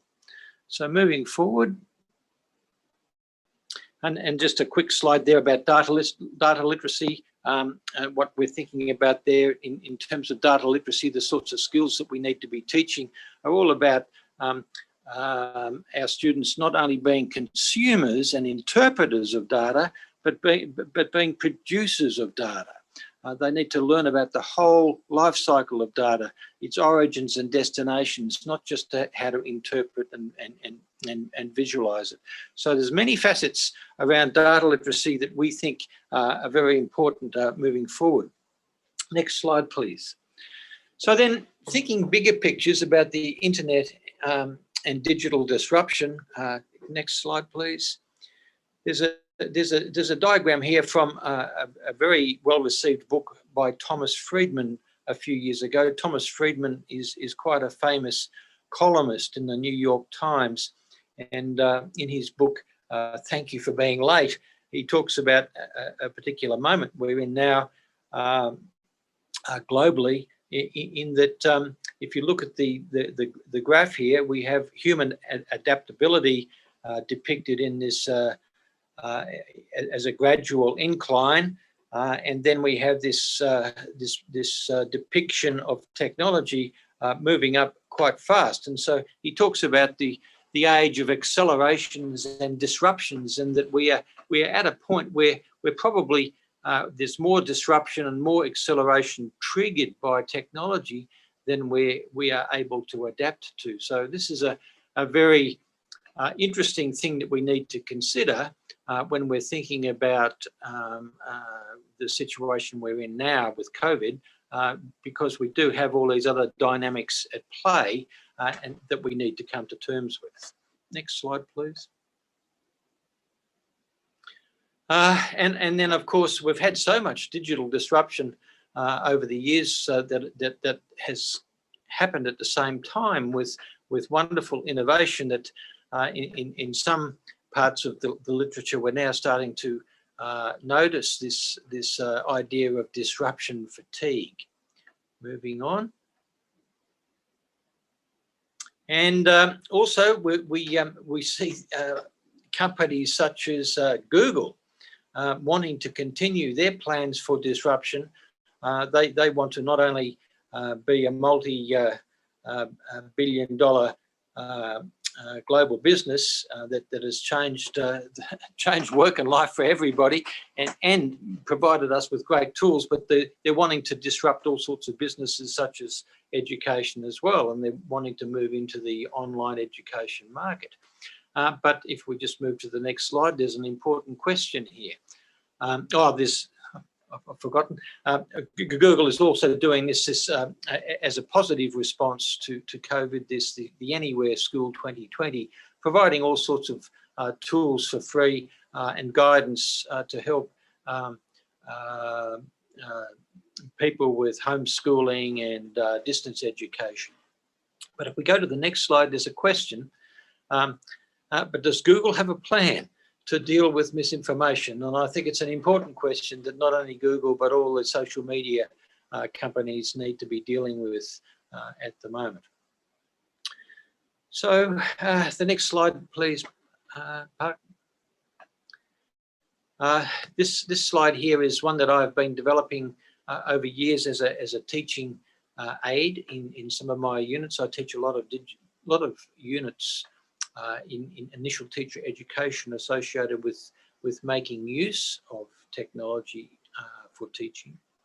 And this is just a personal timeline about all the different milestones that have taken place over the years that I've certainly witnessed, that on each occasion has happened in such a way that it's almost been a game changer, and often great innovations with digital technology have come with great hype and great expectation. I won't say anything more about this, but of course, if you click on that, you'll see that one more click that we're at a time now where COVID is impacting things going forward. So next slide. Often when I talk about summarizing the history of the web to my students, I talk about three key things: search, social, and smart. Now these are the kinds of organizing technologies that we can cluster innovation around. Obviously, we're still experiencing the benefits of search, and that will continue.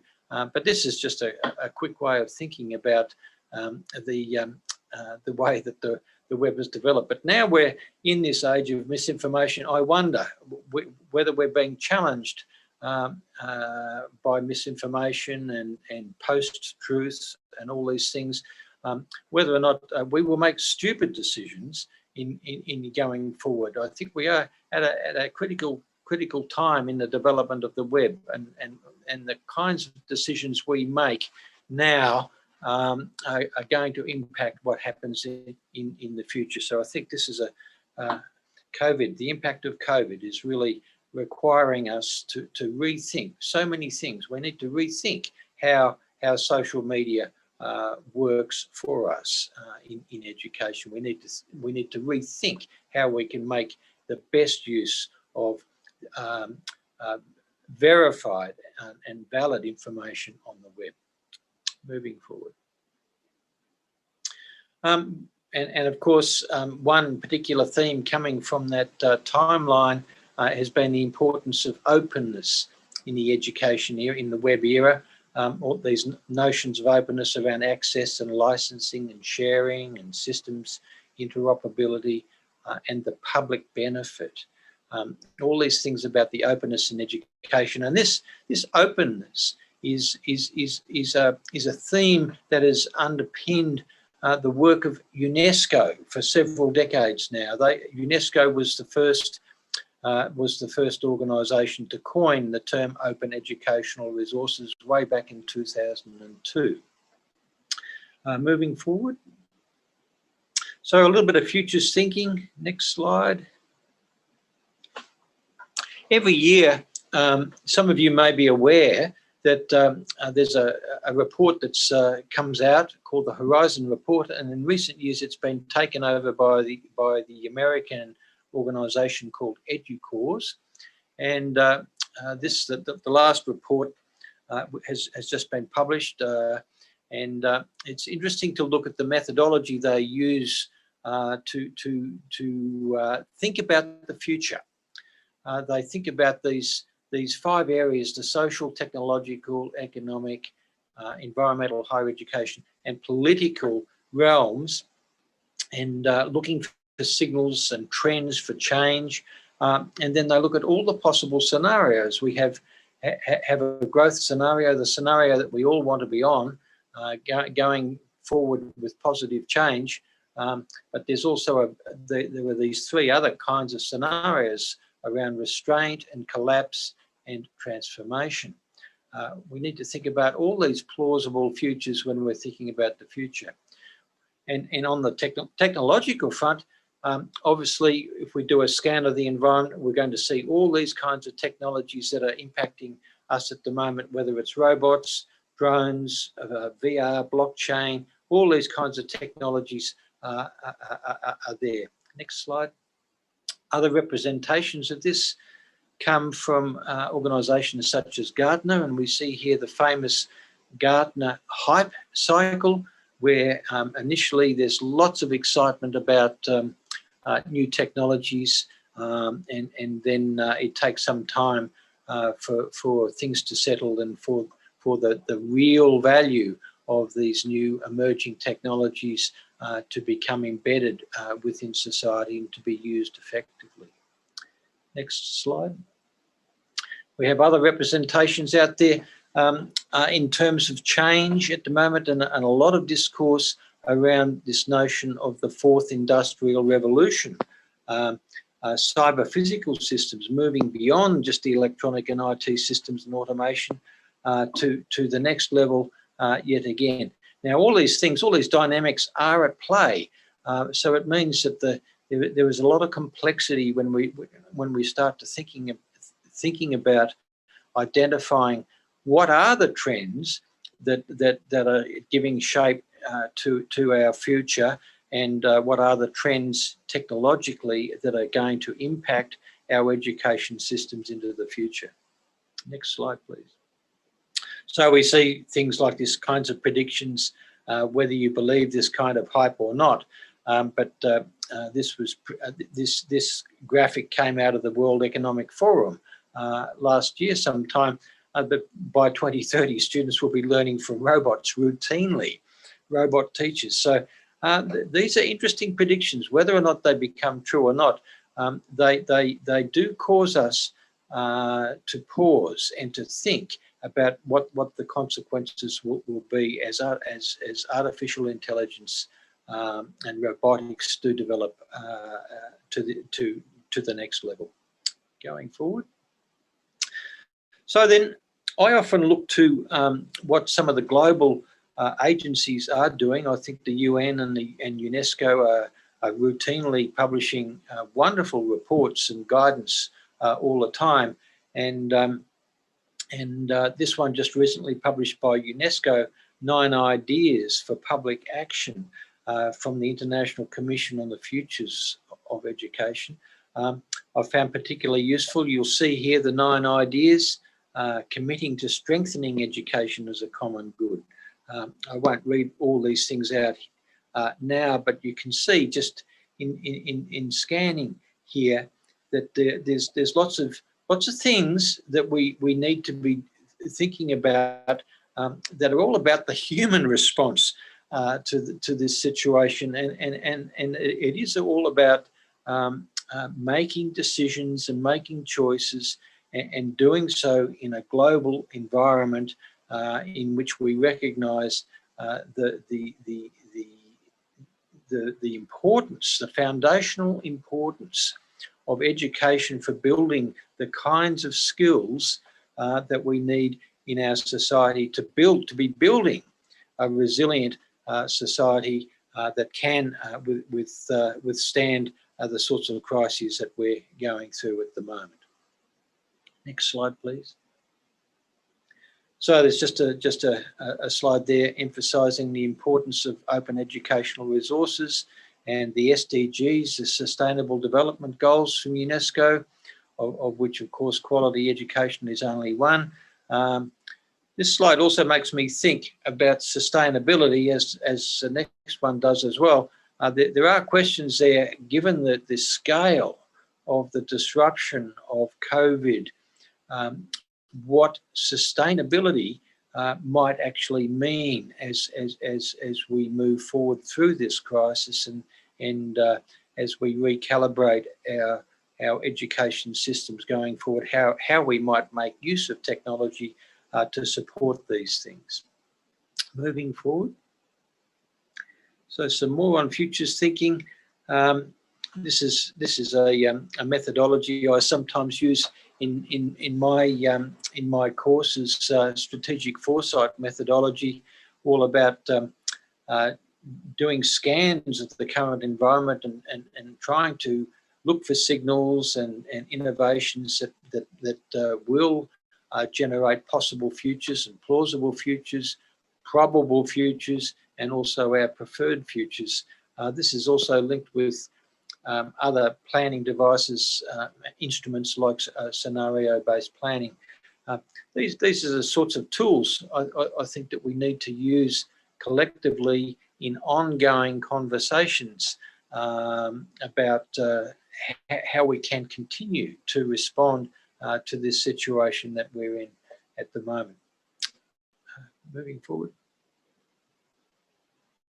So there's some questions emerging for me out of all of this, and so the obvious one, what can we learn from the pandemic? Well, for me at the moment, the pandemic's not over, and while we have moments of hope and excitement when we hear news of vaccines being produced or nearly being ready to be distributed worldwide, I think there's some caution that's coming with these announcements that in fact it may be another 12 months before we might actually benefit from these things. So I sometimes think that there's a big lesson here in terms of patience and resilience, learning how to be resilient in the face of adversity. What happens if the next pandemic is digital and triggered by cyber warfare? So the loss of power at my university this afternoon certainly reminded me of that, because everything here just went dark for a minute, and I thought, how will I get back online? Unfortunately, I had a friend with a power bank that I could plug into my smartphone, and I'm now still participating. But there's a bigger question here, and that is, if we are learning something from the pandemic, not just that, oh wow, we can use digital technology to maintain our connections with each other and to maintain the education systems, but it would in fact be a serious situation if our digital infrastructure were destroyed or compromised seriously as a consequence of cyber warfare. So there's lots of questions there, and lots of planning and lots of thinking about how we might put things in place to respond to such a situation. then how might we recalibrate our education systems in ways that align with sustainable development goals? How can we develop resilience? And in what ways might open educational practices contribute here? And I use the word there, practices, instead of resources, because I think it's practices like open collaboration and open governance and open teaching, sharing resources is going to become more and more important in this situation if we're going to be at all serious about trying to solve the problems of access for all those children and others who cannot get access to education at the moment. So moving forward, have this notion of best practice versus next practice. If the world is changing, the research and evidence can become irrelevant if you don't consider a new context.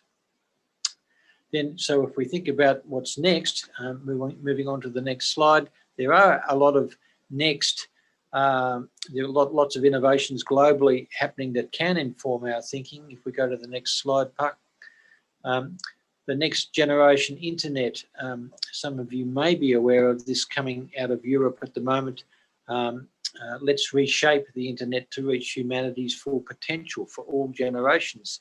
If you go to this site and look at the work they're doing at the moment, it's really inspiring kind of work that's likely to have a very lasting and positive impact on the way that we might use technology-based systems into the future. Next slide, please. There's another slide about that there, all about being resilient, trustworthy, and sustainable, an internet of human values. And so this also lines up with the kinds of documents coming out of the United Nations at the moment. There was a policy brief just published a few months ago with these 4 key recommendations in terms of maintaining education throughout this situation. Obviously, the first one about suppressing transmission is obvious to us all, but it's very interesting here to see the next 3 recommendations: protecting education financing, building resilient education systems that are equitable and sustainable, and then lastly, reimagining education to accelerate change in teaching and learning practices. So then that's a bit of a quick run through with all my slides. So I do thank you for your attention to that, and I welcome any questions that anyone might have to that. So terima kasih banyak for that, and I look forward to some questions. Okay. Terima kasih banyak Pak Dr. Mason. Thank you so much for interesting topics from great speaker, and I hope that all the participants enjoyed this amazing presentation. It's very interesting topic.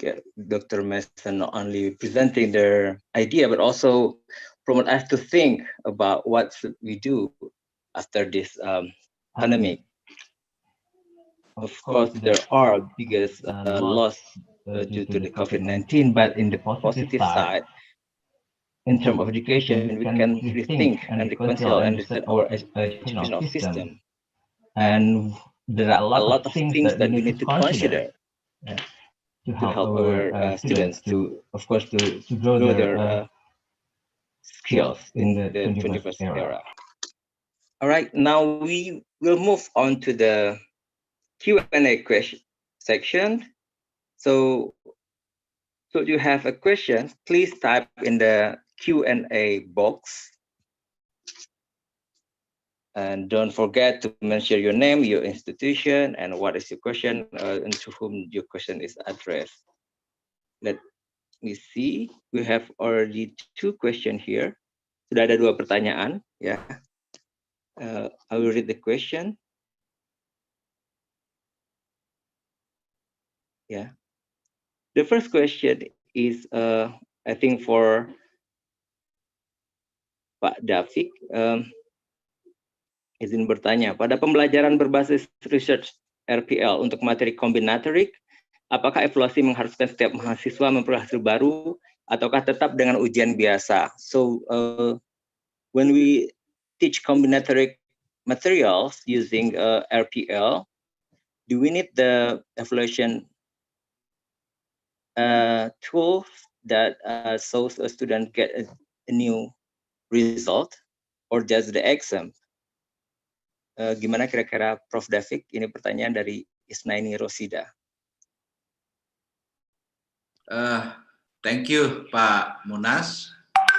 So we should know first about the position of the research-based learning. It is a teaching and learning model. So teaching and learning model normally motivate us to develop a teaching material. Teaching material include, for example, teaching plan, and also student worksheet, and also test. But in here, test is not exam test, examination test, which is in final stage. But in the process of the learning, we normally test a student to examine their achievement. So when we give a test to a student, please encourage a student will give a unique solution for each student, even the simplest one. So this is the combinatorial thinking skill. So in combinatorial thinking skill, student can have a multi-technique of solution and also multi-solution.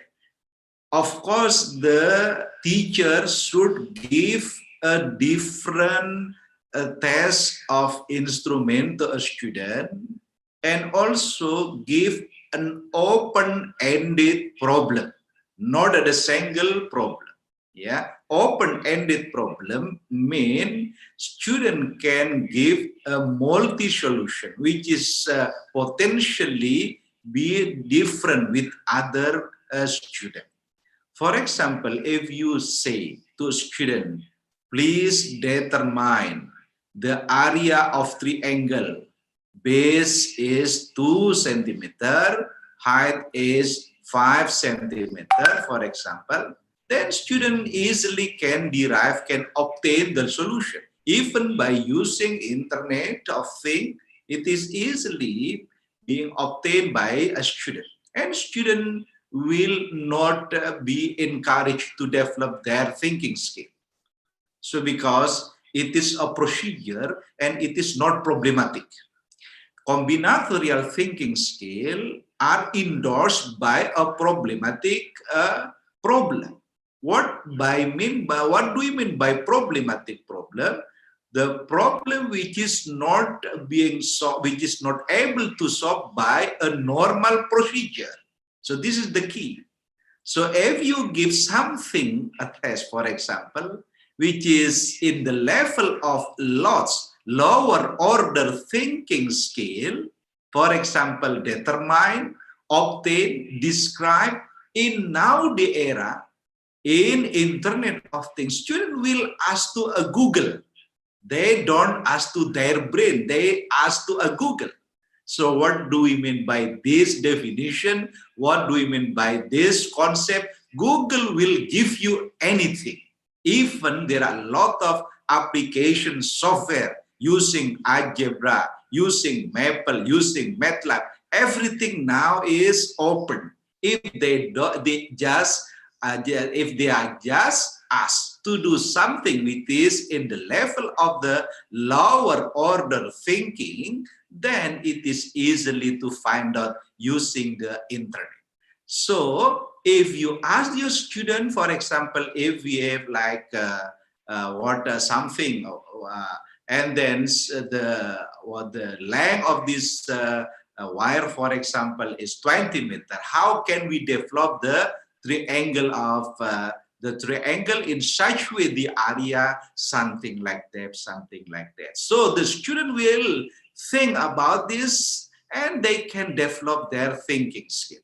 So please give the student the test which gave them potentially multi-technique and multi-solution. It is not only in combinatorial thinking, but combinatorics, yes, it is, can widely give a solution which is potentially giving the student variety of the solution. It is considered to be open-ended problem. That is the first question, yeah, Pak Monas. And the second question, I already give. This is from Pak Kadir, yeah. Okay, Pak Monas, can we continue to Pak Kadir? Yes, yes, please, Professor. Pak Kadir said, what is the indicator of the combinatory thinking skill? Can I share my slide again, Pak Monas? Because it is already in the slide, actually. What is the difference between creative, critical, and reflective? So actually in the Bloom taxonomy, the highest one is the creative thinking skill. But in the mathematical literacy now, we have logic, yeah, thinking skill, and also thinking skill, critical thinking skill, and also creative thinking skill. And the top level is metacognitive thinking skill. So this is a learning outcome. Actually, sorry, I just okay, this is a learning outcome actually for the student, for the teacher who teaches the class.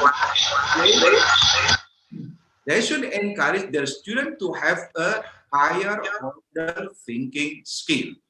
The higher order thinking skill, based on the Bloom taxonomy, start from analyzing, evaluating, and critical thinking skill. Creative means the students should be encouraged to develop something, even develop methodology, develop a result, develop anything with a simple one, for example, not necessarily to be a complex one. Yeah, but what is the indicator of combinatorial thinking skill? Combinatorial thinking skill actually part of the higher order thinking skill, but not exactly the same with the analysis thinking skill, evaluating thinking skill, and creative thinking skill. But in combinatorial thinking skill consists of this higher order thinking skill.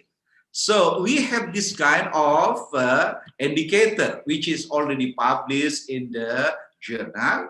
In the combinatorial thinking skill, we develop this indicator.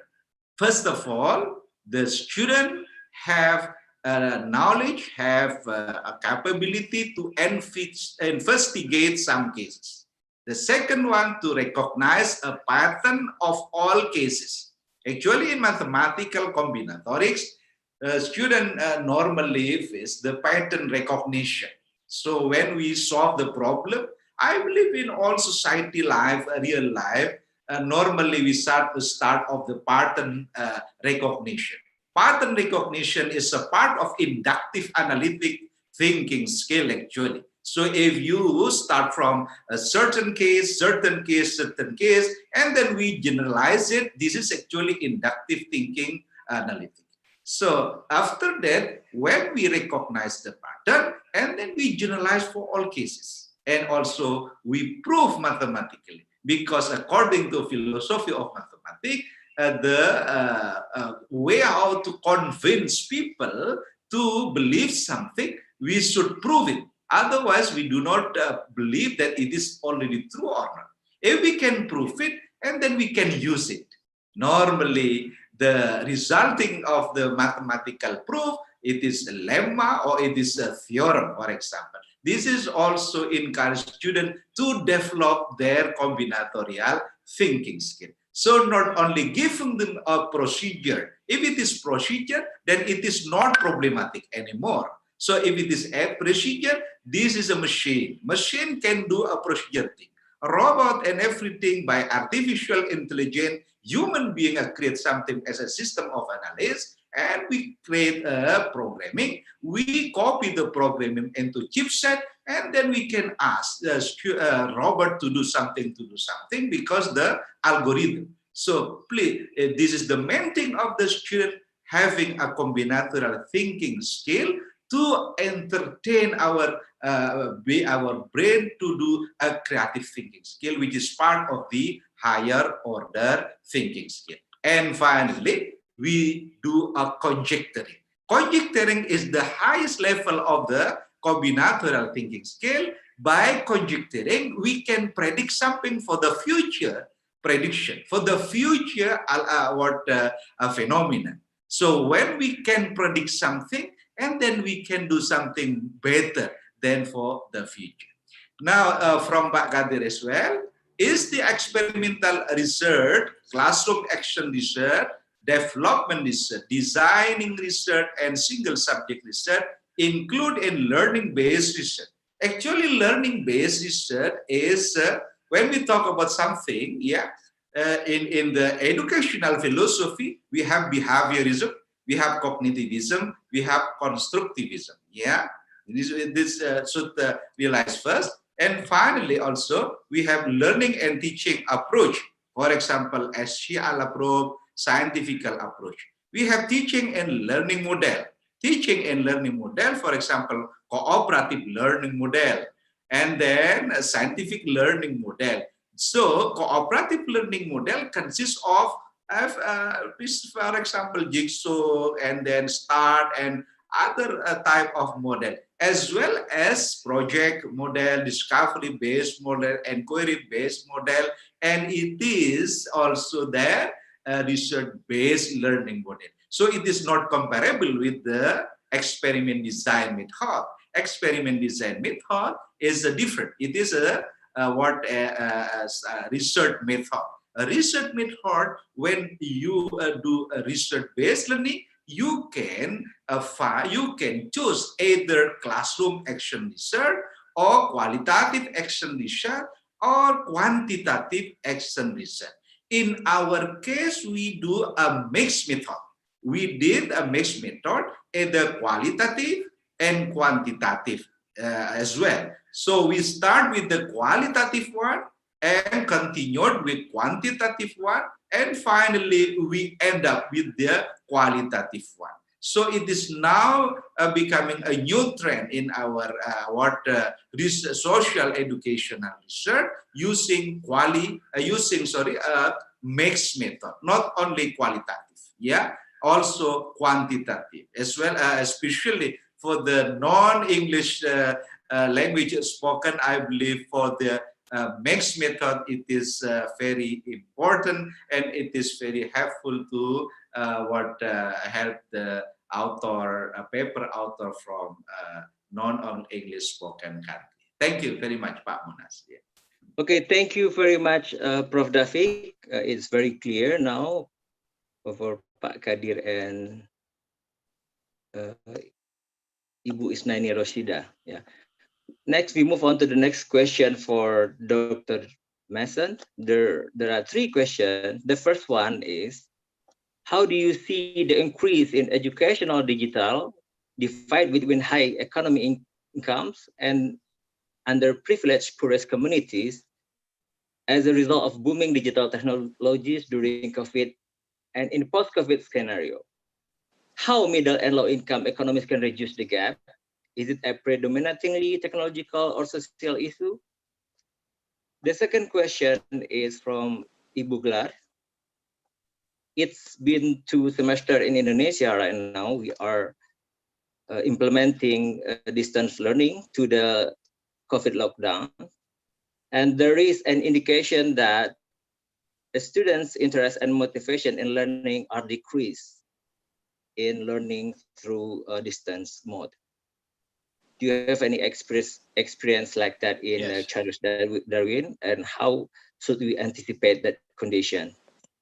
The next is in students from education major have difficulties in carrying out research with experimental method or approach using distance learning.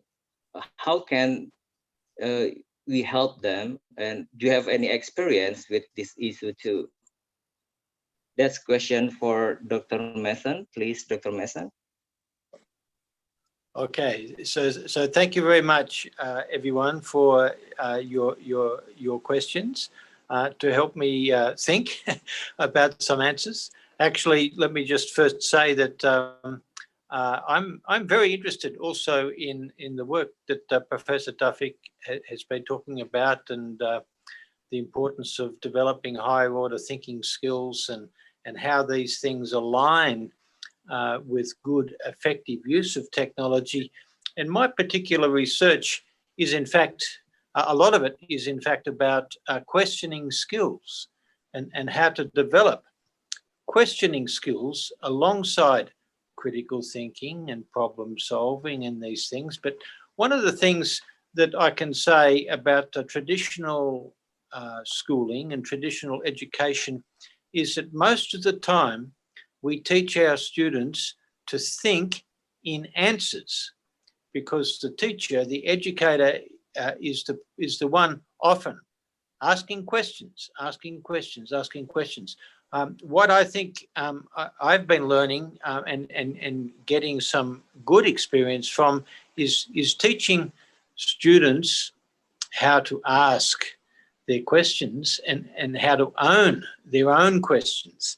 And when you start as an educator to see your students thinking in questions instead of thinking in answers, then they are actually thinking, using higher order thinking skills, and in fact designing problems, designing new ways of probing the deep problems that we have that we need to solve. So that's just my first overarching comment there that can also connect with the work that Professor Pak Tawfik is doing.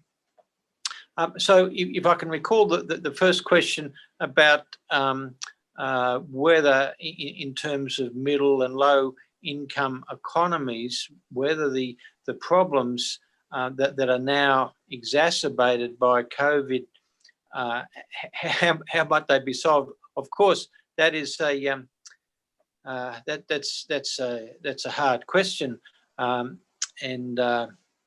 if I'm thinking about that, I can offer some comments along the lines that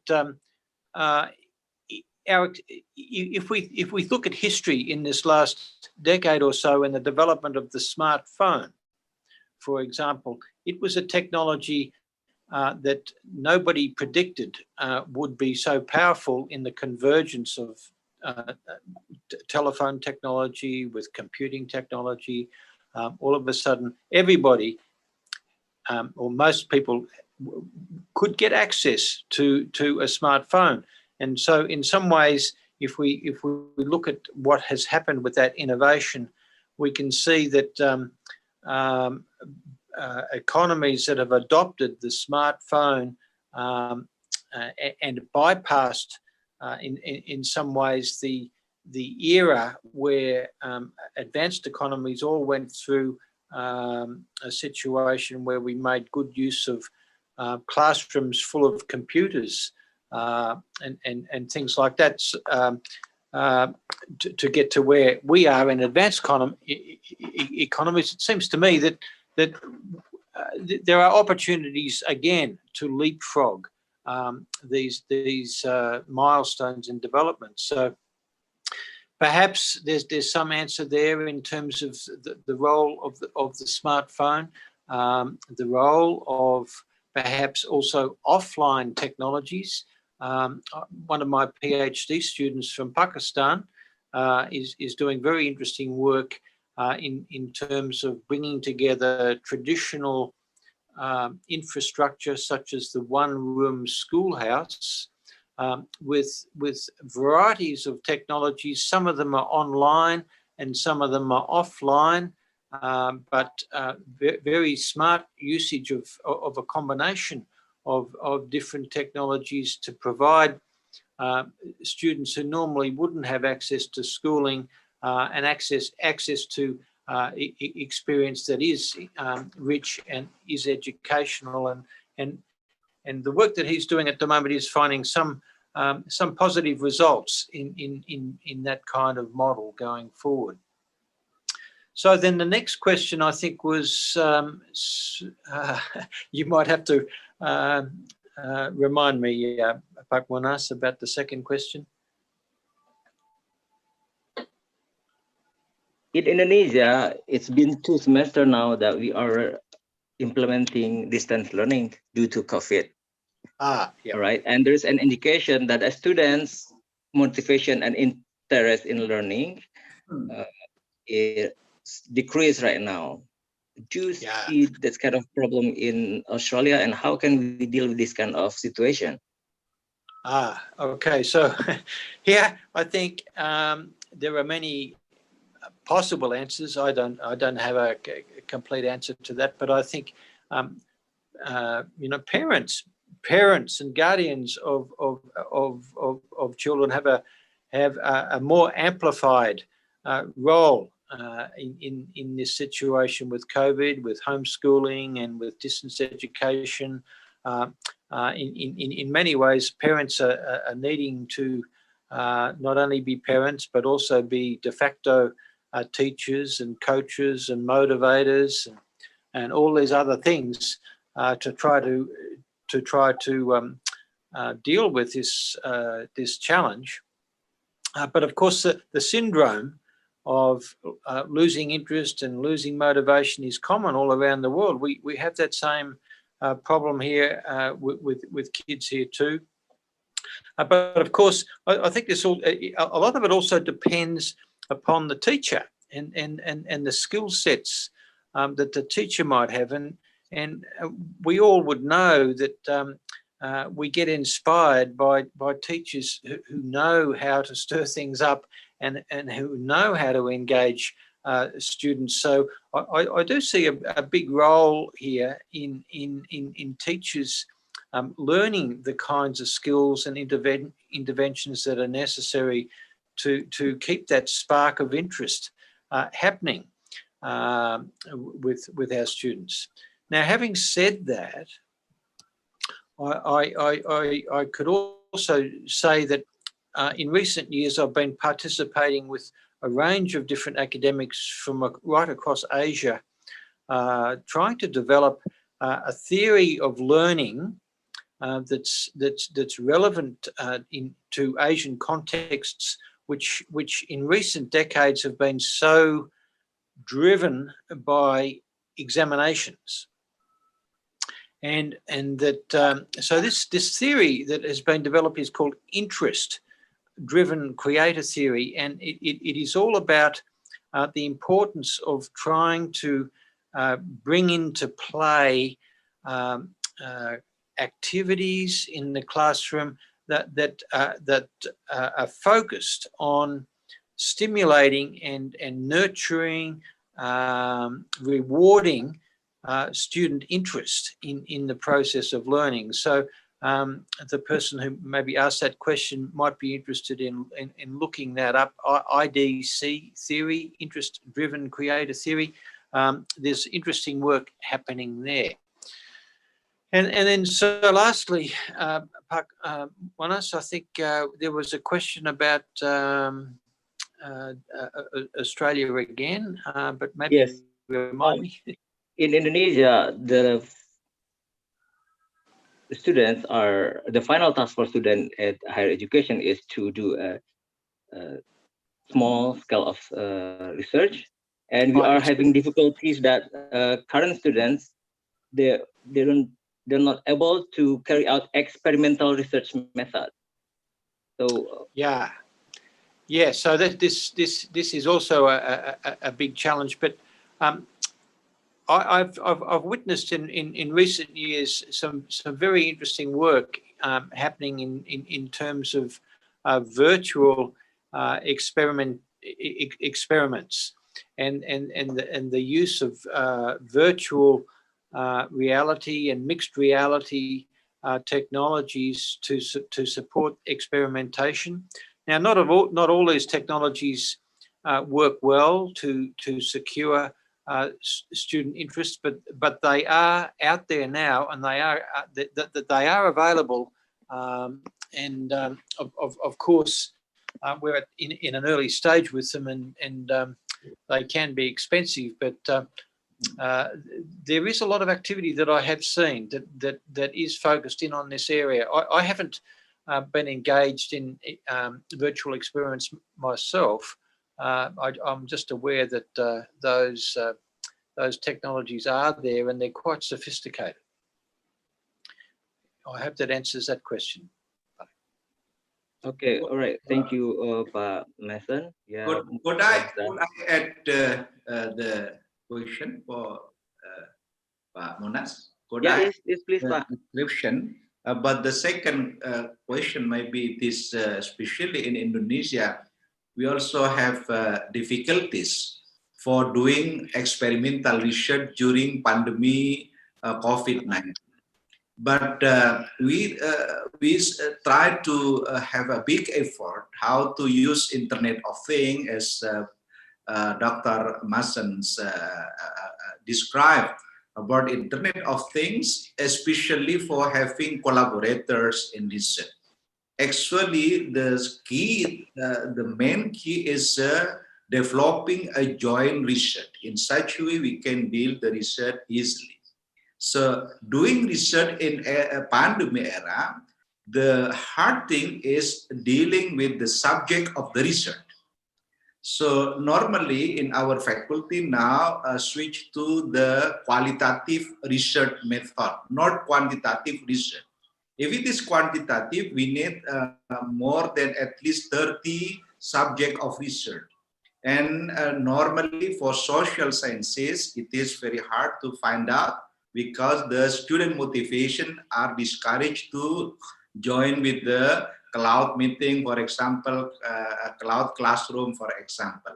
But with the qualitative research, maybe we can choose 5 until 10 subject of research. And then we do qualitatively. By using Internet of Things, for example, we use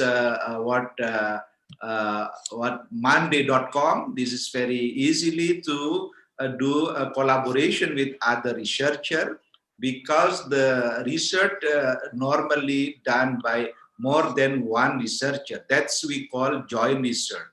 Joint research, normally we do research at most 5 people, 5 author in the research, and we can organize the work by Monday.com, because we this distance, by using distance working, I believe Monday.com can control the achievement of our research activity.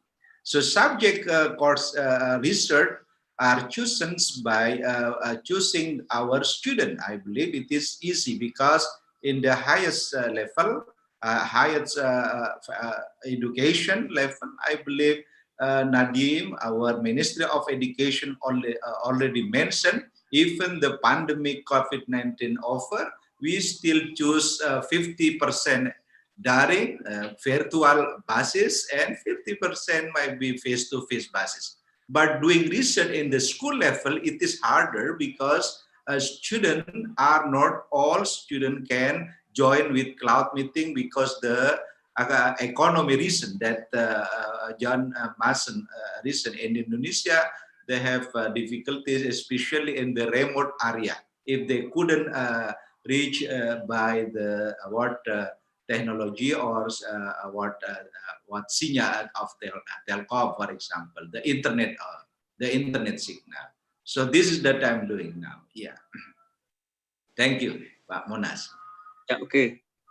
Thank you Pak Mason dan Pak David. Jadi ya buat Ibu Gelar tadi yang bertanya, ya buat pertanyaan pertama sudah jelaskan, sebenarnya itu balik lagi kepada bagaimana strategi guru mengajarnya ya. Jadi kalau memang ada minat siswanya berkurang, berarti guru PR-nya adalah lebih kreatif lagi, lebih inovatif lagi untuk menumbuhkan minat dan motivasi siswa untuk belajar gitu. Kembalinya ke strategi guru, karena memang kita terkurung keadaan.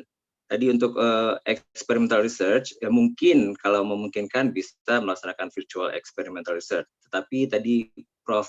David juga sudah menjelaskan bagaimana kita di prodi pendidikan bisa swap ya, bisa bergeser ke arah qualitative research pada saat sekarang ini, ya sehingga mungkin mahasiswa-mahasiswa kita juga dibekali dengan pendekatan-pendekatan lain, tidak hanya pendekatan experimental research untuk membantu mereka dalam menyelesaikan tugas akhir.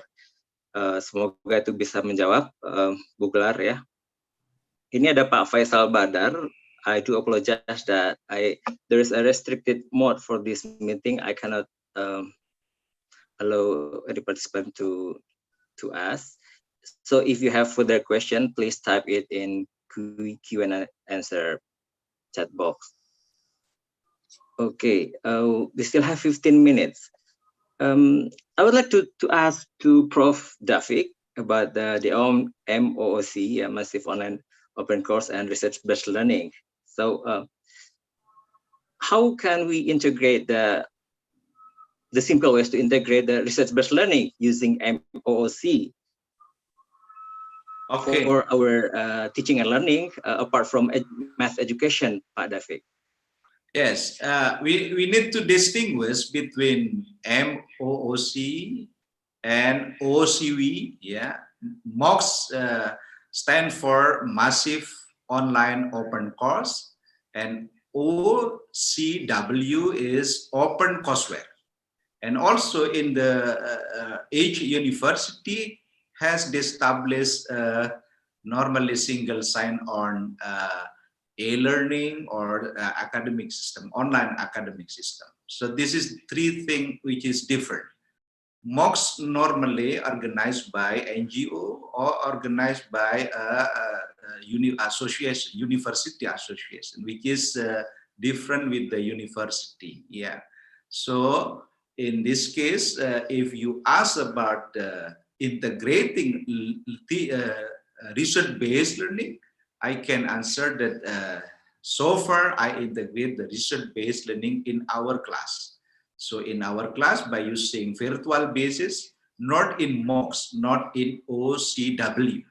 So MOOCs, I mentioned about the MOOCs because Mendikbud, our Ministry of Education, already recommend our students to complete their course through MOOCs. They can take a course in a MOOCs. But the problem now, how to show the completion certificate, because this is the important thing. And average MOOCs to gain or to have a certificate from MOOCs, it is also not free. We should pay for that. But if just only sitting for their course and watching their video, it is free. But for the having a certificate, normally it is payable. It is also, there is a charge for that. Now, but the secondly, the secure system on the crypto system on MOOC also is not all the MOOCs having a secure system of that. Now also I have another paper, how to integrate, how to implement a blockchain technology in MOOCs in such a way data user and certificate owner can show the certificate of completion easily and securely. This is a different way. So in MOOCs, I cannot answer about how to integrate the teaching research-based learning. But in our classroom, even we use a virtual basis and face-to-face basis, I already integrate the research-based learning. So what first, we should establish a research group. In research group, there are a lot of research and open problem, research of interest in open problem. And we have open problem. Once we have open problem, and then we bring open problem in the classroom. We start our class by showing our student an open problem arising from the research group. So we have a research group, and finally, in the last paper, for example, we couldn't solve some certain of study. And then I asked students to give initial idea, not solution, initial idea of this kind of specific open problem. From that cases, then we develop an FGD, we develop a brainstorming a group, for example, to a student, and student will be asked a different task, a different worksheet to do so. So every single student give a new idea of that kind of open problem. And all we gather the new idea and we bring again with our group member, research group member, to discuss about a new idea arising from our classroom of the student. And then we finalize the idea of the student. We make some summarize of the idea of a new student, and then again we bring them to our classroom. And we invite our research group member to our classroom to do a teaching in their classroom. So in our classroom, also not only one teacher or one lecturer, sometimes we invite our research group member to give a facilitator to our student to discuss together. So this kind of learning cycle can be done 2 or 3 cycles, and finally we have an initial solution. The initial solution will be finished by a student by writing a RBR report, and after that we bring the RBR report again to our research group member and to discuss. It will be potentially to be a thesis of a research student. This is kind of the stage of the phase syntax of our research-based learning integration in our classroom, either virtual or face-to-face basis. But in MOOC, I haven't tried yet because MOOC is a different online course management, learning management system. Thank you very much, Pak Munas. Yeah. Oke, thank you, Prof. David. Ya, menjawab pertanyaannya ya. Jadi buat teman-teman yang di Jakarta mungkin bisa membuat research groupnya ya, Prof ya, yes, untuk mulai research based learning. Pak Munas, I can add in our faculty we have 17 program study. Okay, right. When I was dean, I developed at least each program study have 3 research group. So 7 times 3 is it will be 51 research groups will be which are already established in our faculty. Thank you.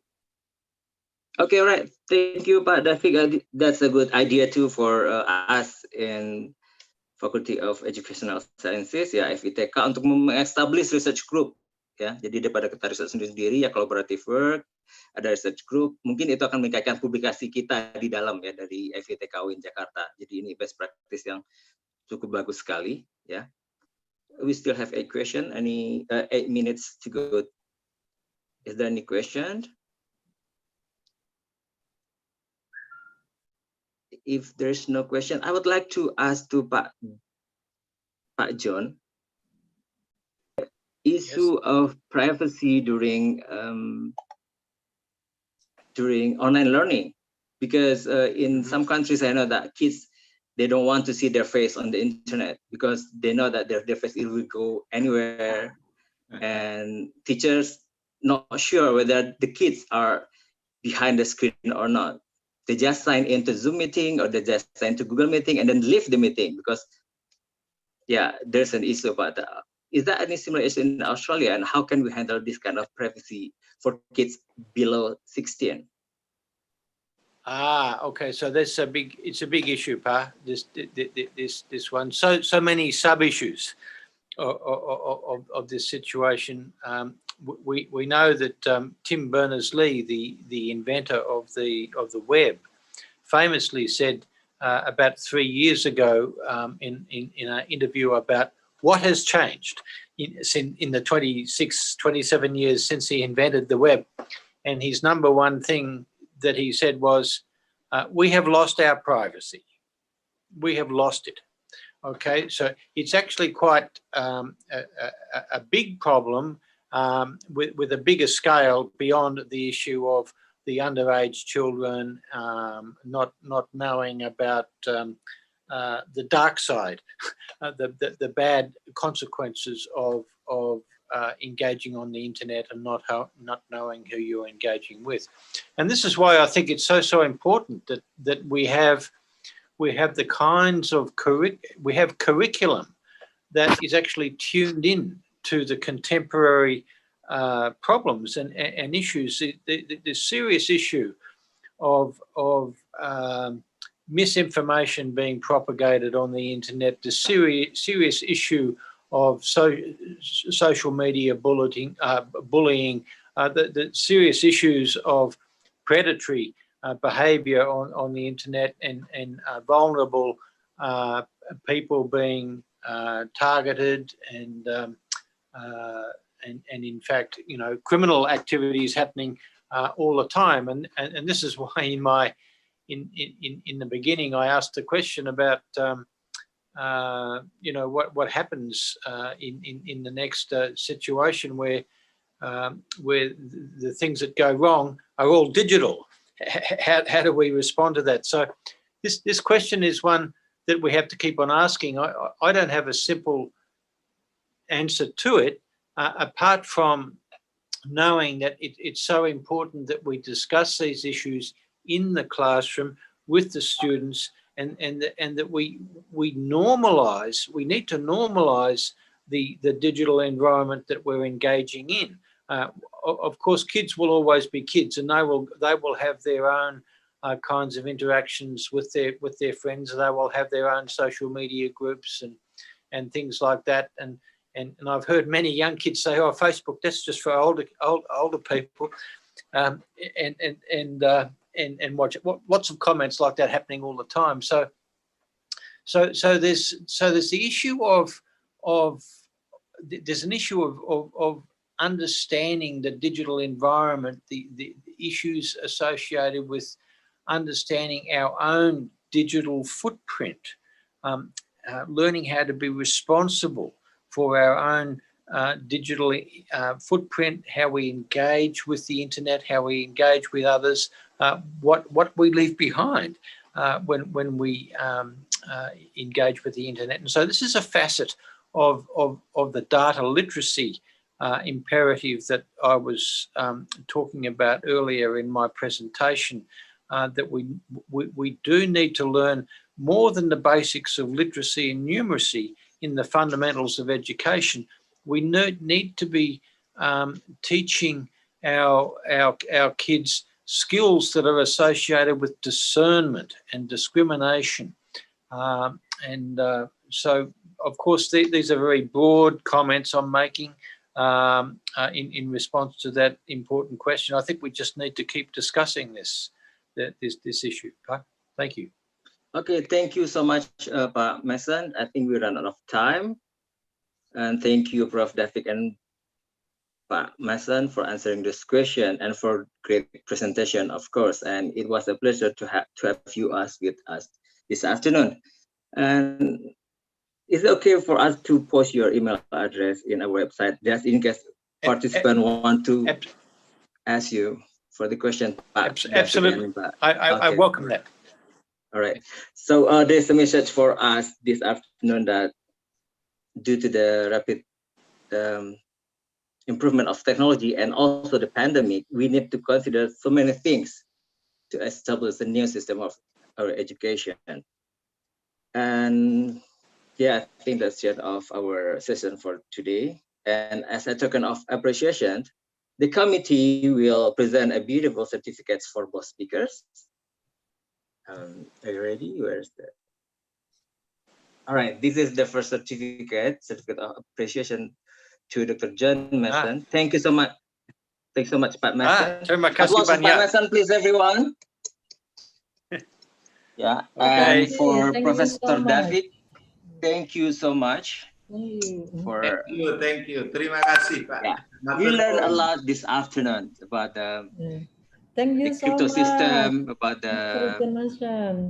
Matur suwun, Thank you. Pak David. Terima kasih, Yeah. John Mason. Yeah, I think that's the end of the first plenary session. And again, thank you so much, Pak David, Pak Mason, for a great presentation this afternoon. And for all participants, we still have a plenary session tomorrow morning. And I do apologize for the mistakes I made during this session. And I pass the meeting back to the MC. Thank you so much. Assalamualaikum warahmatullahi wabarakatuh. Okay. Terima kasih banyak. Thank you for the opportunity. Terima kasih. Matur nuwun. Terima kasih. Oke, Pak Gustiwan, kami kembalikan. Terima kasih. Thank you so much, Pak Munas, for chairing and moderating the plenary session. And indeed, I think we had great speakers with great ideas for us to try in educating our students, especially in this pandemic era.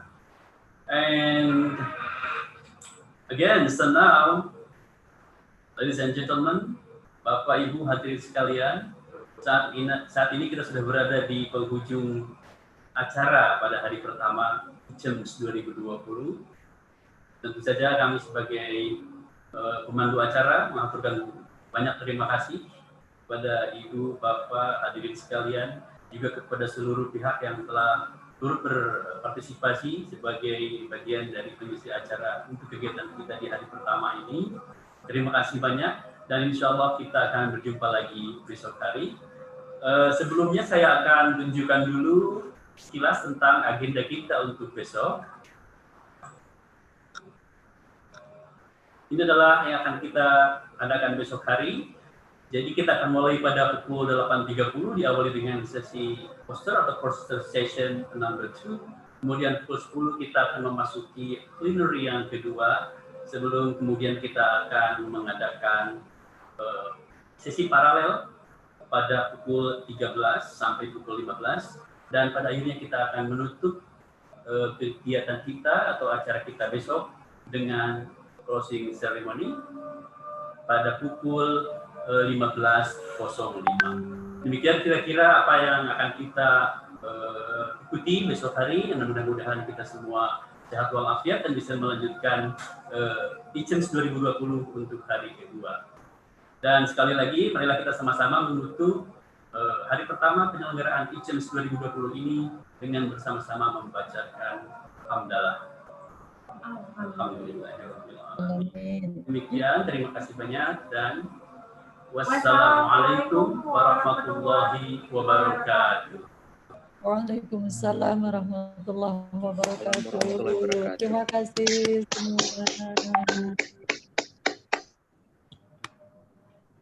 Terima kasih Bu Tita, Pak Gustiwan, terima kasih banyak semuanya, Prof. David. Ya. Thank you very much for the presentation, Prof. David.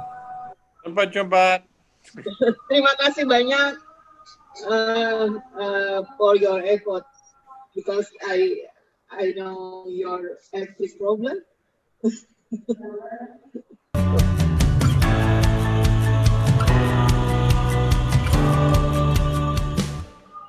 Pak Gustiwan, acara hari kedua silakan Pak Gustiwan. Ada dia. Bu Tita, Bu Dekan, Pak Gustiwan, saya izin live ya. Pak Munas, terima kasih. Baik, Pak Munas, terima kasih banyak. Azan mestinya di samping rumah soalnya. Baik.